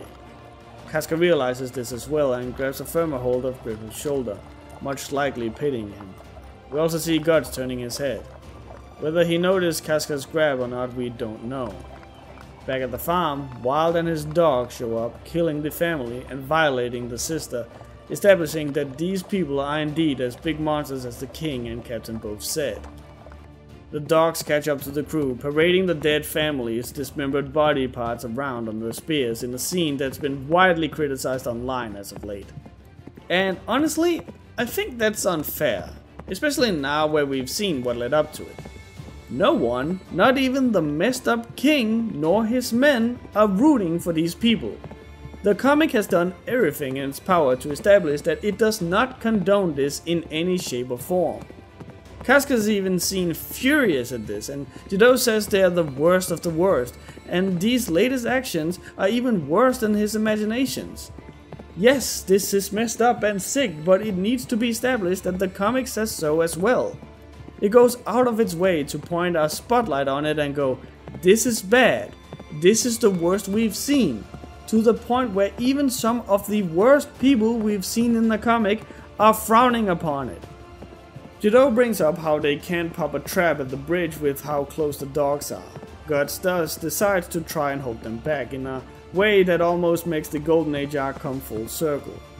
Guts started as the Hawk's rear guard, and here he is again being its rear guard. Casca berates Guts for wishing to do this, referring to the time Guts fought off the 100 men. However, Guts yells back that should things turn ugly, he'll run, which makes Casca smile. After all, it goes to show Guts is no longer just throwing his life away. He has a reason to live. But once more, Griffith's watchful eye seems to notice this, and from what little we can see in the shade of his helmet, he's not pleased. Pippin decides to join Guts, and the two of them put up one hell of a wall, preventing the dogs from pursuing the crew. However, when something like this has happened, where Guts has been cleaving through enemies like a hot knife through butter, it's always stopped the enemies dead in their tracks, looking fearful and hesitant. But these guys just keeps on pushing, which is something even Guts seems to ponder until he realizes that the reason why they're fighting like this is out of fear. After this realization, the camera zooms in towards Wild's silhouette, showing that he is the reason for their fear. Eventually, Wild throws the spear with the sister from before on it at Guts, and we see his disgusted face upon realizing how little Wild cares about human life. He even looks one extra time at the dead sister before facing Wild full of fury. Guts lunges out at Wild, but is stopped by Wild's bare hands with little to no trouble.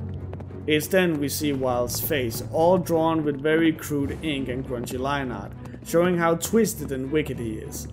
Guts recognizes the feeling he gets from this as the same feeling he had facing off against Zod and the Skull Knight. Wild is not human. Casca yells for Guts and Pippin to ride over the bridge after finishing setting up a trap. As the two passes it, Casca lights up a trail of gunpowder and blows the bridge up with the dogs on it. Wild and some of his dogs make it out of it alive, however, but the dogs are scared after seeing the trap. This prompts Wild to kill one of his subordinates by simply pinching his forehead like he was made of soft clay. To beings like Wild, humans are nothing but playthings. We move back to the crew where Guts is in deep thought, thinking about Wild being like Zod and Skull Knight. This in turn serves as a great reminder to both Guts as well as the audience of the warning Zod gave way back when, that when Griffith's ambition collapses, death will pay them a visit.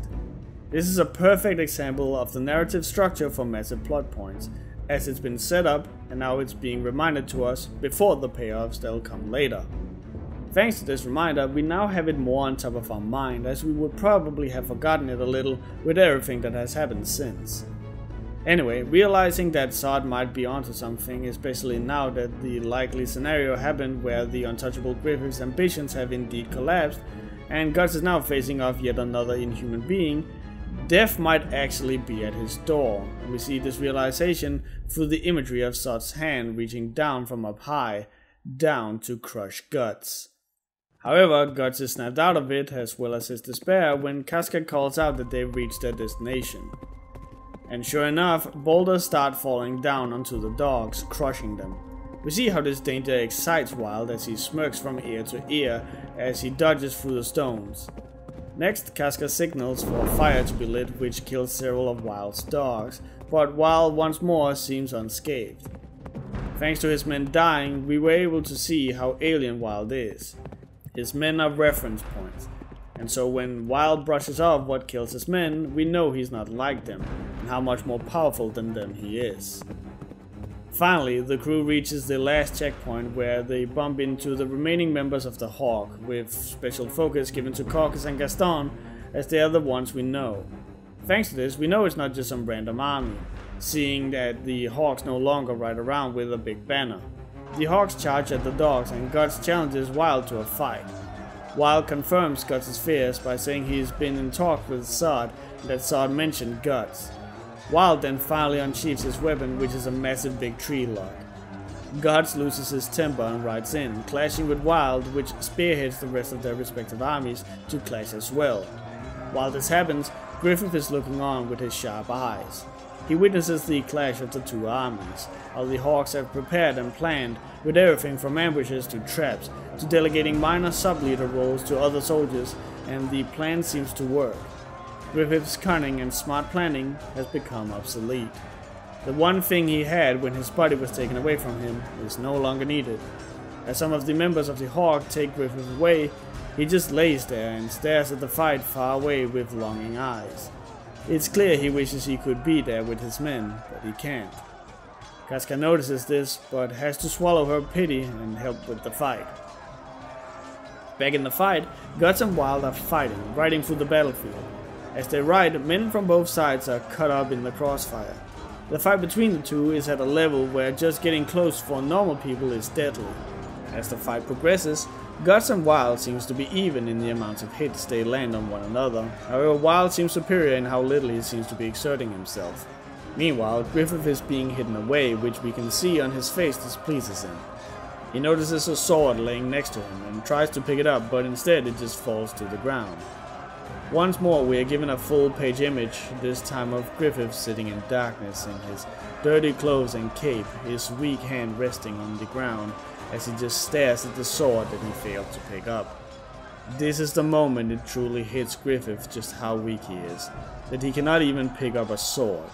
This is immediately juxtaposed by Guts blocking Wild's attack that's so powerful that it's sending Guts skidding across the ground. To show how nonchalant Wild is about it all, when he sees his men fleeing from the battle, he just knocks down a tree to crush the men fleeing.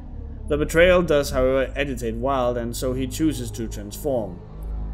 There, in front of everyone, he turns into a demon, plain for everyone to see. Due to how plain it is to see him turning into a demon, every little detail of his body is drawn. The revelation that demons exist in the world is now visible for everyone to see. We are then given a shot of just how much taller than Guts he is, and even the mighty Guts at the current peak of his battle prowess is shivering and sweating at the sight. In other words, Miura does a fantastic job at showing just how alien the demons are to this world. Them existing all of a sudden is given massive agency. Everyone is stunned at the sight of Wild's demonic form. Wild uses this shock to grab a tree and swing it at Guts, sending him flying through the tree tops and landing harshly on the forest floor. This makes Casca ride up, attempting to aid in the fight, but the horse is too scared of Wild and throws her off. Wild notices her and displays the side of him we've already been well acquainted with, being his sexual interest in women. However, before he can grab Casca, the hawk shoots arrows at him, which agitates Wild further and makes him go on a rampage, killing tons of the hawk soldiers. This makes them retreat and flee, and as the soldiers bring Griffith with them, he's scanning the battlefield for Casca and Guts. He eventually spots Casca desperately trying to wake Guts up, while screaming at him and crying. This revelation shocks Griffith as the entire background disappears completely, while everyone around him seems to be stuck in time. Griffith's suspicions are true. Guts and Casca are indeed a couple. Guts has taken even Griffith's most devoted follower away from him. Wild interrupts this moment by grabbing Casca and undressing her. Once more, Griffith is forced to just watch as Casca is getting violated. However, just as Wild's tentacled tongue is about to penetrate Casca, we see Guts' sword shoot up. This is really well presented, as it could just as well be Wild shooting up into Casca. Guts cuts off Wild's quote-unquote tongue and his arm, and the battle seems to shift. Everyone is now cheering for Guts, and even Griffith's face looks much more calm, as if thinking that if anyone can win this, it's Guts. Meanwhile, Guts tells Casca to get out of there. When she protests, Guts screams at her. To him, it's important to win against Wild, or quote-unquote them in general, as both Skull Knight and Sod are beings that are vastly superior to Guts in terms of strength, and he knows that. And as we know, Guts has come to the realization that his big dream is to fight strong opponents, to further improve his swordsmanship. Therefore, this is incredibly important for him, to defeat one of the demons to prove he can reach that level. Guts proceeds to slice and hack away at Wild, and everyone seems to be in disbelief and cheering at the fact that Guts is actually seeming to win against Wild. However, just as it's going the best for Guts, Wild retaliates, knocking Guts out with a furious combo. After being knocked out, Guts thinks back to when he was practicing at Godot's waterfall. Here, we are reminded once more that the reason Guts insists on fighting Wild like this, why he trained so hard under the waterfall, is to defeat monsters like Wild. This seems to give Guts a second wind as he lands a deep cut on Wild's monstrous eye, which gets much more of a pain response than any of the other attacks, which seems to make Guts realize something. While everyone is looking on, Guts is fighting for his life. Eventually, Wild lands a heavy kick which makes Guts' sword crack. It's such a cool little detail that he's now aware of his sword's condition after his battle earlier where it broke. We get to see exactly the moments that shapes Guts into the swordman that he is now. As Guts ponders how to get an opening against Wild, he seems to come up with a plan while looking at the corpse of one of the dogs. As Wild gets closer, we see another reason why Miura is such a genius. With the stuff we see, we are getting clued in on the fact that Guts is waiting in the tree crown, ready to ambush Wild. We see every component of the plan before the trap is sprung, so we know that Wild has figured it out as well. After all, if Guts can't fool us, why should he be able to fool Wild? Wild, however, chooses to play along for a spell and does indeed attack the pinned black dog soldier, but is immediately ready for Guts' attack. However, Miura has effectively put us in the shoes of Wild, so we too believe we've seen through the plan. When Wild then attacks the descending Guts, we're sure that Guts is as good as dead. But Guts is one step ahead, and he actually anticipated Wild figuring the plan out. As such, he tied his armor around one of the tree's thick branches to double as Guts, only to follow right after where Wild would be most open to attack him. As Guts descends down upon Wild, he shoots his blade through the hand of Wild, who then snaps the blade. But Guts' fury and determination makes him stab what remains of the sword through the throat of Wild. As mentioned before, no matter the opposition, Guts is a struggler, and he will struggle through any obstacle in his way, even something as serious as his sword breaking. As he clings to Wild, he repeatedly gets hit by him. He transitions from stabbing his throat to choking him out, to stabbing him with his knife. There's no form or smarts about this, it's pure desperation, needing Wild to die as soon as possible. But Guts refuses to let go. He's the struggler. He doesn't let go no matter how painful things get after all. Eventually, Wild knocks Guts unconscious by slamming against a tree. And just as you are about to call Wild the winner, he too collapses from all the damage, to the shock of all of the hawks. Casca rushes to Guts' side, discarding her sword in the process. This shows how desperate she is to get to Guts as fast as possible, as a sword, while helpful should there be any more opponents scurrying around, would only weigh her down. When she reaches Guts, she looks absolutely terrified, but her expression turns that of shock to one of her smiling with tears running down her cheeks.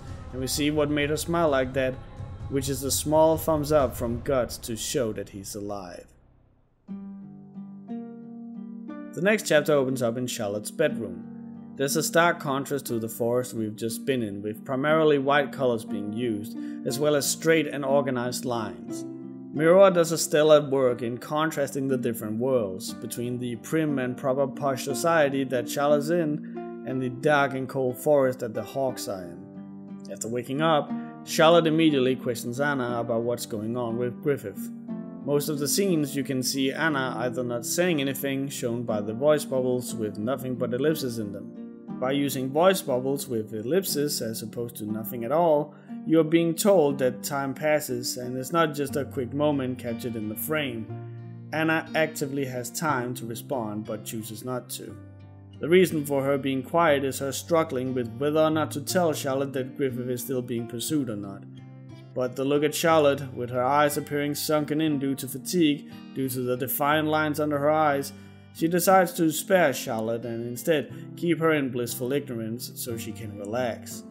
After Anne leaves, Charlotte gets up and stands at the window Griffith used to access her room on that fateful night. There, she thinks back to Griffith mouthing to her that he'll be back for her down in the sewers. As she thinks about this, a tear rolls down her cheek, potentially being because she's having her doubts whether or not Griffith will be able to. I say this because as this happens, the curtains blow over Charlotte's face, draping it as it was a piece of cloth widows typically wear over their heads. She is however brought out of her sulking by something in the sky, a pitch black being blocking out the sun. And we don't need to guess what the shape is, both because we've been so well acquainted with him already, but also because the comic just subtly reminded us of him, his appearance and his role.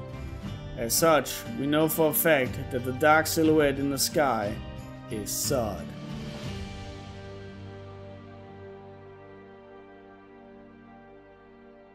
Back in the camp of the Hawk, people are tending to their wounds. However, we get a feeling of the higher spirits people have by the humor used between Casca and Guts bickering. However, we also get intimacy as Casca starts crying over Guts' reckless behavior, where he seems to have no regard for his own safety. After this, Guts realizes how much this affects Casca, and as of such we can see, perhaps against his better will, he keeps quiet. Once more we see Griffith observing this with his piercing eyes.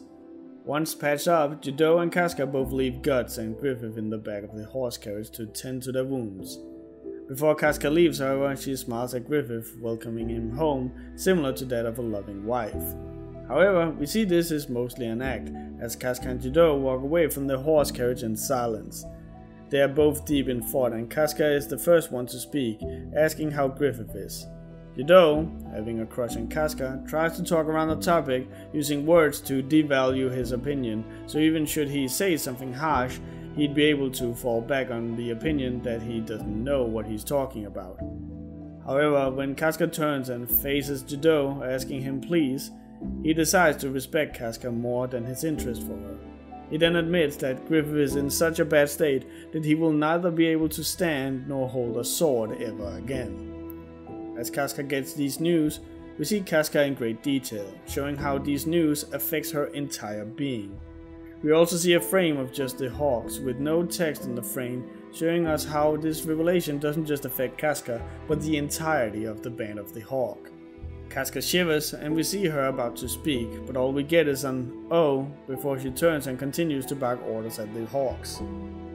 We can assume she wanted to confide in Judo and be vulnerable upon hearing these news, but instead she decides to put on a facade and be brave to help the hawks. This is why when we see her eye, which are normally some of the most detailed in the comic, they are blank and void. It's a mask. Judo continues to watch Casca but eventually frowns, realizing that this facade will not work long term. Back in the carriage, Guts is complaining, keeping the conversation going single-handedly with Griffith. He keeps talking to Griffith like this was just another day, like they haven't been apart for a year, and like Griffith hasn't been so devastated by the torture, and we can see on Griffith's face that he takes comfort in this. However, when Guts brings up the mask, you can see Griffith's mood shift and become more sullen and sad. Griffith then gestures that he wishes to wear his armor once more, wishing to feel like his old self, which makes Guts laugh. He then starts putting on Griffith's armor and even says, "There, nice fit," even though we can only assume that's a lie as Griffith is severely malnourished. Guts is trying to encourage Griffith, telling him that no matter his condition, he's still Griffith, and he'll be back on the horse both figuratively and literally in no time. As Guts puts on the armor for Griffith, we get to see how massive Guts is compared to him, and him clasping his armor from behind almost looks like he's embracing him. This is probably as close as a person like Guts has ever gotten to embrace a friend. But the world is cruel and unjust, and this wholesome moment is ruined by a wild silhouette moving towards the camp, leaving behind broken and twisted bodies in his wake. In the carriage, Guts finishes putting on all of Griffith's armor. Griffith tries to pull his sword but is too weak, and Guts just watches with a concerned look on his face. However, he tries to cheer Griffith up. As he does, he too mentions Griffith's insistence on being in a rush. As Guts tries to cheer up Griffith, we see how Griffith's eyes are no longer shining through the shade in his helmet. The light has disappeared. He knows that Guts is just trying to be nice to him, and that the White Hawk will never fly again. The moment is cut short, however, as Guts hears commotion outside and runs to help. He barely manages to get outside, however, as Wild's big hand smacks the carriage on its side. Wild grabs Griffith and holds him up high, yelling at him to summon the Grey Ones, the 4 members of the God Hand. This strikes a chord with Griffith as he thinks back to the vision he had in the prison cell. Wild is quickly surrounded by the Hawks who take aim at him with their crossbows. He realizes they have a spark of hope in their eyes because of Griffith and wishes to remove that hope, and he does so by revealing Griffith's rankled body. Casca, having tried desperately to hide Griffith's state, screams for Wild to stop. Wild, however, continues to explain how Griffith will never do battle, he'll never carry a sword, he'll never ride a horse. He won't even be able to live on his own for the rest of his life. As he says this, we see multiple shots of the Hawks, seeing how these words and the unfortunate truth of the matter is affecting them all. However, Wild is stopped in his boasting when he notices that Griffith's naked body no longer holds the Behelit. The revelation seems to terrify Wild, stuttering that if the Behelit isn't there, something will happen to him. And as if right on cue, we get an idea of what those consequences are, as Zod drops down behind him, towering above him even with Wild's huge build. Zod immediately impales Wild through the back with his horn. As he stands tall, he looks at Griffith, seeming to be killing Wild with no effort whatsoever. Wild tries to plead to Zod, saying that Griffith cannot become the fifth one, as he doesn't have the Behelit on him. Zod doesn't seem to care and rips Wild in two. After catching Griffith, Guts yells to Zod, asking him about the Eclipse and his destined death. But Zod just tells Guts he'll know soon enough and flies away. The Hawk's attention is however quickly drawn to Wild, who seems to be dragged into a vortex summoned from his wound, with demonic entities clawing at him to drag him into the void. All that remains is Wild's human form, an old man. It's rather genius that Wild never removed Guts' sword from his throat, because that way we're able to recognize this old man as Wild in his human form too, not just some random stranger.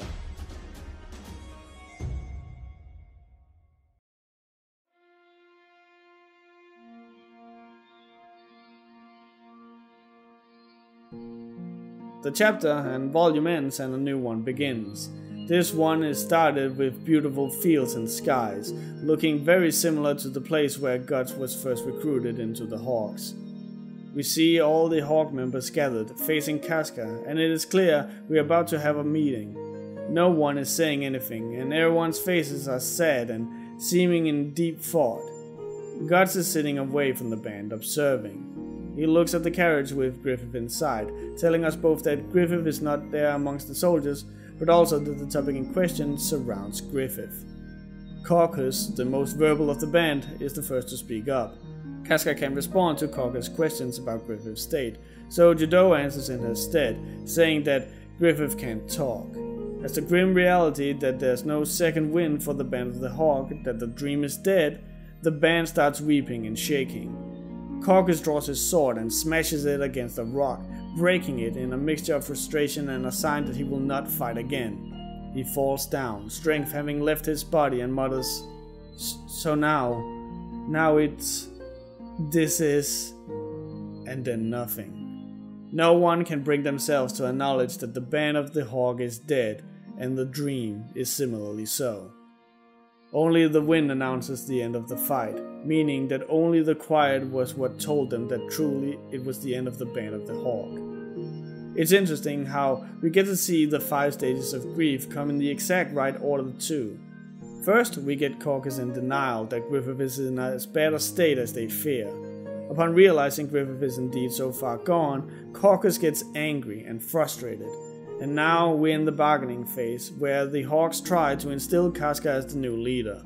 Judo however protests, protecting Casca, knowing her inability to say no should people need her. Guts notices how distressed the others are and clenches his fist and stands up, seemingly having come to a conclusion in his head. We don't know what it is, but Casca stops him and walks off. Guts catches up to Casca outside of Griffith's carriage, and the two talk about the importance of the Hawk, about how it's fulfilled everyone's personal needs, including Casca for wanting someone to be near her.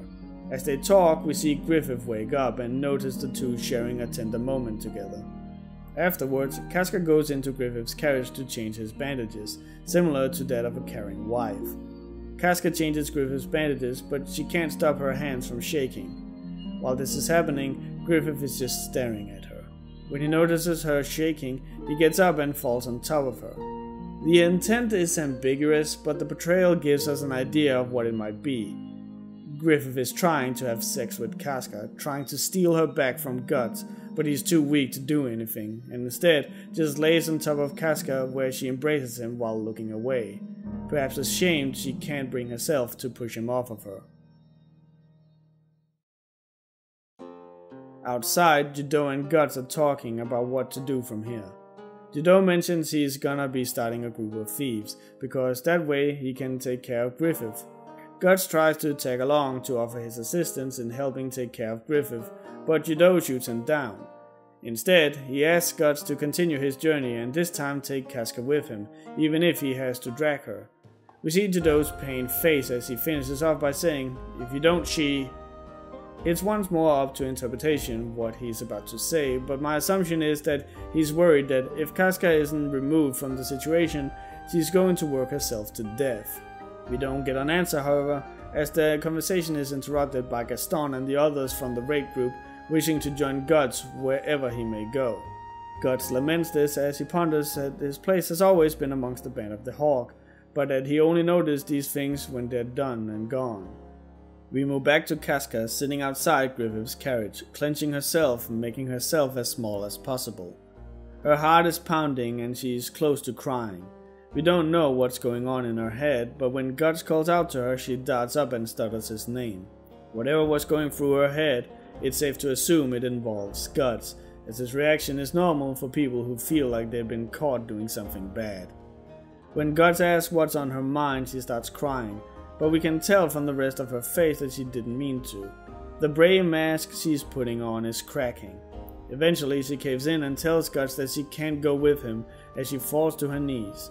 Knowing how much this is bound to hurt Guts, she falls to her knees and weeps. She says how Griffith is so small, and we see an image where you could easily be told that Griffith was but a baby.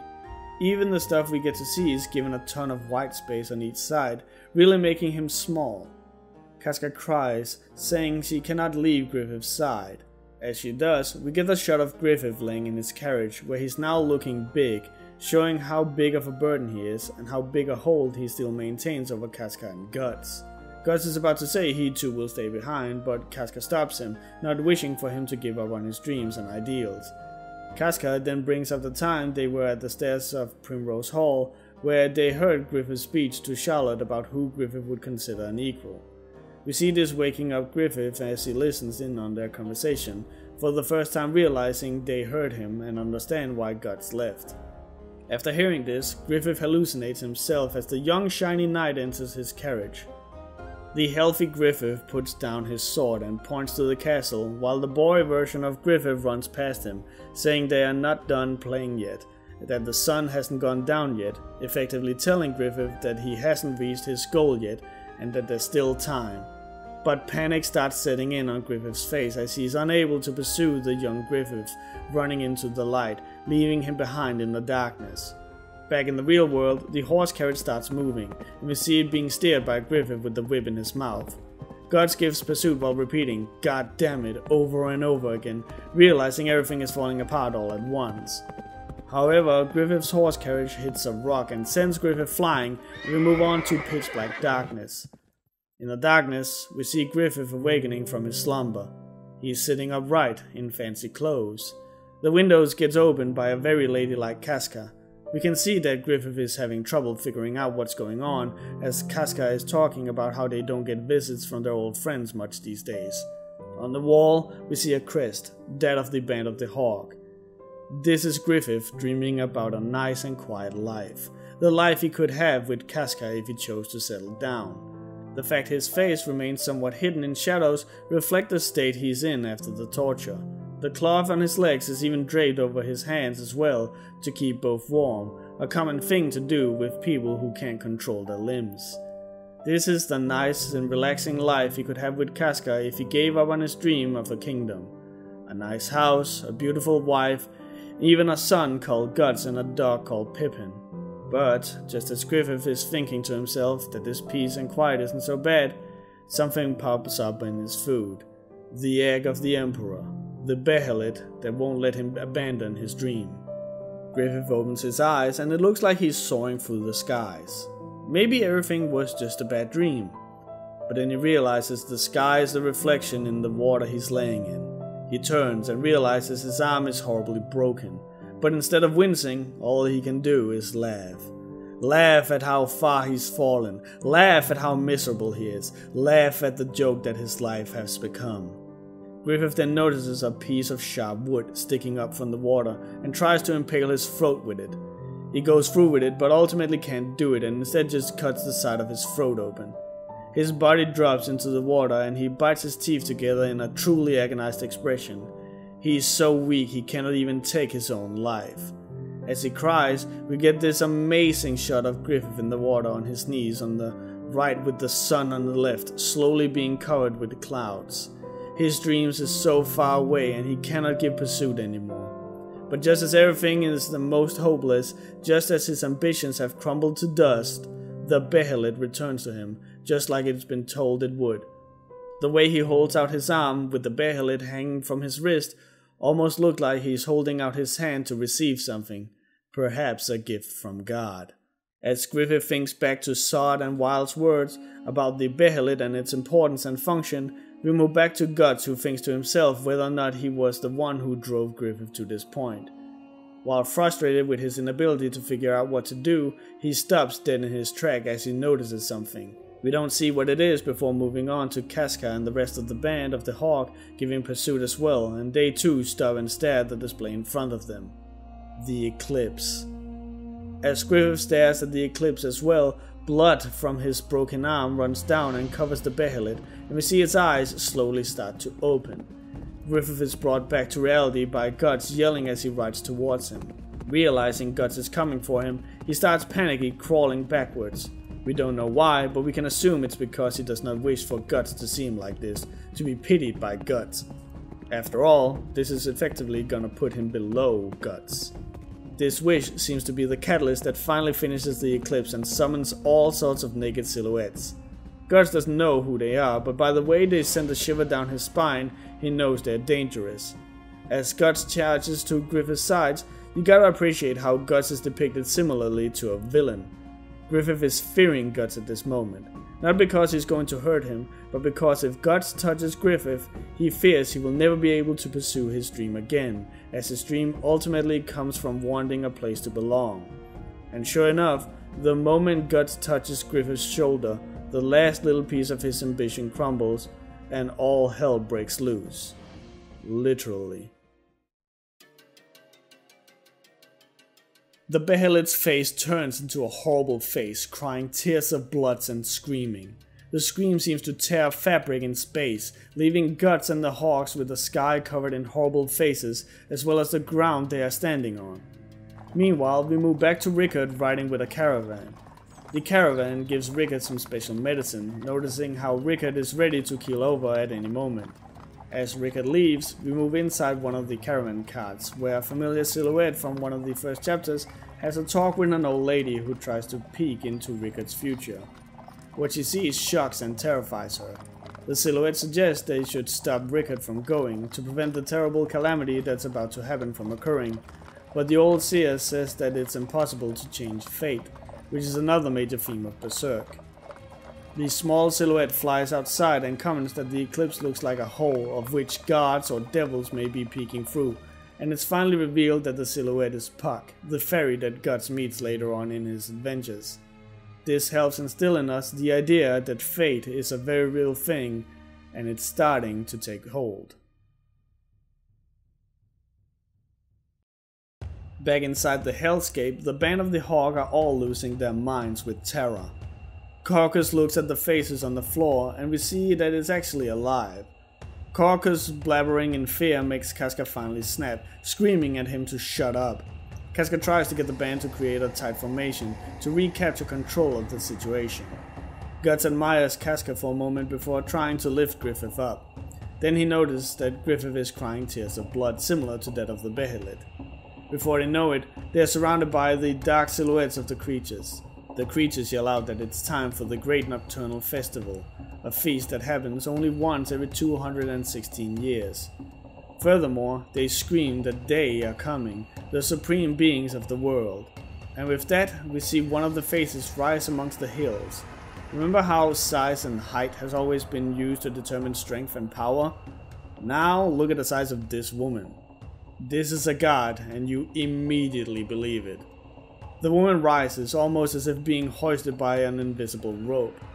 Extra emphasis is brought to her feminine curves, breast and butt.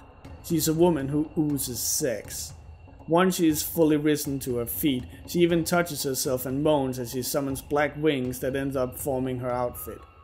The Hawks have barely gotten over the reveal of Slan, as she is called, before one of the faces from above oozes down, almost crushing the Hawk, before transforming into Ubik. Similarly, the many faces on the ground turns into a mass that ends up forming Conrad. And lastly, from the dark pit that is the Eclipse, a shadowy figure oozes out, taking the shape of the eldest of the God Hand, Void. Once the God Hand is gathered, Void speaks. He says that they've been summoned by the will of Griffith, of whom they're referring to as kinsman. Guts pulls his knife and yells at Void, saying how what he's saying is not true, that Griffith is not a demon like them, as his physical appearance is nothing like theirs. This, however, just prompts the God Hand to laugh, potentially because the demonic part of Griffith is not his appearance, but his personality. Slan admires their friendship and says that his friendship is gonna make the sacrifice that much more excellent. When questioned about it, Slan replies that Griffith will sacrifice the hawk so he may become a demon. Ubik elaborates that everyone here, referred to as the Apostles, are here because they too once used Behelids to obtain their proper forms. However, Griffith is special, as his is the Crimson Behelid, the egg of the king, which will give him the seat as one of the God Hands. As the God Hand says this, Griffith looks at the Behelid, his eyes widened in a mixture of horror, disbelief and awe. After saying how the rest of the hawks are sacrifices for the ritual, we see all the demons reacting, and we can see how it hits the hawks what exactly is meant with sacrifice. All the demons are gonna kill them, or worse. As this realization hits them, they are left with only one feeling: absolute, complete despair. As we get those words, we see the hawks staring against a torrent of incomprehensible shapes, bodies twisted and distorted and wrong. A very clever visual thing is done here by not limiting the details on the hawks. Had this been done, it could have simply been a case of taking attention away from them onto the demons, and that'd be why the demons would be so big. But that's not the case. The hawks are this detailed because they are just as important. This isn't a visual language to tell you anything or put something into perspective. The demons are just this big and are dwarfing the hawks to this degree. Guts growls at the God Hand, asking if they're gonna turn Griffith into one of these disgusting demons. However, Slan responds very matter-of-factly that they'll do no such thing, and this will all be done by Griffith's choosing. When Guts says this is impossible, Void responds that this is simply the outcome of the currents of causality. He claims that everything has been determined, that all of their lives have been preordained to bring them here to be sacrifices for Griffith. Afterwards, Conrad commands the child to be brought to the altar. As he does, the faces of the ground form a massive pillar that shoots Griffith and Guts up in the sky. Guts loses his grip and falls off, but is grabbed by Griffith, leaving Guts dangling over the abyss. However, when Guts notices that Griffith's arm is breaking under his weight, he lets go and lets himself drop. It's a nice detail that Guts is specifically the one to grab a hold of Griffith's hand and not the other way around, as Griffith would obviously not have the strength to hold on. Guts carves his knife into the side of the pillar, stopping his descent, and leaves him staring up at the pillar that now has taken the shape of a massive hand, reaching out to grasp at the eclipsed sun. Once more, the sun and moon are the visual language for dreams in this comic, and it's never been more apparent that by obtaining the power of the God Hand, reaching one's dream is more than possible. One might even say that it's within reach.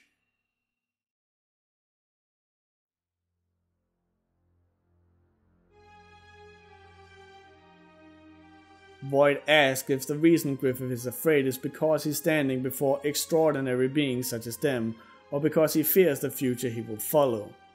Ubik flies down to Griffith. As he talks, he's constantly hovering upside down, showing his playful nature. As he wishes to bring Griffith back in time to make him realize what brought him here, we get our most excellent transition by zooming in on Ubik's glasses that'll eventually become two white circles and then finally turn into two arcways. While this happens, he says that this is not an illusion, it is the reality within your conscious realm. As the young Griffith runs around, we see every scene accompanied with a gong from the bell tower.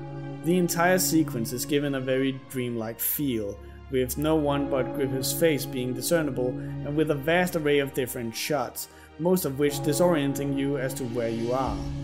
For example, it breaks the 180-degree rule constantly by having Griffith run to the left, then the right, up and down. Eventually he reaches an old lady at a spinning wheel who gives him directions. As he moves into the dark alleyway, we get a close-up of the wheel spinning. Void already specifically used words such as thread and cloth to describe fate, and so this is telling us that fate is in motion and being spun.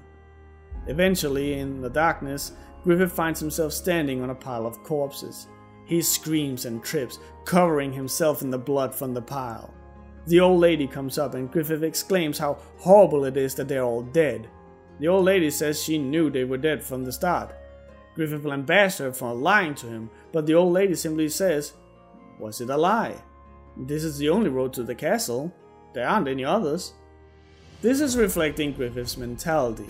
The old lady never said there would be corpses, but she speaks as if it's common sense, similar to how it's common sense that if Griffith wished to get his own kingdom through war, of course there would be a lot of corpses. Griffith knew there would be a lot of death for him to reach his dream, but did not wish to confront the harsh truth. The little boy who died approaches Griffith, asking him to bring his toy with him to the castle, but Griffith refuses as the boy is already dead. As he comes to this realization, the shading is in such a way that it looks like Griffith is submerged into darkness till the both of them are finally surrounded by it. Here he hears the cries of his men wishing to go with Griffith to the castle. Griffith cries and screams that he can't take them with him because they're dead. The old lady appears once more, asking if Griffith isn't directly responsible for what happened to them, asking if this would have happened if Griffith had never said that he would go to the castle. When we before were tackling Griffith's carelessness to his goals, now we are tackling his regret for the ones who have fallen as a cause of it. As the old lady speaks, the pile of corpses turns into a road, showing that the road Griffith has walked has been on the backs of those who have died for him. Eventually, she says that if Griffith wishes to go all the way to the castle, the pile of corpses needs to be way bigger, showing this as if it's a staircase to the castle. As doubt takes over Griffith's mind, his body starts to decay. The old lady lambasts Griffith that if he was gonna regret all of this in the end, why even go through all the trouble in the first place? Why was he not content with just looking at the castle from afar? Griffith can offer no answer to these questions. The old lady keeps yelling at Griffith until he realizes that he knew all along that people were gonna die for the sake of his ambitions, and that was the price he had to pay to reach his goal. He uses the words said by Guts earlier to spur him on, as he realizes that if he stops chasing his dreams, he'll end up like the corpses he's piled up to step on. He's further spurred on by the old lady, who is now revealed to be Ubik and Conrad in disguise, encouraging him to pile on more corpses. This just goes to show that they are picking and choosing how Griffith perceives his own feelings.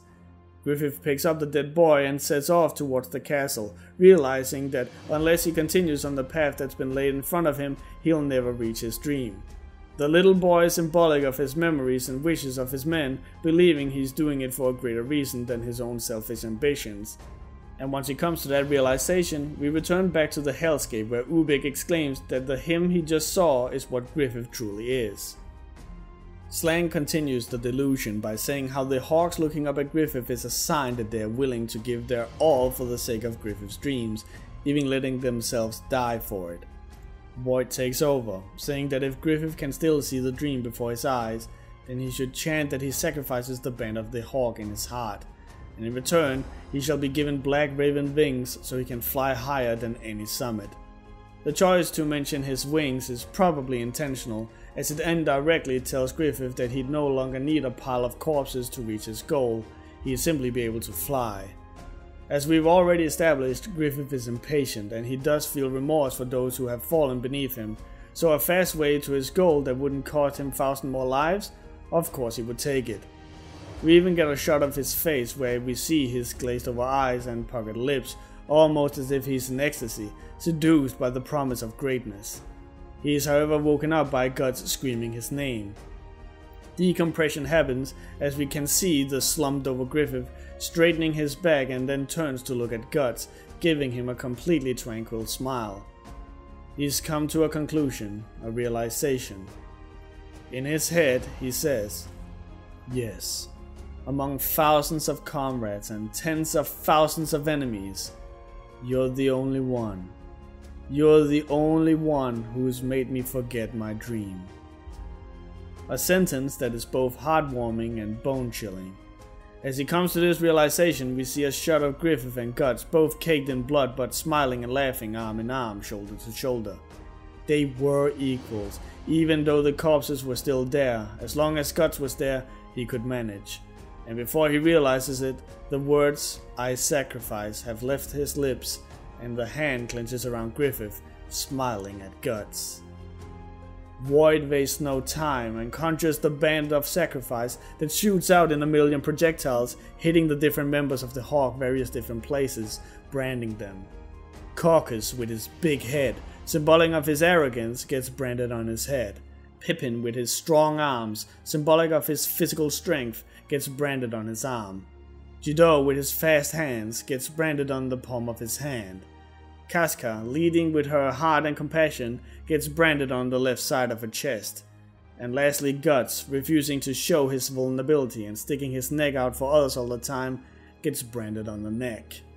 With this, the brands are in place, and the group of demons from earlier are now in a frenzy, as shown by all of them being drawn with crude, grungy lines.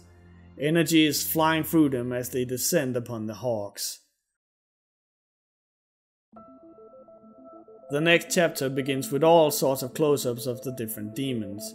All the shots are open compositions, meaning you don't know where the monster begins and ends, making your ability to understand what you're looking at much harder, and thus making the demons much more alien.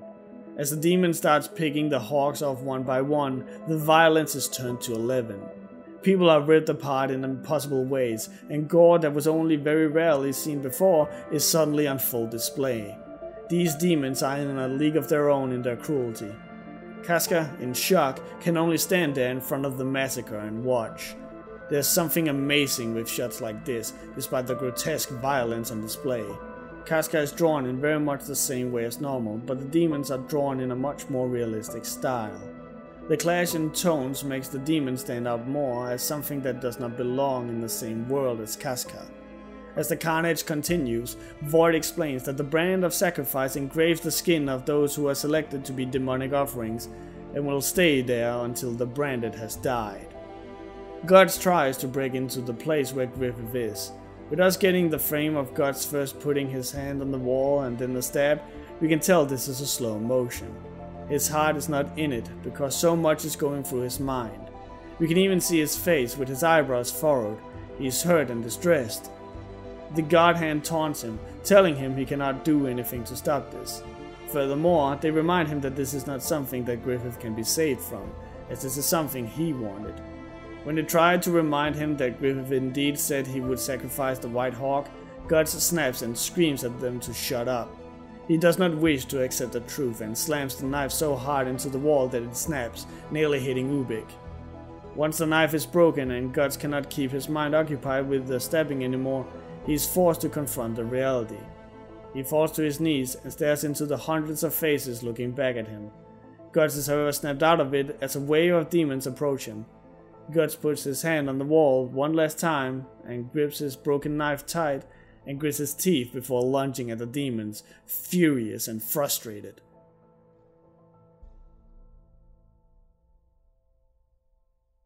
Outside, Rickard is making his way to where the band of the Hawk should be.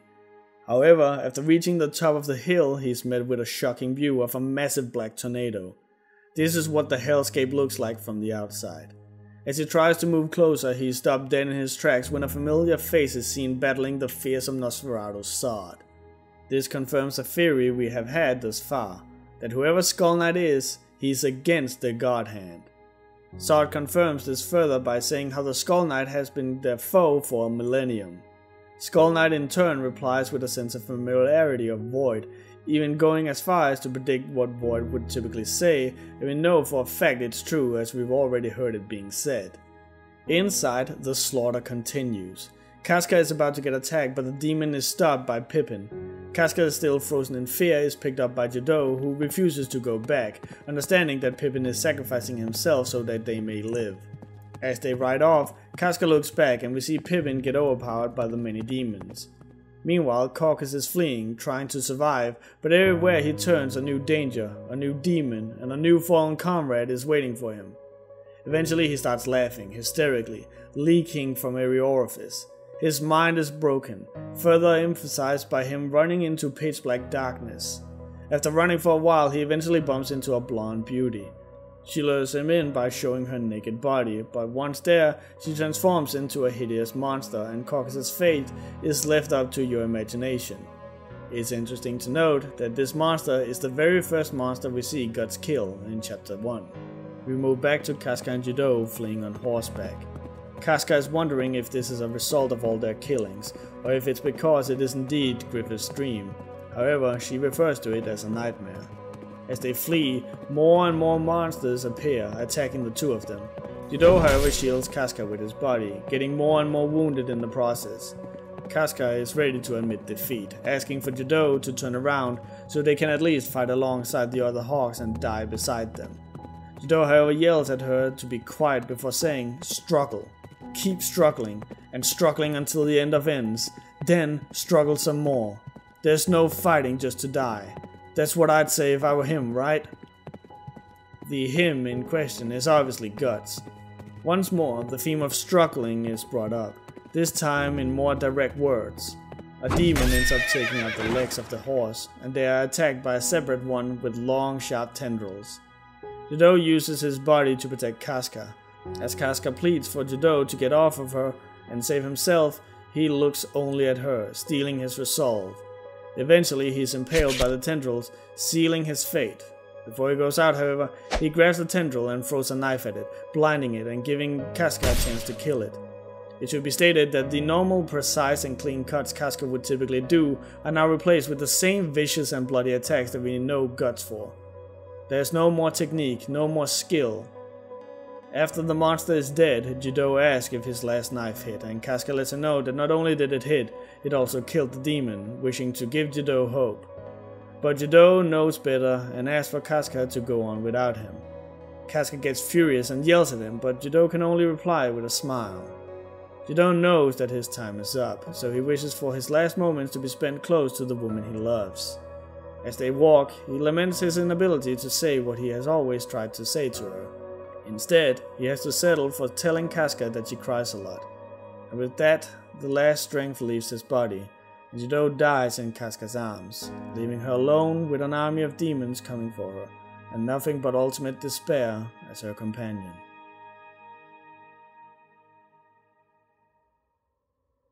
Meanwhile, Guts is fighting for his life on top of the hand. His style is truly wild. Not only does he use the horns of the demons to kill other demons, but every time he's knocked back, he gets right back up for more killing. He knows he cannot sit still for a second, both because if he does, he'll die, but also because if he does, he'll have time to think. Think about his best friends sacrificing him and all his friends for the sake of power. As Guts fight, we see something or someone being submerged in darkness. It's easy to tell this is Griffith's perspective as it's removed from all the cruelty going on. Nothing's going on the pages, giving us calm and serenity. Every frame only has at most 4 words on them. It gives us the ability to relax. Our brain can relax as it does not need to process an assault of imagery and text like it's been up to now. But the serenity is interrupted by a flow of dead people being ripped apart. There's something genius about the portrayal of this, as the curvature of Griffith's head and the shade of black used helps giving the idea that the bodies, the act of murder and sacrifice, makes up Griffith. This is further emphasized in the next page, where we see Griffith's featureless body literally taking the shape as a result of the death. Through this, we can tell that there's a direct correlation between the sacrifices of the hawk to the rebuilding of Griffith's body. As Griffith sinks further, he realizes he doesn't feel a thing for sacrificing them. He descends further, and eventually he is met with splashes of water that turns into behelids. A voice tells him the behelids are splashes, droplets of ideas that have spilled from the sea of eternity, summoned to the other world. Eventually, something appears from the darkness. We cannot tell what it is. All we can tell is that Griffith recognizes it as God. Griffith is eventually welcomed by the entity that introduces itself as the idea, the desired God, the idea of evil. Around them is a spiral of feelings, distorted faces with all sorts of expressions. The god explains that all humans have a common consciousness that transcends individuality, the dark side of their collective consciousness as a species. This is what created God as the ego of this world.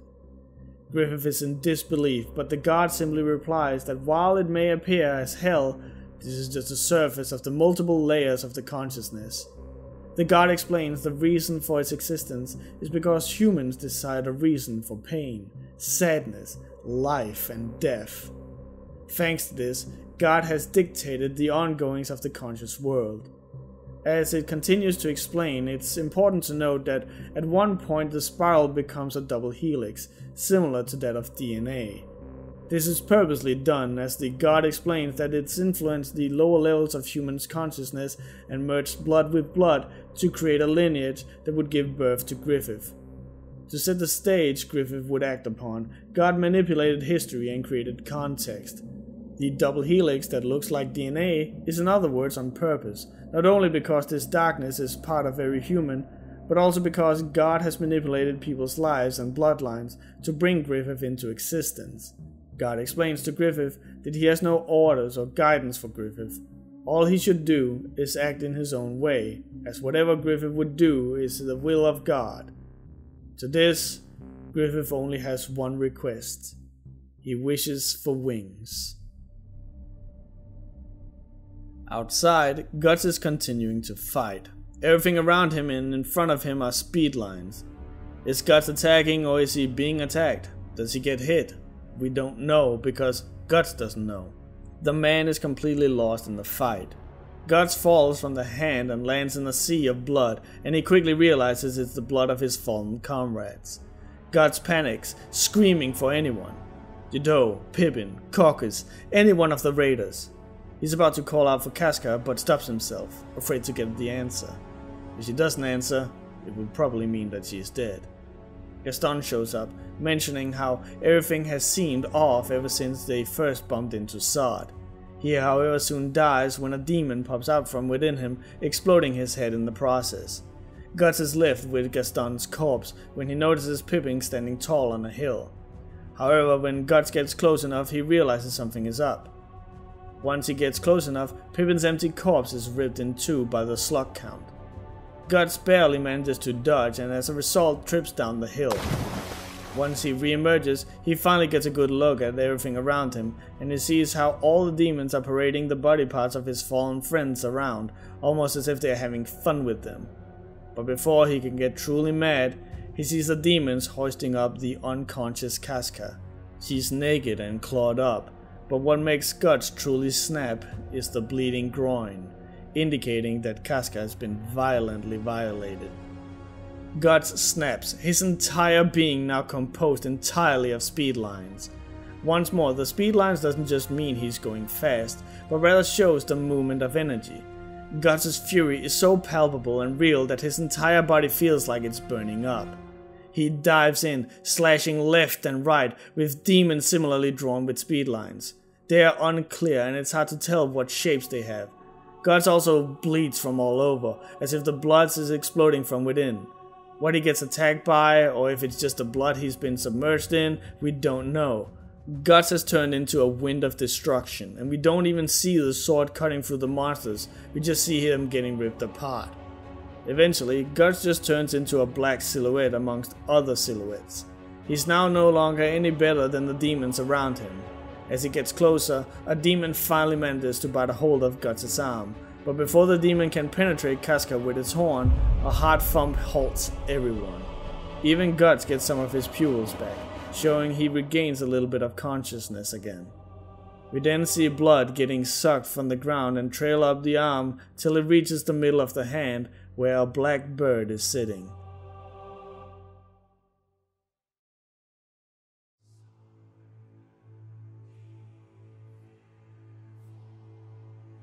The black bird emerges after being called upon by the God Hand and being named Femto, the Wings of Darkness. The blood cakes the body of the being and the head opens up, similarly to that of a baby bird crying out. This entire process is purposely made to look like a birth.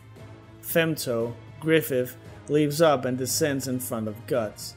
His descent is void of any dust or disturbance of wind. This shows us he lands impossibly gentle. Ever since Griffith's rebirth, no sound effects have been on any frames or page. The same soft and smooth character has now reached his peak, but we know it's still to be Griffith by the way he looks at Guts. Without saying anything, without breaking eye contact, he summons Casca to his side, and then the uncomfortable scene happens. Griffith starts violating Casca in front of Guts. He keeps his eye open the entire time, showing yet again he's not doing it out of pleasure, he's doing it for a reason. This time to show Guts that he's taking her back from him, that he can do so because he has the power. It's not something he does out of affection for Casca, it's something he does to hurt Guts. Guts tries to free himself from the jaws of the demon, but after his sword breaks on the hard shell of the demon, he opts to cut his own arm off. While this is happening, Casca's assault is shown in graphic disturbing detail. We get to see it all. Every grab, every touch, every thrust. This is not Miura who has a fetish. It's to make you uncomfortable. You're put in the same shoes as Guts. Just as he is forced to look at this, so are you.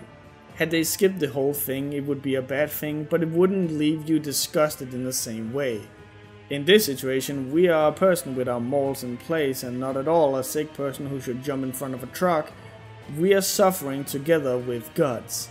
We don't want to see this, nor does Guts. He's frothing around the mouth with tears streaming down his cheeks as he's being pinned down by demons. And the last thing he sees is Griffith finishing inside Casca and discarding her like a broken toy, before his eyes gets gouged out by the talon of a demon. Not once did Guts look away, as he's a man who, whether he wants to or not, looks evil in the face. Guts lets out a wail in agony and anger, and the eclipsed sun shatters like glass, and through the shards comes Skull Knight. He wastes no time before swinging at Void, showing that this was his main intention from the get-go. However, Void blocks the attack without as much as moving a muscle, showing his insane power. Skull Knight, however, spends no time in trying for another attack, as he rides in towards Femto. As he gets attacked by demons, they just sort of come apart. There's no blood, no gore, making it look much more mysterious and otherworldly, as if he's taking apart beings of clay. Femto tries to stop Skull Knight by creating a ball of intense gravity that rips the demons apart, showing how to Femto they mean nothing. He does however miss Skull Knight, which we can see puzzles and confuses him as he looks at his hand, pondering about his new abilities. Skull Knight picks up Guts and Casca, and Griffith once more readies his hand to crush Skull Knight, but after seeing Guts he stays his hand, choosing not to attack. As the Skull Knight escapes with Guts and Casca, the God Hand pays him no mind and instead celebrates the coming of Femto, and with him the beginning of the Age of Darkness.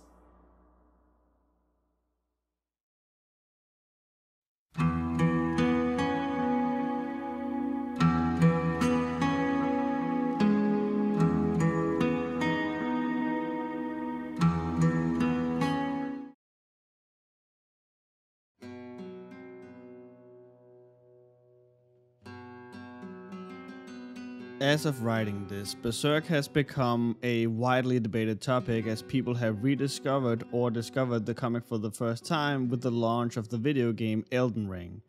And every time Berserk resurfaces, there are new people who will start reading and get shocked and agitated by the brutality on display in Berserk.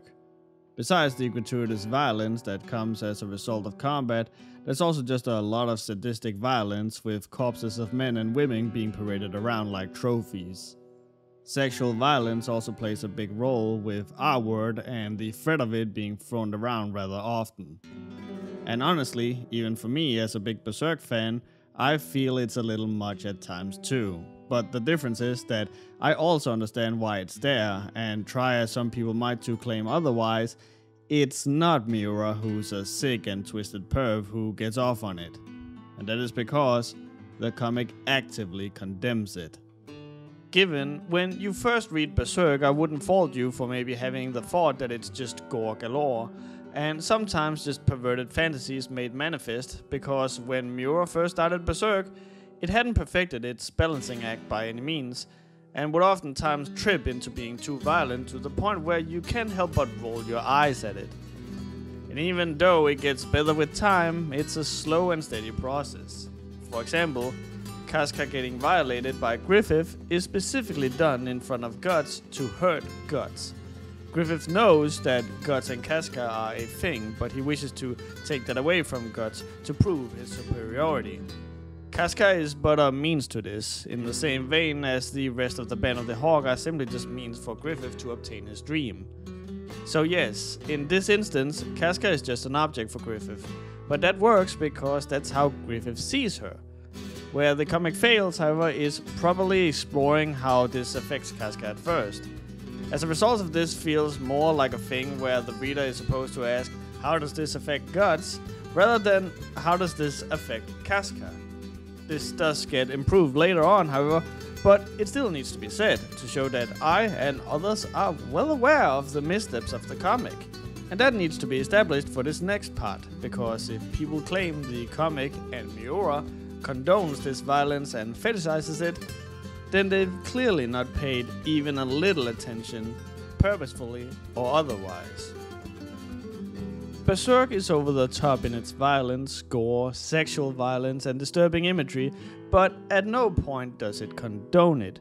You can absolutely have themes in your work that you don't condone, but are still functional to drive your plot and meaning forward. The reason for all the dark themes of Berserk is to establish the world that Guts and his crew are a part of and are fighting against.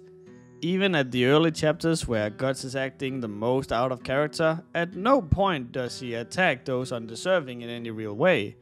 The violence happens around Guts and his crew, and as a result, they react to it with the necessary amount of force needed. It's not like Guts is kicking down the door of some helpless girl and violently no-nos her. After all, we're supposed to be rooting for Guts, so in turn, it's his actions we're supposed to condone and respect, not that of the villains. Now the question becomes, does Berserk need these dark things within it? Well, yes. Berserk is at its core about struggling against an unjust and cruel world. I have said as much several times throughout the video by now. You can't have that theme be a thing if the world isn't portrayed as unjust and cruel.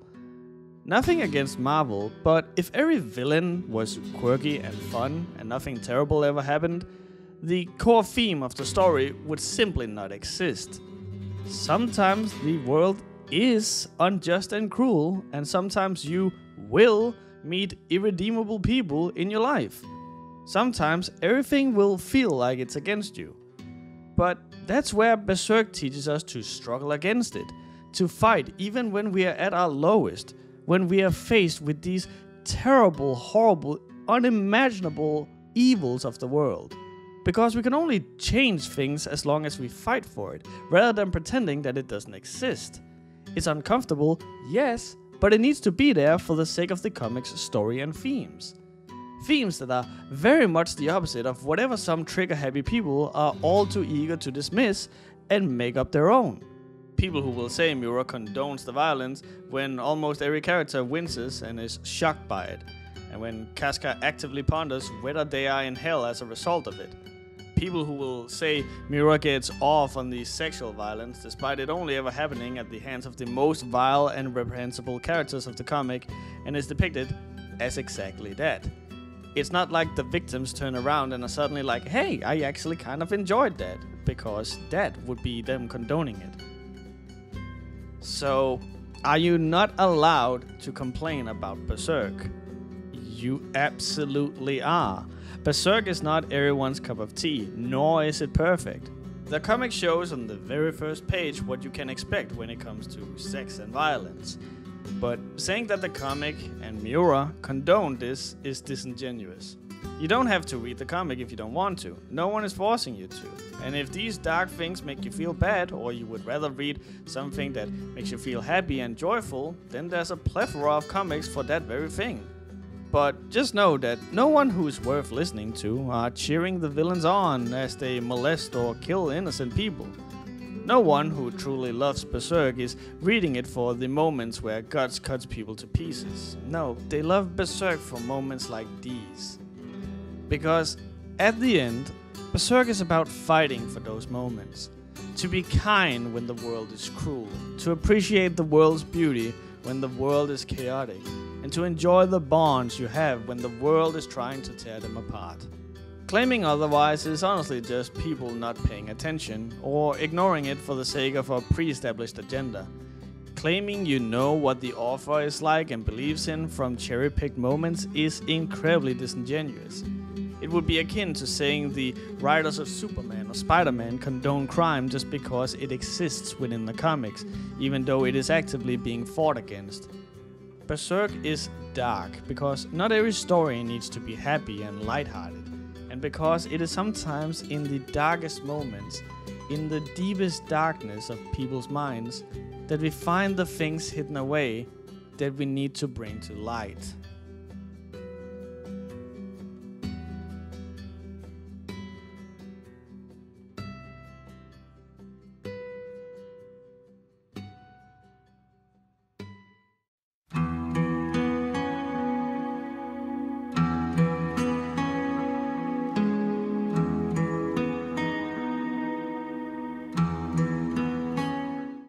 Outside, Sod is attaching his horn and limbs again. Rickard is just watching from afar, but all of a sudden Skull Knight appears with Guts and Casca. He seems to at first be caught off guard by the presence of Rickard, but after noticing the shimmer from Rickard's pouch, he states that Casca and Guts are not decided to die yet, as Rickard holds the means for their salvation. Sod tries to interfere, but Skull Knight politely asks for them to postpone their battle. At first, Sod is unwilling to do so until he spots Guts and laughs at the interesting prospect his survival brings with it. There's now no doubt that there's some history between Skull Knight and Sod. As Skull Knight rides away with Rickard, Guts and Casca, Sod remains behind, yelling after them. "Show me now how it is you'll struggle as no more than a man through the world of darkness, in the wilderness of the dead that extends before you, branded swordsman." We get a double page spread only so Miura can show the Band of the Hawk riding proudly in a fine line. Them riding in a line like this makes them appear more royal and organized, when we've before seen them having no qualms riding in less than an orderly fashion. But this makes them seem more grand, more royal, greater. And that's because this is a dream sequence. We can tell by none of them having any facial features, and they're cloaked in shadows, even when Guts, who runs alongside them, warning them not to go a certain way, is not. He calls out for them, yelling at them not to ride ahead to what looks like Midland. His "don't go" becomes double entendre, both meaning for them not to go to Midland, but also not to leave him. That's a cool thing done with the perspective that's subtle, and I won't blame you for not picking up on. But as the Hawk disappears further and further away, it's not that they ride into the horizon, but actually floating up in the sky, as we can see by the perspective switching between what Guts sees and what the Hawk sees, and the perspective we see Guts in becomes higher and higher till he's nothing but a black silhouette and no one can make out what he's yelling anymore. Guts wakes up. Another genius conveyance piece is that we don't fully see Guts right away. We can see the small little figure is him, but everything else is the environment around him, which helps give us an idea of what it's like for Guts to wake up. We see the bird in the sunlight, we quote-unquote hear the sound of the water, and we see the small crystals that are bound to stand out when scanning a room. Only when we get an idea of where we are, then we see Guts. It's like waking up from a deep slumber somewhere you're not used to sleeping, and you for a moment have to take stock of where you are, and Miura catches that feeling perfectly. A shadowy figure descends the stairs. Her face is completely gone, hiding her completely. Not even Guts knows who she is. Or rather, he doesn't right until she slips, and you can tell this is what gives her away, as once she does, that's when she's no longer shaded that way, and way more details are shown of her outfit. It's Erika, and this entire scene is just a perfect sign that Miura is a master of the craft. We have just seen the darkest, saddest, most messed up thing possibly ever depicted in a manga. And how does Miura follow it up? With slight comedy. A story cannot live on a single tone. Even the darkest horror needs moments of levity, and even comedies need moments of seriousness. Erika tripping and ending up with her shoe on her head that even flies off later when Rickard cuts in line to tend to Guts helps bring levity to the story. It's like a fresh breath after holding it forever. It furthermore helps juxtapose where we've just been. Us getting levity and comedy helps really nailing home that as messed up as the world is, it leaps and bounds better than whatever demon world we were just in, and we are no longer in that demon world. Guts inquires as to where he is, and Rickard and Erika take turns in explaining to Guts that he's been out for 4 days, and that they are currently in Goto's ore cave. Just a quick little aside, but I love the little snippet of storytelling Miura does with Erika here. First, she trips and loses her shoe, which ends up on her head. It then later falls off her head.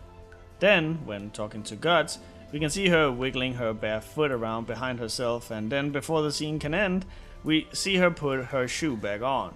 It's just such a nice little detail that really helps not just sell the world, but also tells us about the energy and personality of Erika, a character that up to now hasn't really been fleshed out a whole lot. When Guts hears Rickard inquire about the others, Guts springs awake and we get a look at just how severe his injuries are, with practically only his face being uncovered by bandages. And even that is only half true as they're draped over his right eye.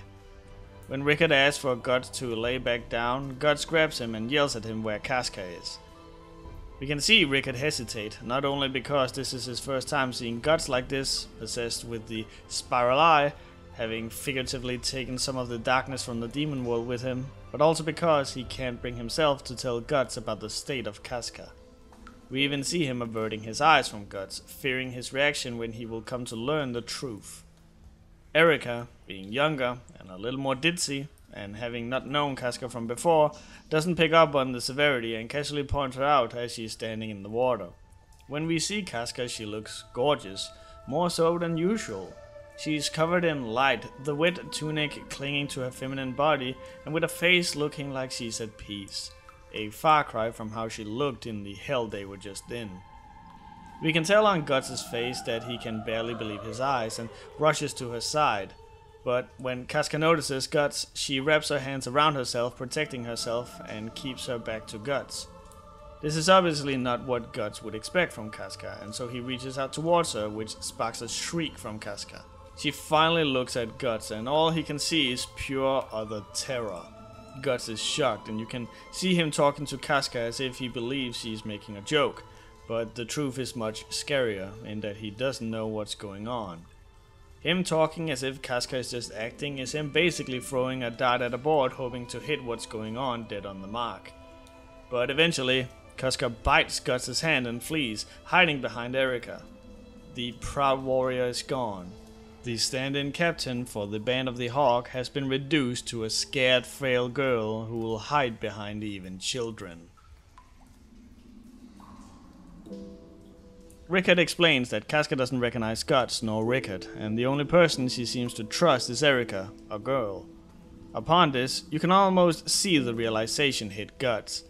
The reason Casca only trusts girls is because of what Griffith, a man, did to her.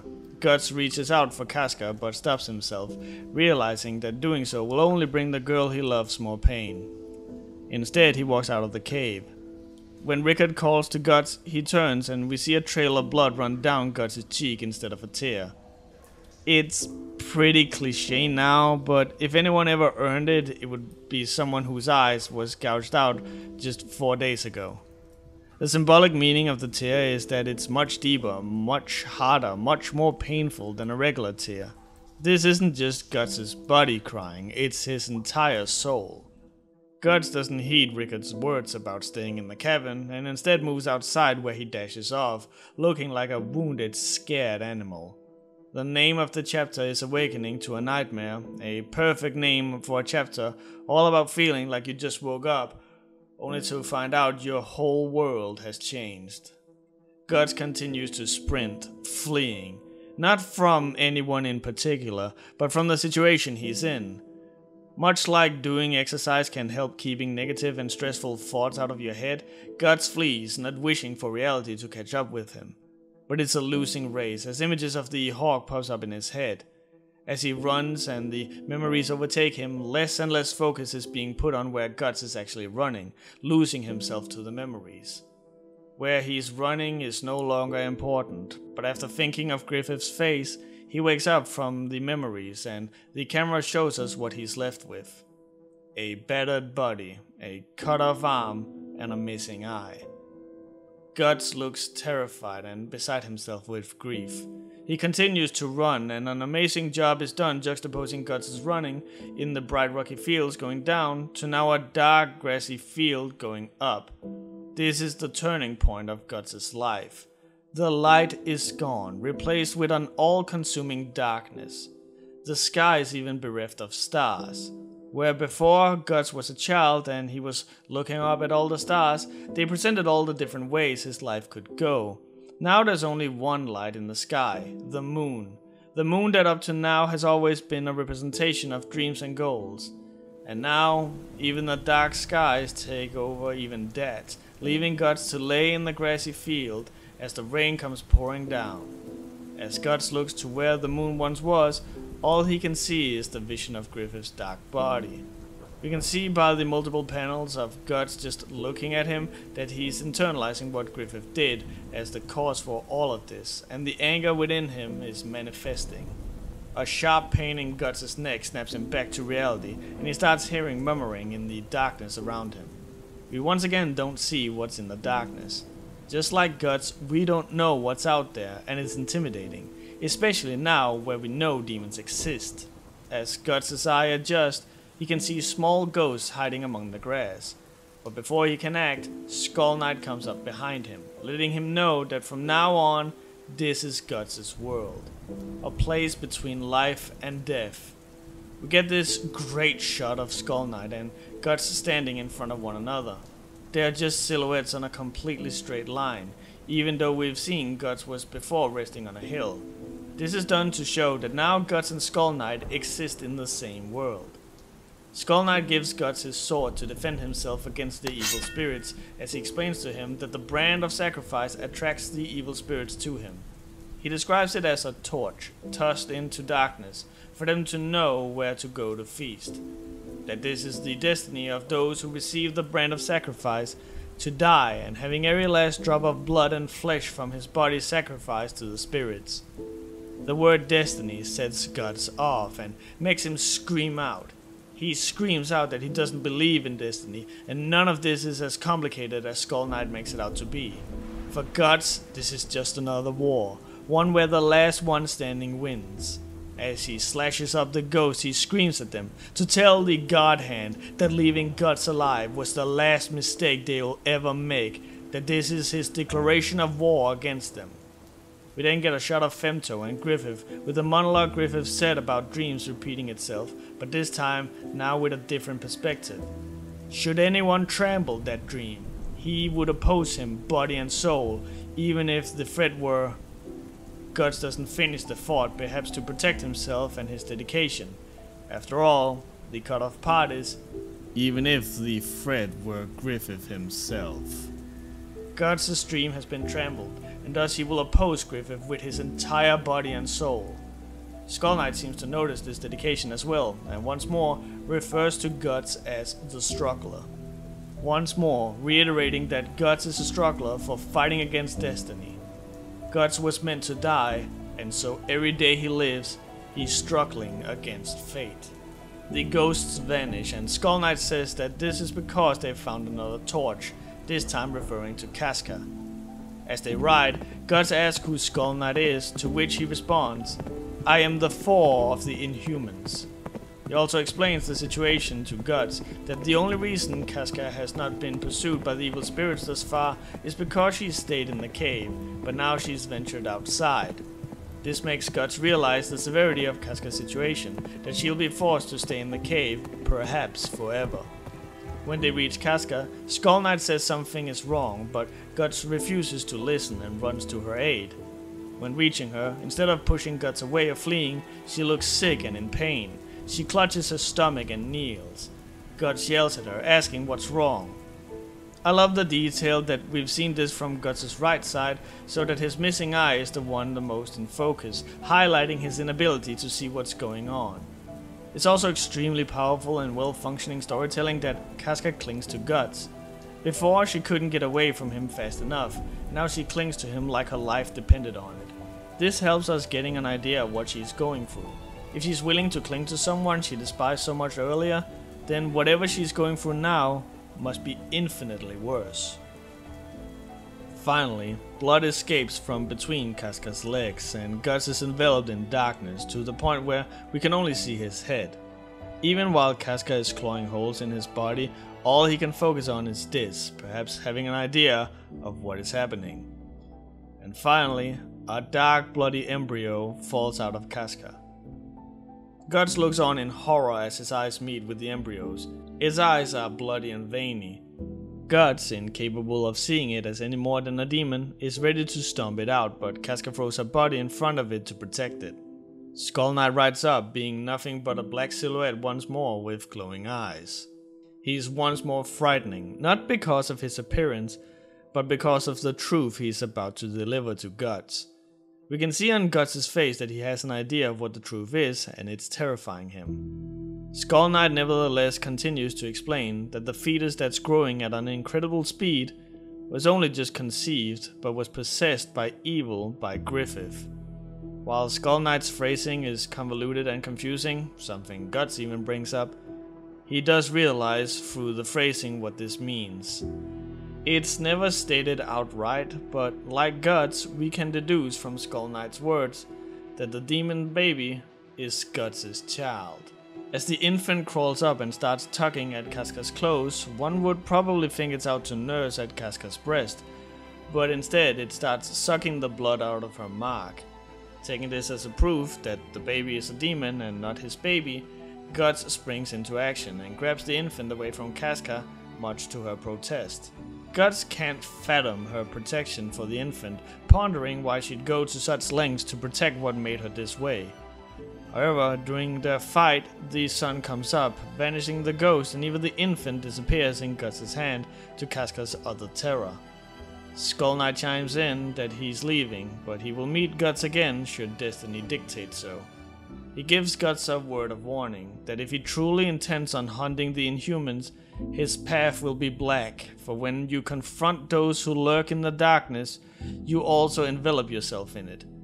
And he finishes it all off by once again calling Guts Struggler. The next chapter starts with a horse carriage almost running over this petite little guy. Every shot really helps highlighting how small and insignificant this guy is. We almost always look down on him, as well as see his full body in frame. We even get shots like this where he only takes up the bottom of the frame. This is not someone you should fear, or at least, that's what the comic wants you to believe. Back at the smithy, Erica and Rickard sneaks their way inside Godot's armory. Here they find various different armaments that Guts would later go on to wield in the comic, as well as other stuff such as a chastity belt and mask. Once more, when Rickard and Erica are on stage, the humor is dialed up, helping us get a feeling of the energy of their youth and childlike state of mind. However, during their pillaging around, they stumble across the now legendary blade, the Dragon Slayer. Godot enters the armory, telling the story of how the king asked for a blade that could kill a dragon. In an instant, and in such a throwaway line, we find out that Godot's much more than he appears to be, having smithed equipment good enough that a king would commission him for it. He also mentions how he's gotten tired of working for nobles, so he opposed the typical preferences of nobles when making it. A sword made in defiance with the explicit intent to kill. Godot mentions how he lost himself in the work, that even if anyone could handle the sword, it'd only be a hindrance. He has, as of such, kept the sword as a reminder. We move on to Guts, standing in the same river in front of the waterfall he used to practice in earlier. His eye is cold and focused. We get a look into his view on how he sees things, including how the right side is blacked out, due to him missing his eye. we see a fish start swimming upstream, and we once again see things from Guts' point of view, seeing that he should be completely unable to even know there's a fish there.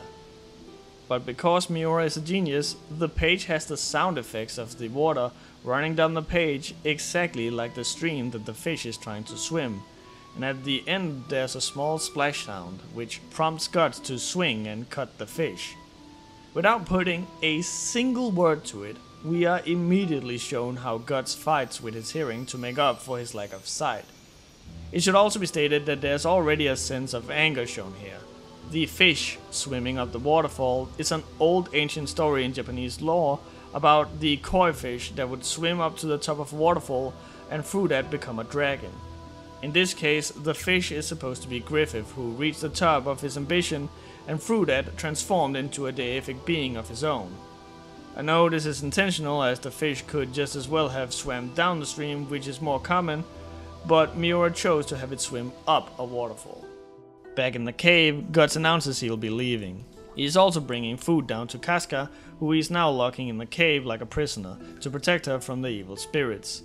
We can see this captivity greatly angers Casca, but Guts is trying his best to close his heart to it, looking stoic and cold. Guts mentions how this is an improvement that's been a month in the making, giving us an idea of the time that has passed. Casca spills soup down herself, and Guts tries to strip her of her clothes to make sure she doesn't hurt herself on the soup. Casca, scared of a man's touch, tries to push him away, and in the process tears the front of her dress, revealing her breasts. She's given a massive frame as this visual hits Guts hard. When we see Guts again, his face is hidden, showing that the Guts we're seeing now isn't the Guts we know, that something is coming over him. The girl of his dreams is there, practically naked, and Guts clearly lusts for her. However, he's brought out of the moment when Casca pushes him away and flees, banging on the door and screaming. Guts clutches his face and collapses, and we see him being incredibly small in a small circle of light as the sound of the door being banged echoes around him. This is to show that Casca may be physically trapped, but Guts is emotionally trapped. He can't even hold the girl he loves anymore, and it's agony. The next day, Guts starts donning his armor. Rickard helps him with his armor, both because Guts can't do it with only one hand, but also because this is a big moment of Guts finally picking up his iconic armor. And so the young boy helping the man with his armor is supposed to portray the image of a squire helping a knight don his armor before a big fight. Rickard and Erika bring Guts his metal arm, and I know it's probably just the translators having some fun, but I love how Guts calls the artificial arm groovy, an obvious reference to Evil Dead, where Ash mounts a weapon to his stump as well. Guts doesn't get to try out the armament in his arm as Godot appears. Once again, this prompts a comedic reaction from both Rickard and Erika. It's great because, from reading the beginning of Berserk, we know there's a cannon hidden in the arm, so even though we haven't seen it in action in all of the Golden Age, we understand why the two are so hyped to see it in action. Godot gives Guts a sword, saying it's a damn fine piece of work. To test it, Guts practices cutting a different sword in half. An interesting note is that he doesn't just cut the sword, but also cuts the point of the anvil, and it doesn't even put a dent in the sword. They are however interrupted when a familiar face is seen sniffing the ground. It's the tiny man from earlier, this time taking up all of the frame. Now he's a threat, cause we know what he is. When we later see him in the door, he's still small, but his shading is menacing, and in the last frame of the chapter we see his face similar to how it was earlier, but this time he's taking up all of the frame rather than just the bottom part. We've established he's a demon, so now we know he's not just some random guy. This is a threat. The next chapter begins, being called He Who Hunts Dragons, a reference to what Godot says earlier about dragons being dragons because humans can't kill them. This effectively refers to the demons Guts hunt, to dragons, unkillable monsters. And sure enough, when we see the man transformed, he's now so big we only barely get his legs in frame, a stark contrast to his small frame before. The demon is now so big he can't even fit in any of the comic's frames. We get a shot of Guts' face. He's once more drawn with crude shading and everything around him is black, only filled with the sound of Guts' heartbeat. As Guts says it himself, his urge to kill is blacking out any fear. This is Guts' first time seeing an apostle since the Eclipse, so he has a whole month of build-up anger and frustration to take out on him. As a result, we get this iconic picture. There's something so amazing about this picture that's hard to put a finger on.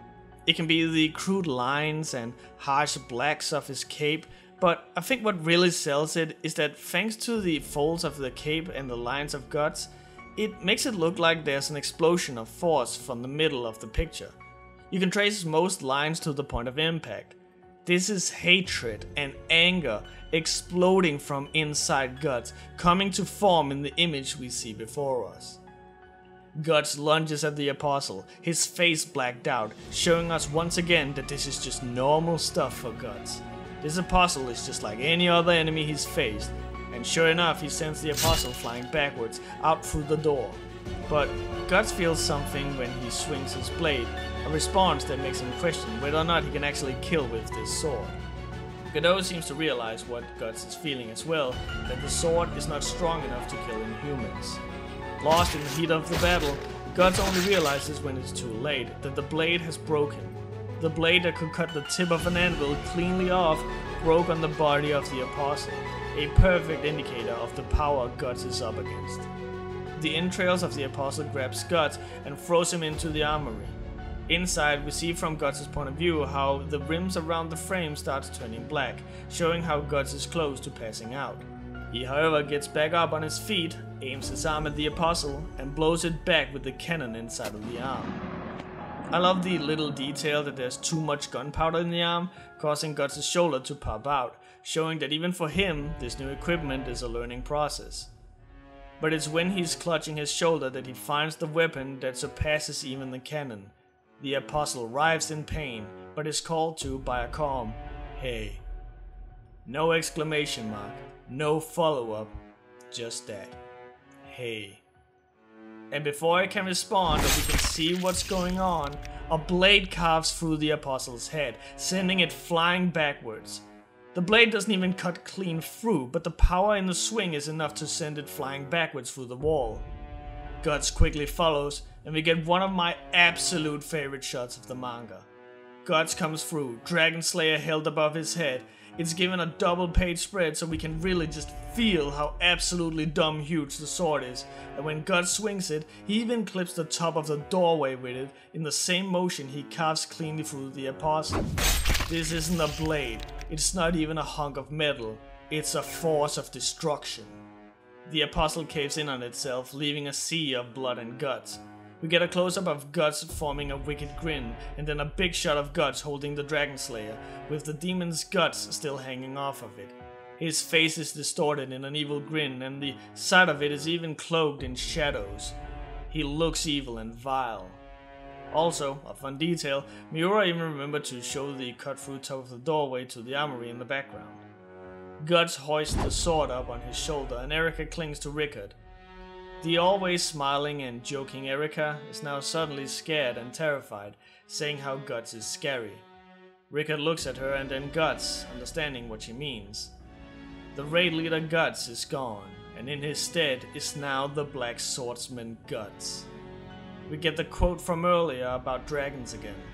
Dragons are dragons because humans can't beat them, only this time followed up with, "So what's a man who beats dragons?" Indicating that Guts is in a league of his own. In the outskirts of Godot's fields, Rickard, Erika, and Godot say goodbye to Guts.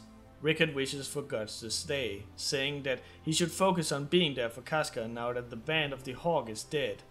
Guts corrects Rickard, telling him that the Band of the Hawk isn't gone yet, that they, meaning Rickard, Guts, and Casca, are still there. And because of that, the war isn't over. This is Guts' very straightforward, yet not forward at all way of saying that he cannot leave things unfinished. Guts even reasons that Casca's the captain, so she's meant to stay back, while he's the raid leader, so it's his job to attack the enemy's camp. But as he leaves, he thinks to himself, revenge, war, Maybe any reason was good enough.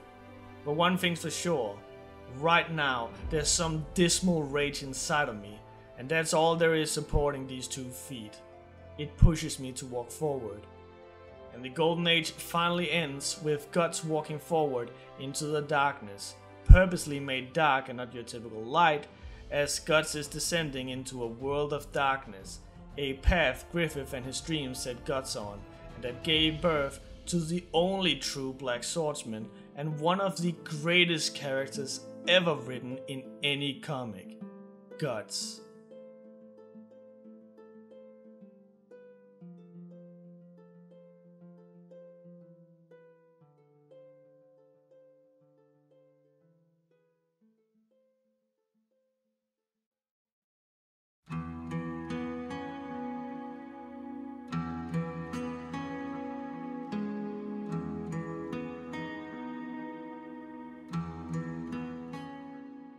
So here we are.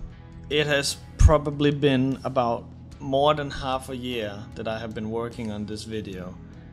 Through this time I have gotten a job and lost a job. I've even, as you may be able to tell, gotten a new microphone in the entire process. There's just been so much to talk about. The hardest part about summing up the greatness that is Berserk is just to find a place to start. Throughout my video, it should be obvious that Miura is a beast and a half when it comes to visual storytelling. Miura's art is uncompromising, oftentimes giving entire pages or even spreads to what most people would consider non-important things, simply because the alternative would be to compromise the storytelling of it. When the band of the Hawk enters Midland, Miura didn't have to make such a spectacle of them returning from battle that he even included minute details such as the monks coming out of the church wearing robes. But the name of the game with Miura's work is uncompromising.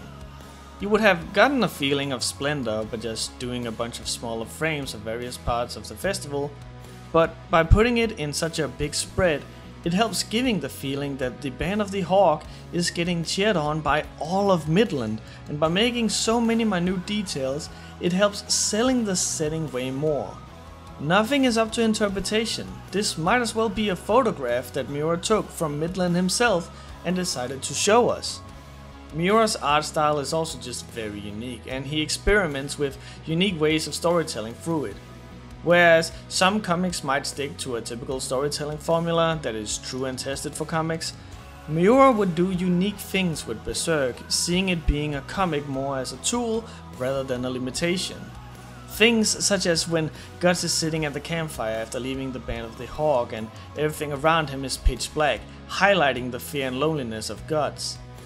Or the time where we look into Griffith's dreams and he purposely confuses us by breaking the 180-degree rules over and over again. Or a more recent example where Guts uses the sound of the fish jumping out of the waterfall, and Miura shows this by having us trace the trajectory of the sound effects. Miura would also do stuff in the comic that animation could just not do in the same way, such as depicting Guts in spiky, gritty lines to show his angered state. Miura has such a spectacular knowledge about framing and presentation that he manages to transfer everything we know about watching video footage into his comic. We feel when Guts swings his sword, doubly so when he swings the Dragon Slayer. We experience the impact of the words when Griffith says that Guts belongs to him. And we rarely to ever doubt what's going on due to Miura's uncanny ability to translate thought into art in a way where it comes so natural that you don't have to stop and analyze a page to get the intended response. You just get it naturally, because your brain on a subconscious level quickly registers and understands what is being shown and what's being told through what's being shown. Heck, I am certain that through this video I brought up things that you've never noticed or thought about. And there's probably tons more that I didn't even catch. Miura uses all of these insanely well thought out and utilized conveyance tools so fluently that when you just read it, you don't notice it. When seeing the men at the ball talking about Griffith, you may not have known how you were able to tell through the visuals that they were talking about Griffith. But because of the use of Gestalt, Miura is able to convey things like that seamlessly throughout the entirety of the comic. Miura was also uncompromising with his writing. The world of Berserk is so dense with history and lore. If you were to make a storyline about Berserk, the events that plays a role in the story start more than several centuries ago. For example, remember the story about Geyserik? More than 1,000 years before the events of the Golden Age, the Supreme King Geyserik appeared and united several kingdoms, but the king would turn out to be a tyrant and was known for his skull helmet. He would force his workers to build a large capital city where he'd live in extravagance thanks to the heavy taxes he put on the people. But then, one day, 5 angels descended onto the kingdom, and by lightning and great earthquakes, they erased the city from the face of the earth without a trace in the span of a single night. And when Judo tells this story, Casca corrects Judo, asking if there weren't 4 of the angels and not 5. And shortly after, they reveal a mountain of corpses in the tower that's conveniently portrayed much like the same way the God Hand was during the Eclipse. And all those corpses have the brand on them. Miura never told the story outright. He expected people who were curious enough to put the pieces together and conclude that Geyserik is now Skull Knight. In fact, from this story, we can make a theory that Geyserik was a tyrant who lived a life of luxury and bliss, but would then one day seek greater heights. In this quest, he would happen upon a Crimson Behelit and summon the God Hand. Here, Void, Slan, Conrad and Nubik would appear and Geyserik would sacrifice his entire kingdom in return of power.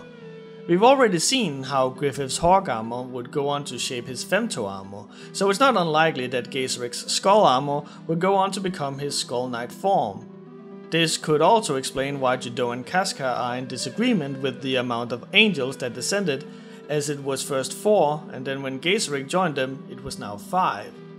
But something happened to make Skull Knight abandon the God Hand and instead dedicate his existence to killing them. We also know Skull Knight has history with the God Hand, as not only Sod, their god dog, knows him, but even Void seems to recognize him. All of this is never conclusively confirmed nor denied, and this storytelling device of scattering around pieces of information and allowing for people to make their own theories would no doubt go on to inspire Dark Souls' famous way of storytelling. And this is just one of the many ways Miura was uncompromising with his writing. There's also the thing that he wanted to tell the story of the Golden Age as a proper story.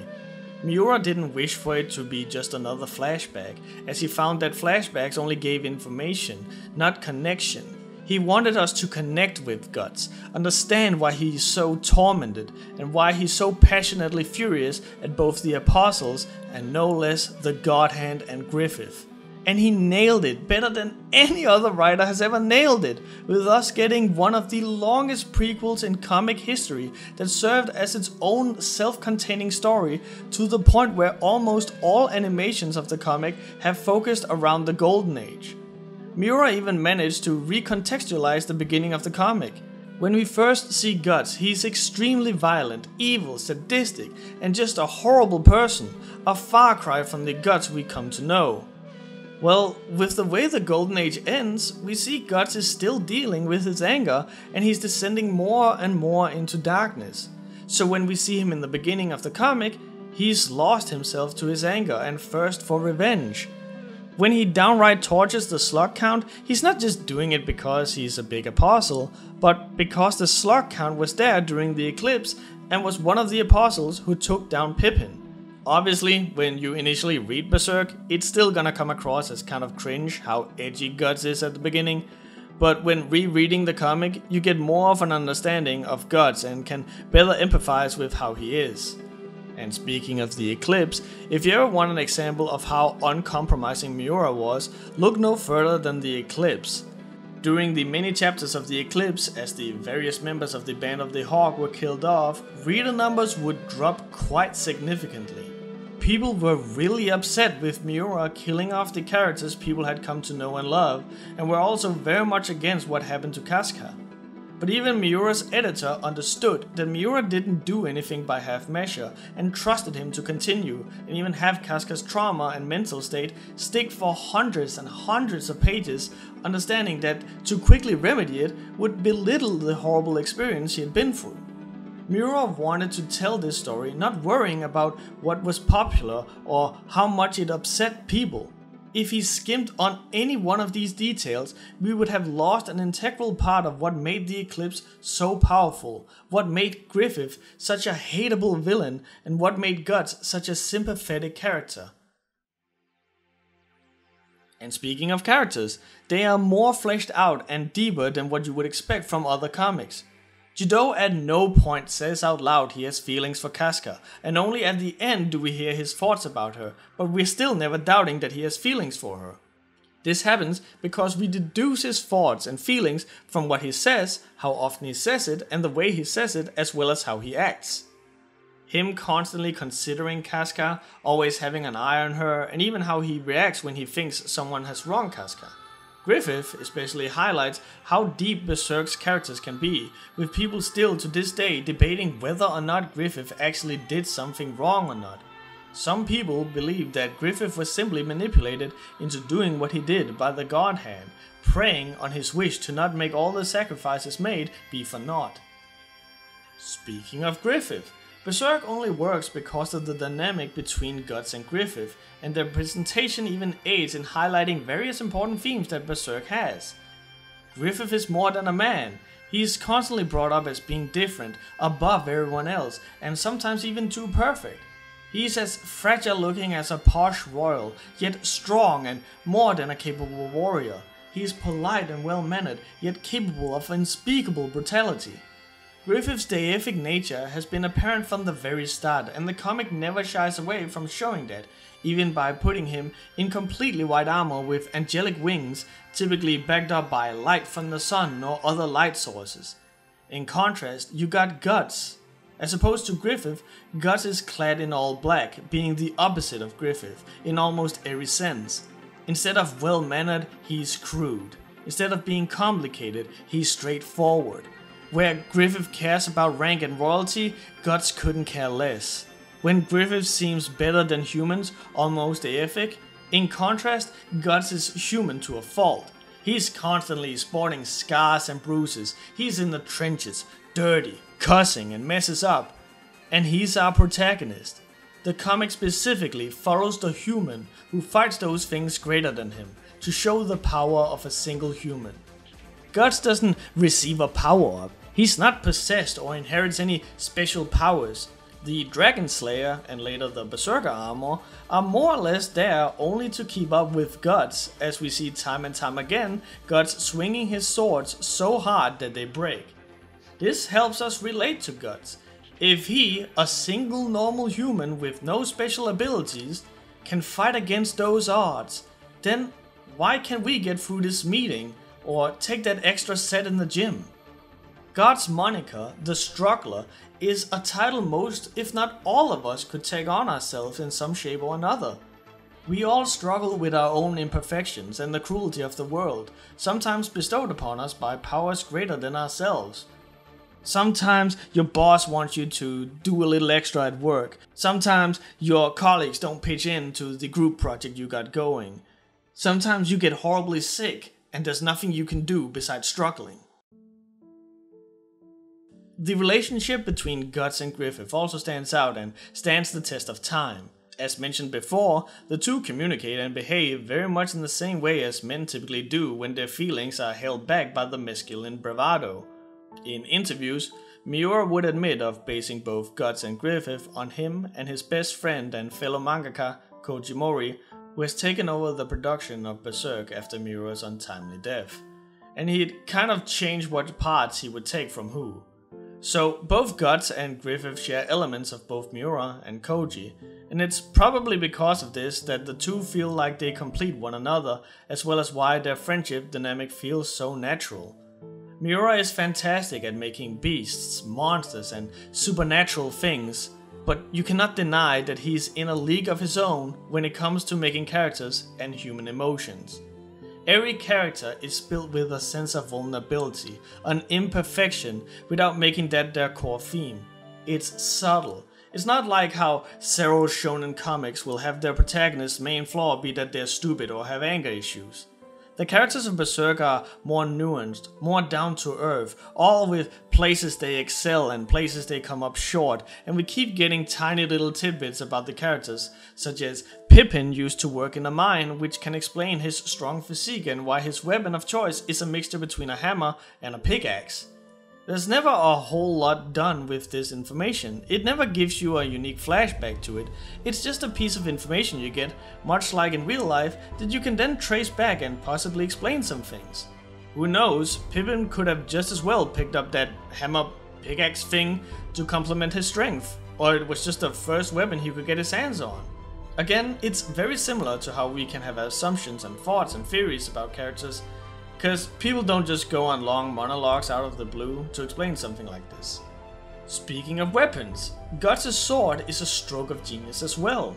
Guts as a kid would practice with grown people's sword, which in comparison would be as big as a two-hander for the young boy. So as Guts grew, so should the blade, as that's what he's accustomed to. And since he was a little kid, the sword's always been the same type of sword, one that has no guard whatsoever. This fits with not just Guts' fighting style, but also his personality.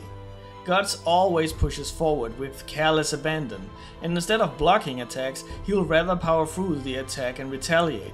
It's also fitting for an abuse victim like Guts to use a two-handed sword to keep people away from him. And when we see Guts swing the big sword around, one swing typically takes out multiple men.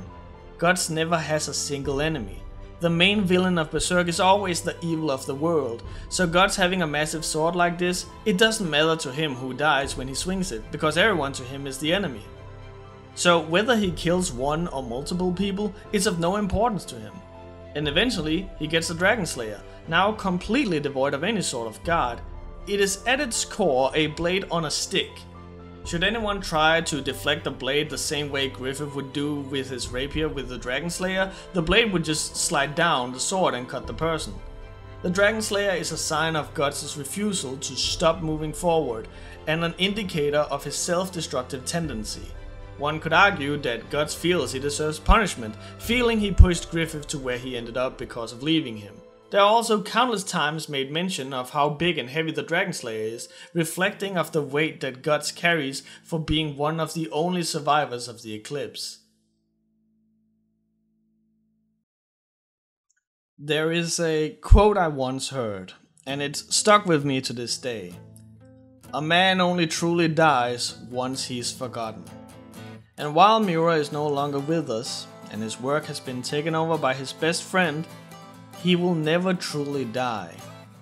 Miura has put so much of himself into Berserk.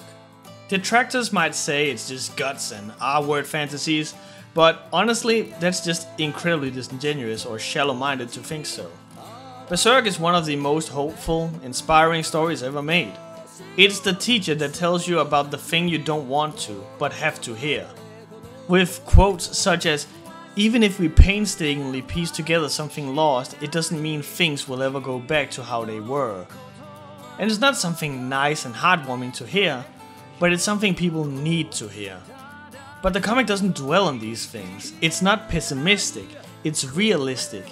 And even though things will never go back to how they were, Berserk teaches us to keep moving forward all the same. Normally, in these show and tell videos, I can tell you about the intricate one particular thing that the story in question wants to tell you. But with Berserk, I can't do that.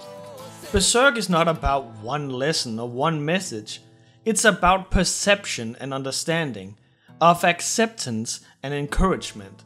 It's a story that teaches us the power of dreams and ambition, yet warns us about getting lost in its pursuit. It's a story that tells us about the greatness found in the friendship and bonds, yet reminds us about the frailty of them, which in turn teaches us to protect them and cherish them more. Berserk teaches us about our place in the world, about the perception of evil, about the weakness of man, as well as the power of it. There's so many more things about Berserk that are fantastic, that I haven't even gotten into, and hopefully, if you guys like this video, I'll get to talk much more about the later arcs, and go even more in depth of why Berserk is so great. Berserk is my absolute favorite manga of all time, easily. And it's not just because Miura is better than literally any other manga creator when it comes to visual storytelling, or because he writes deep and layered characters, because his fights are well choreographed and impactful, because his designs are outstanding and unique, but because I first came across Berserk when I was dealing with hardships of my own, and it inspired me to push on and persevere through it. And with how long this video is, and I've only covered the Golden Age thus far, you will have to be outright facetious to not agree that Berserk and Miura are just built differently than any other manga and creator out there. And I hope that if you're an artist or author out there, that some, any, or all of the tips and tricks I've explained and pointed out in the video will help you through your work.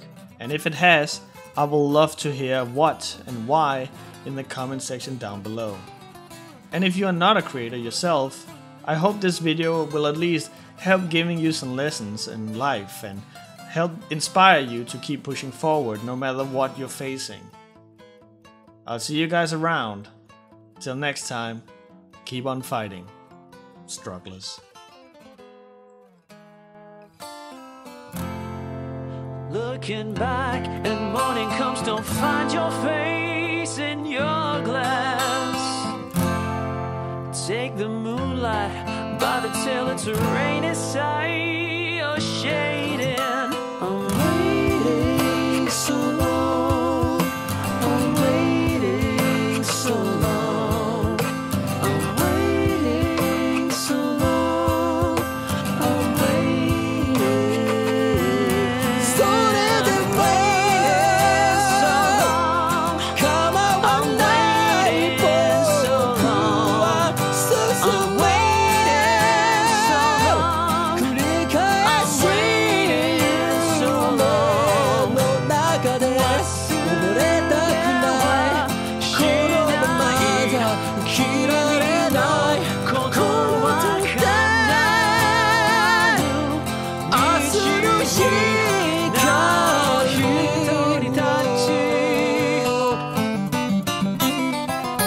行けよ超絶の影を着て導け High forces High forces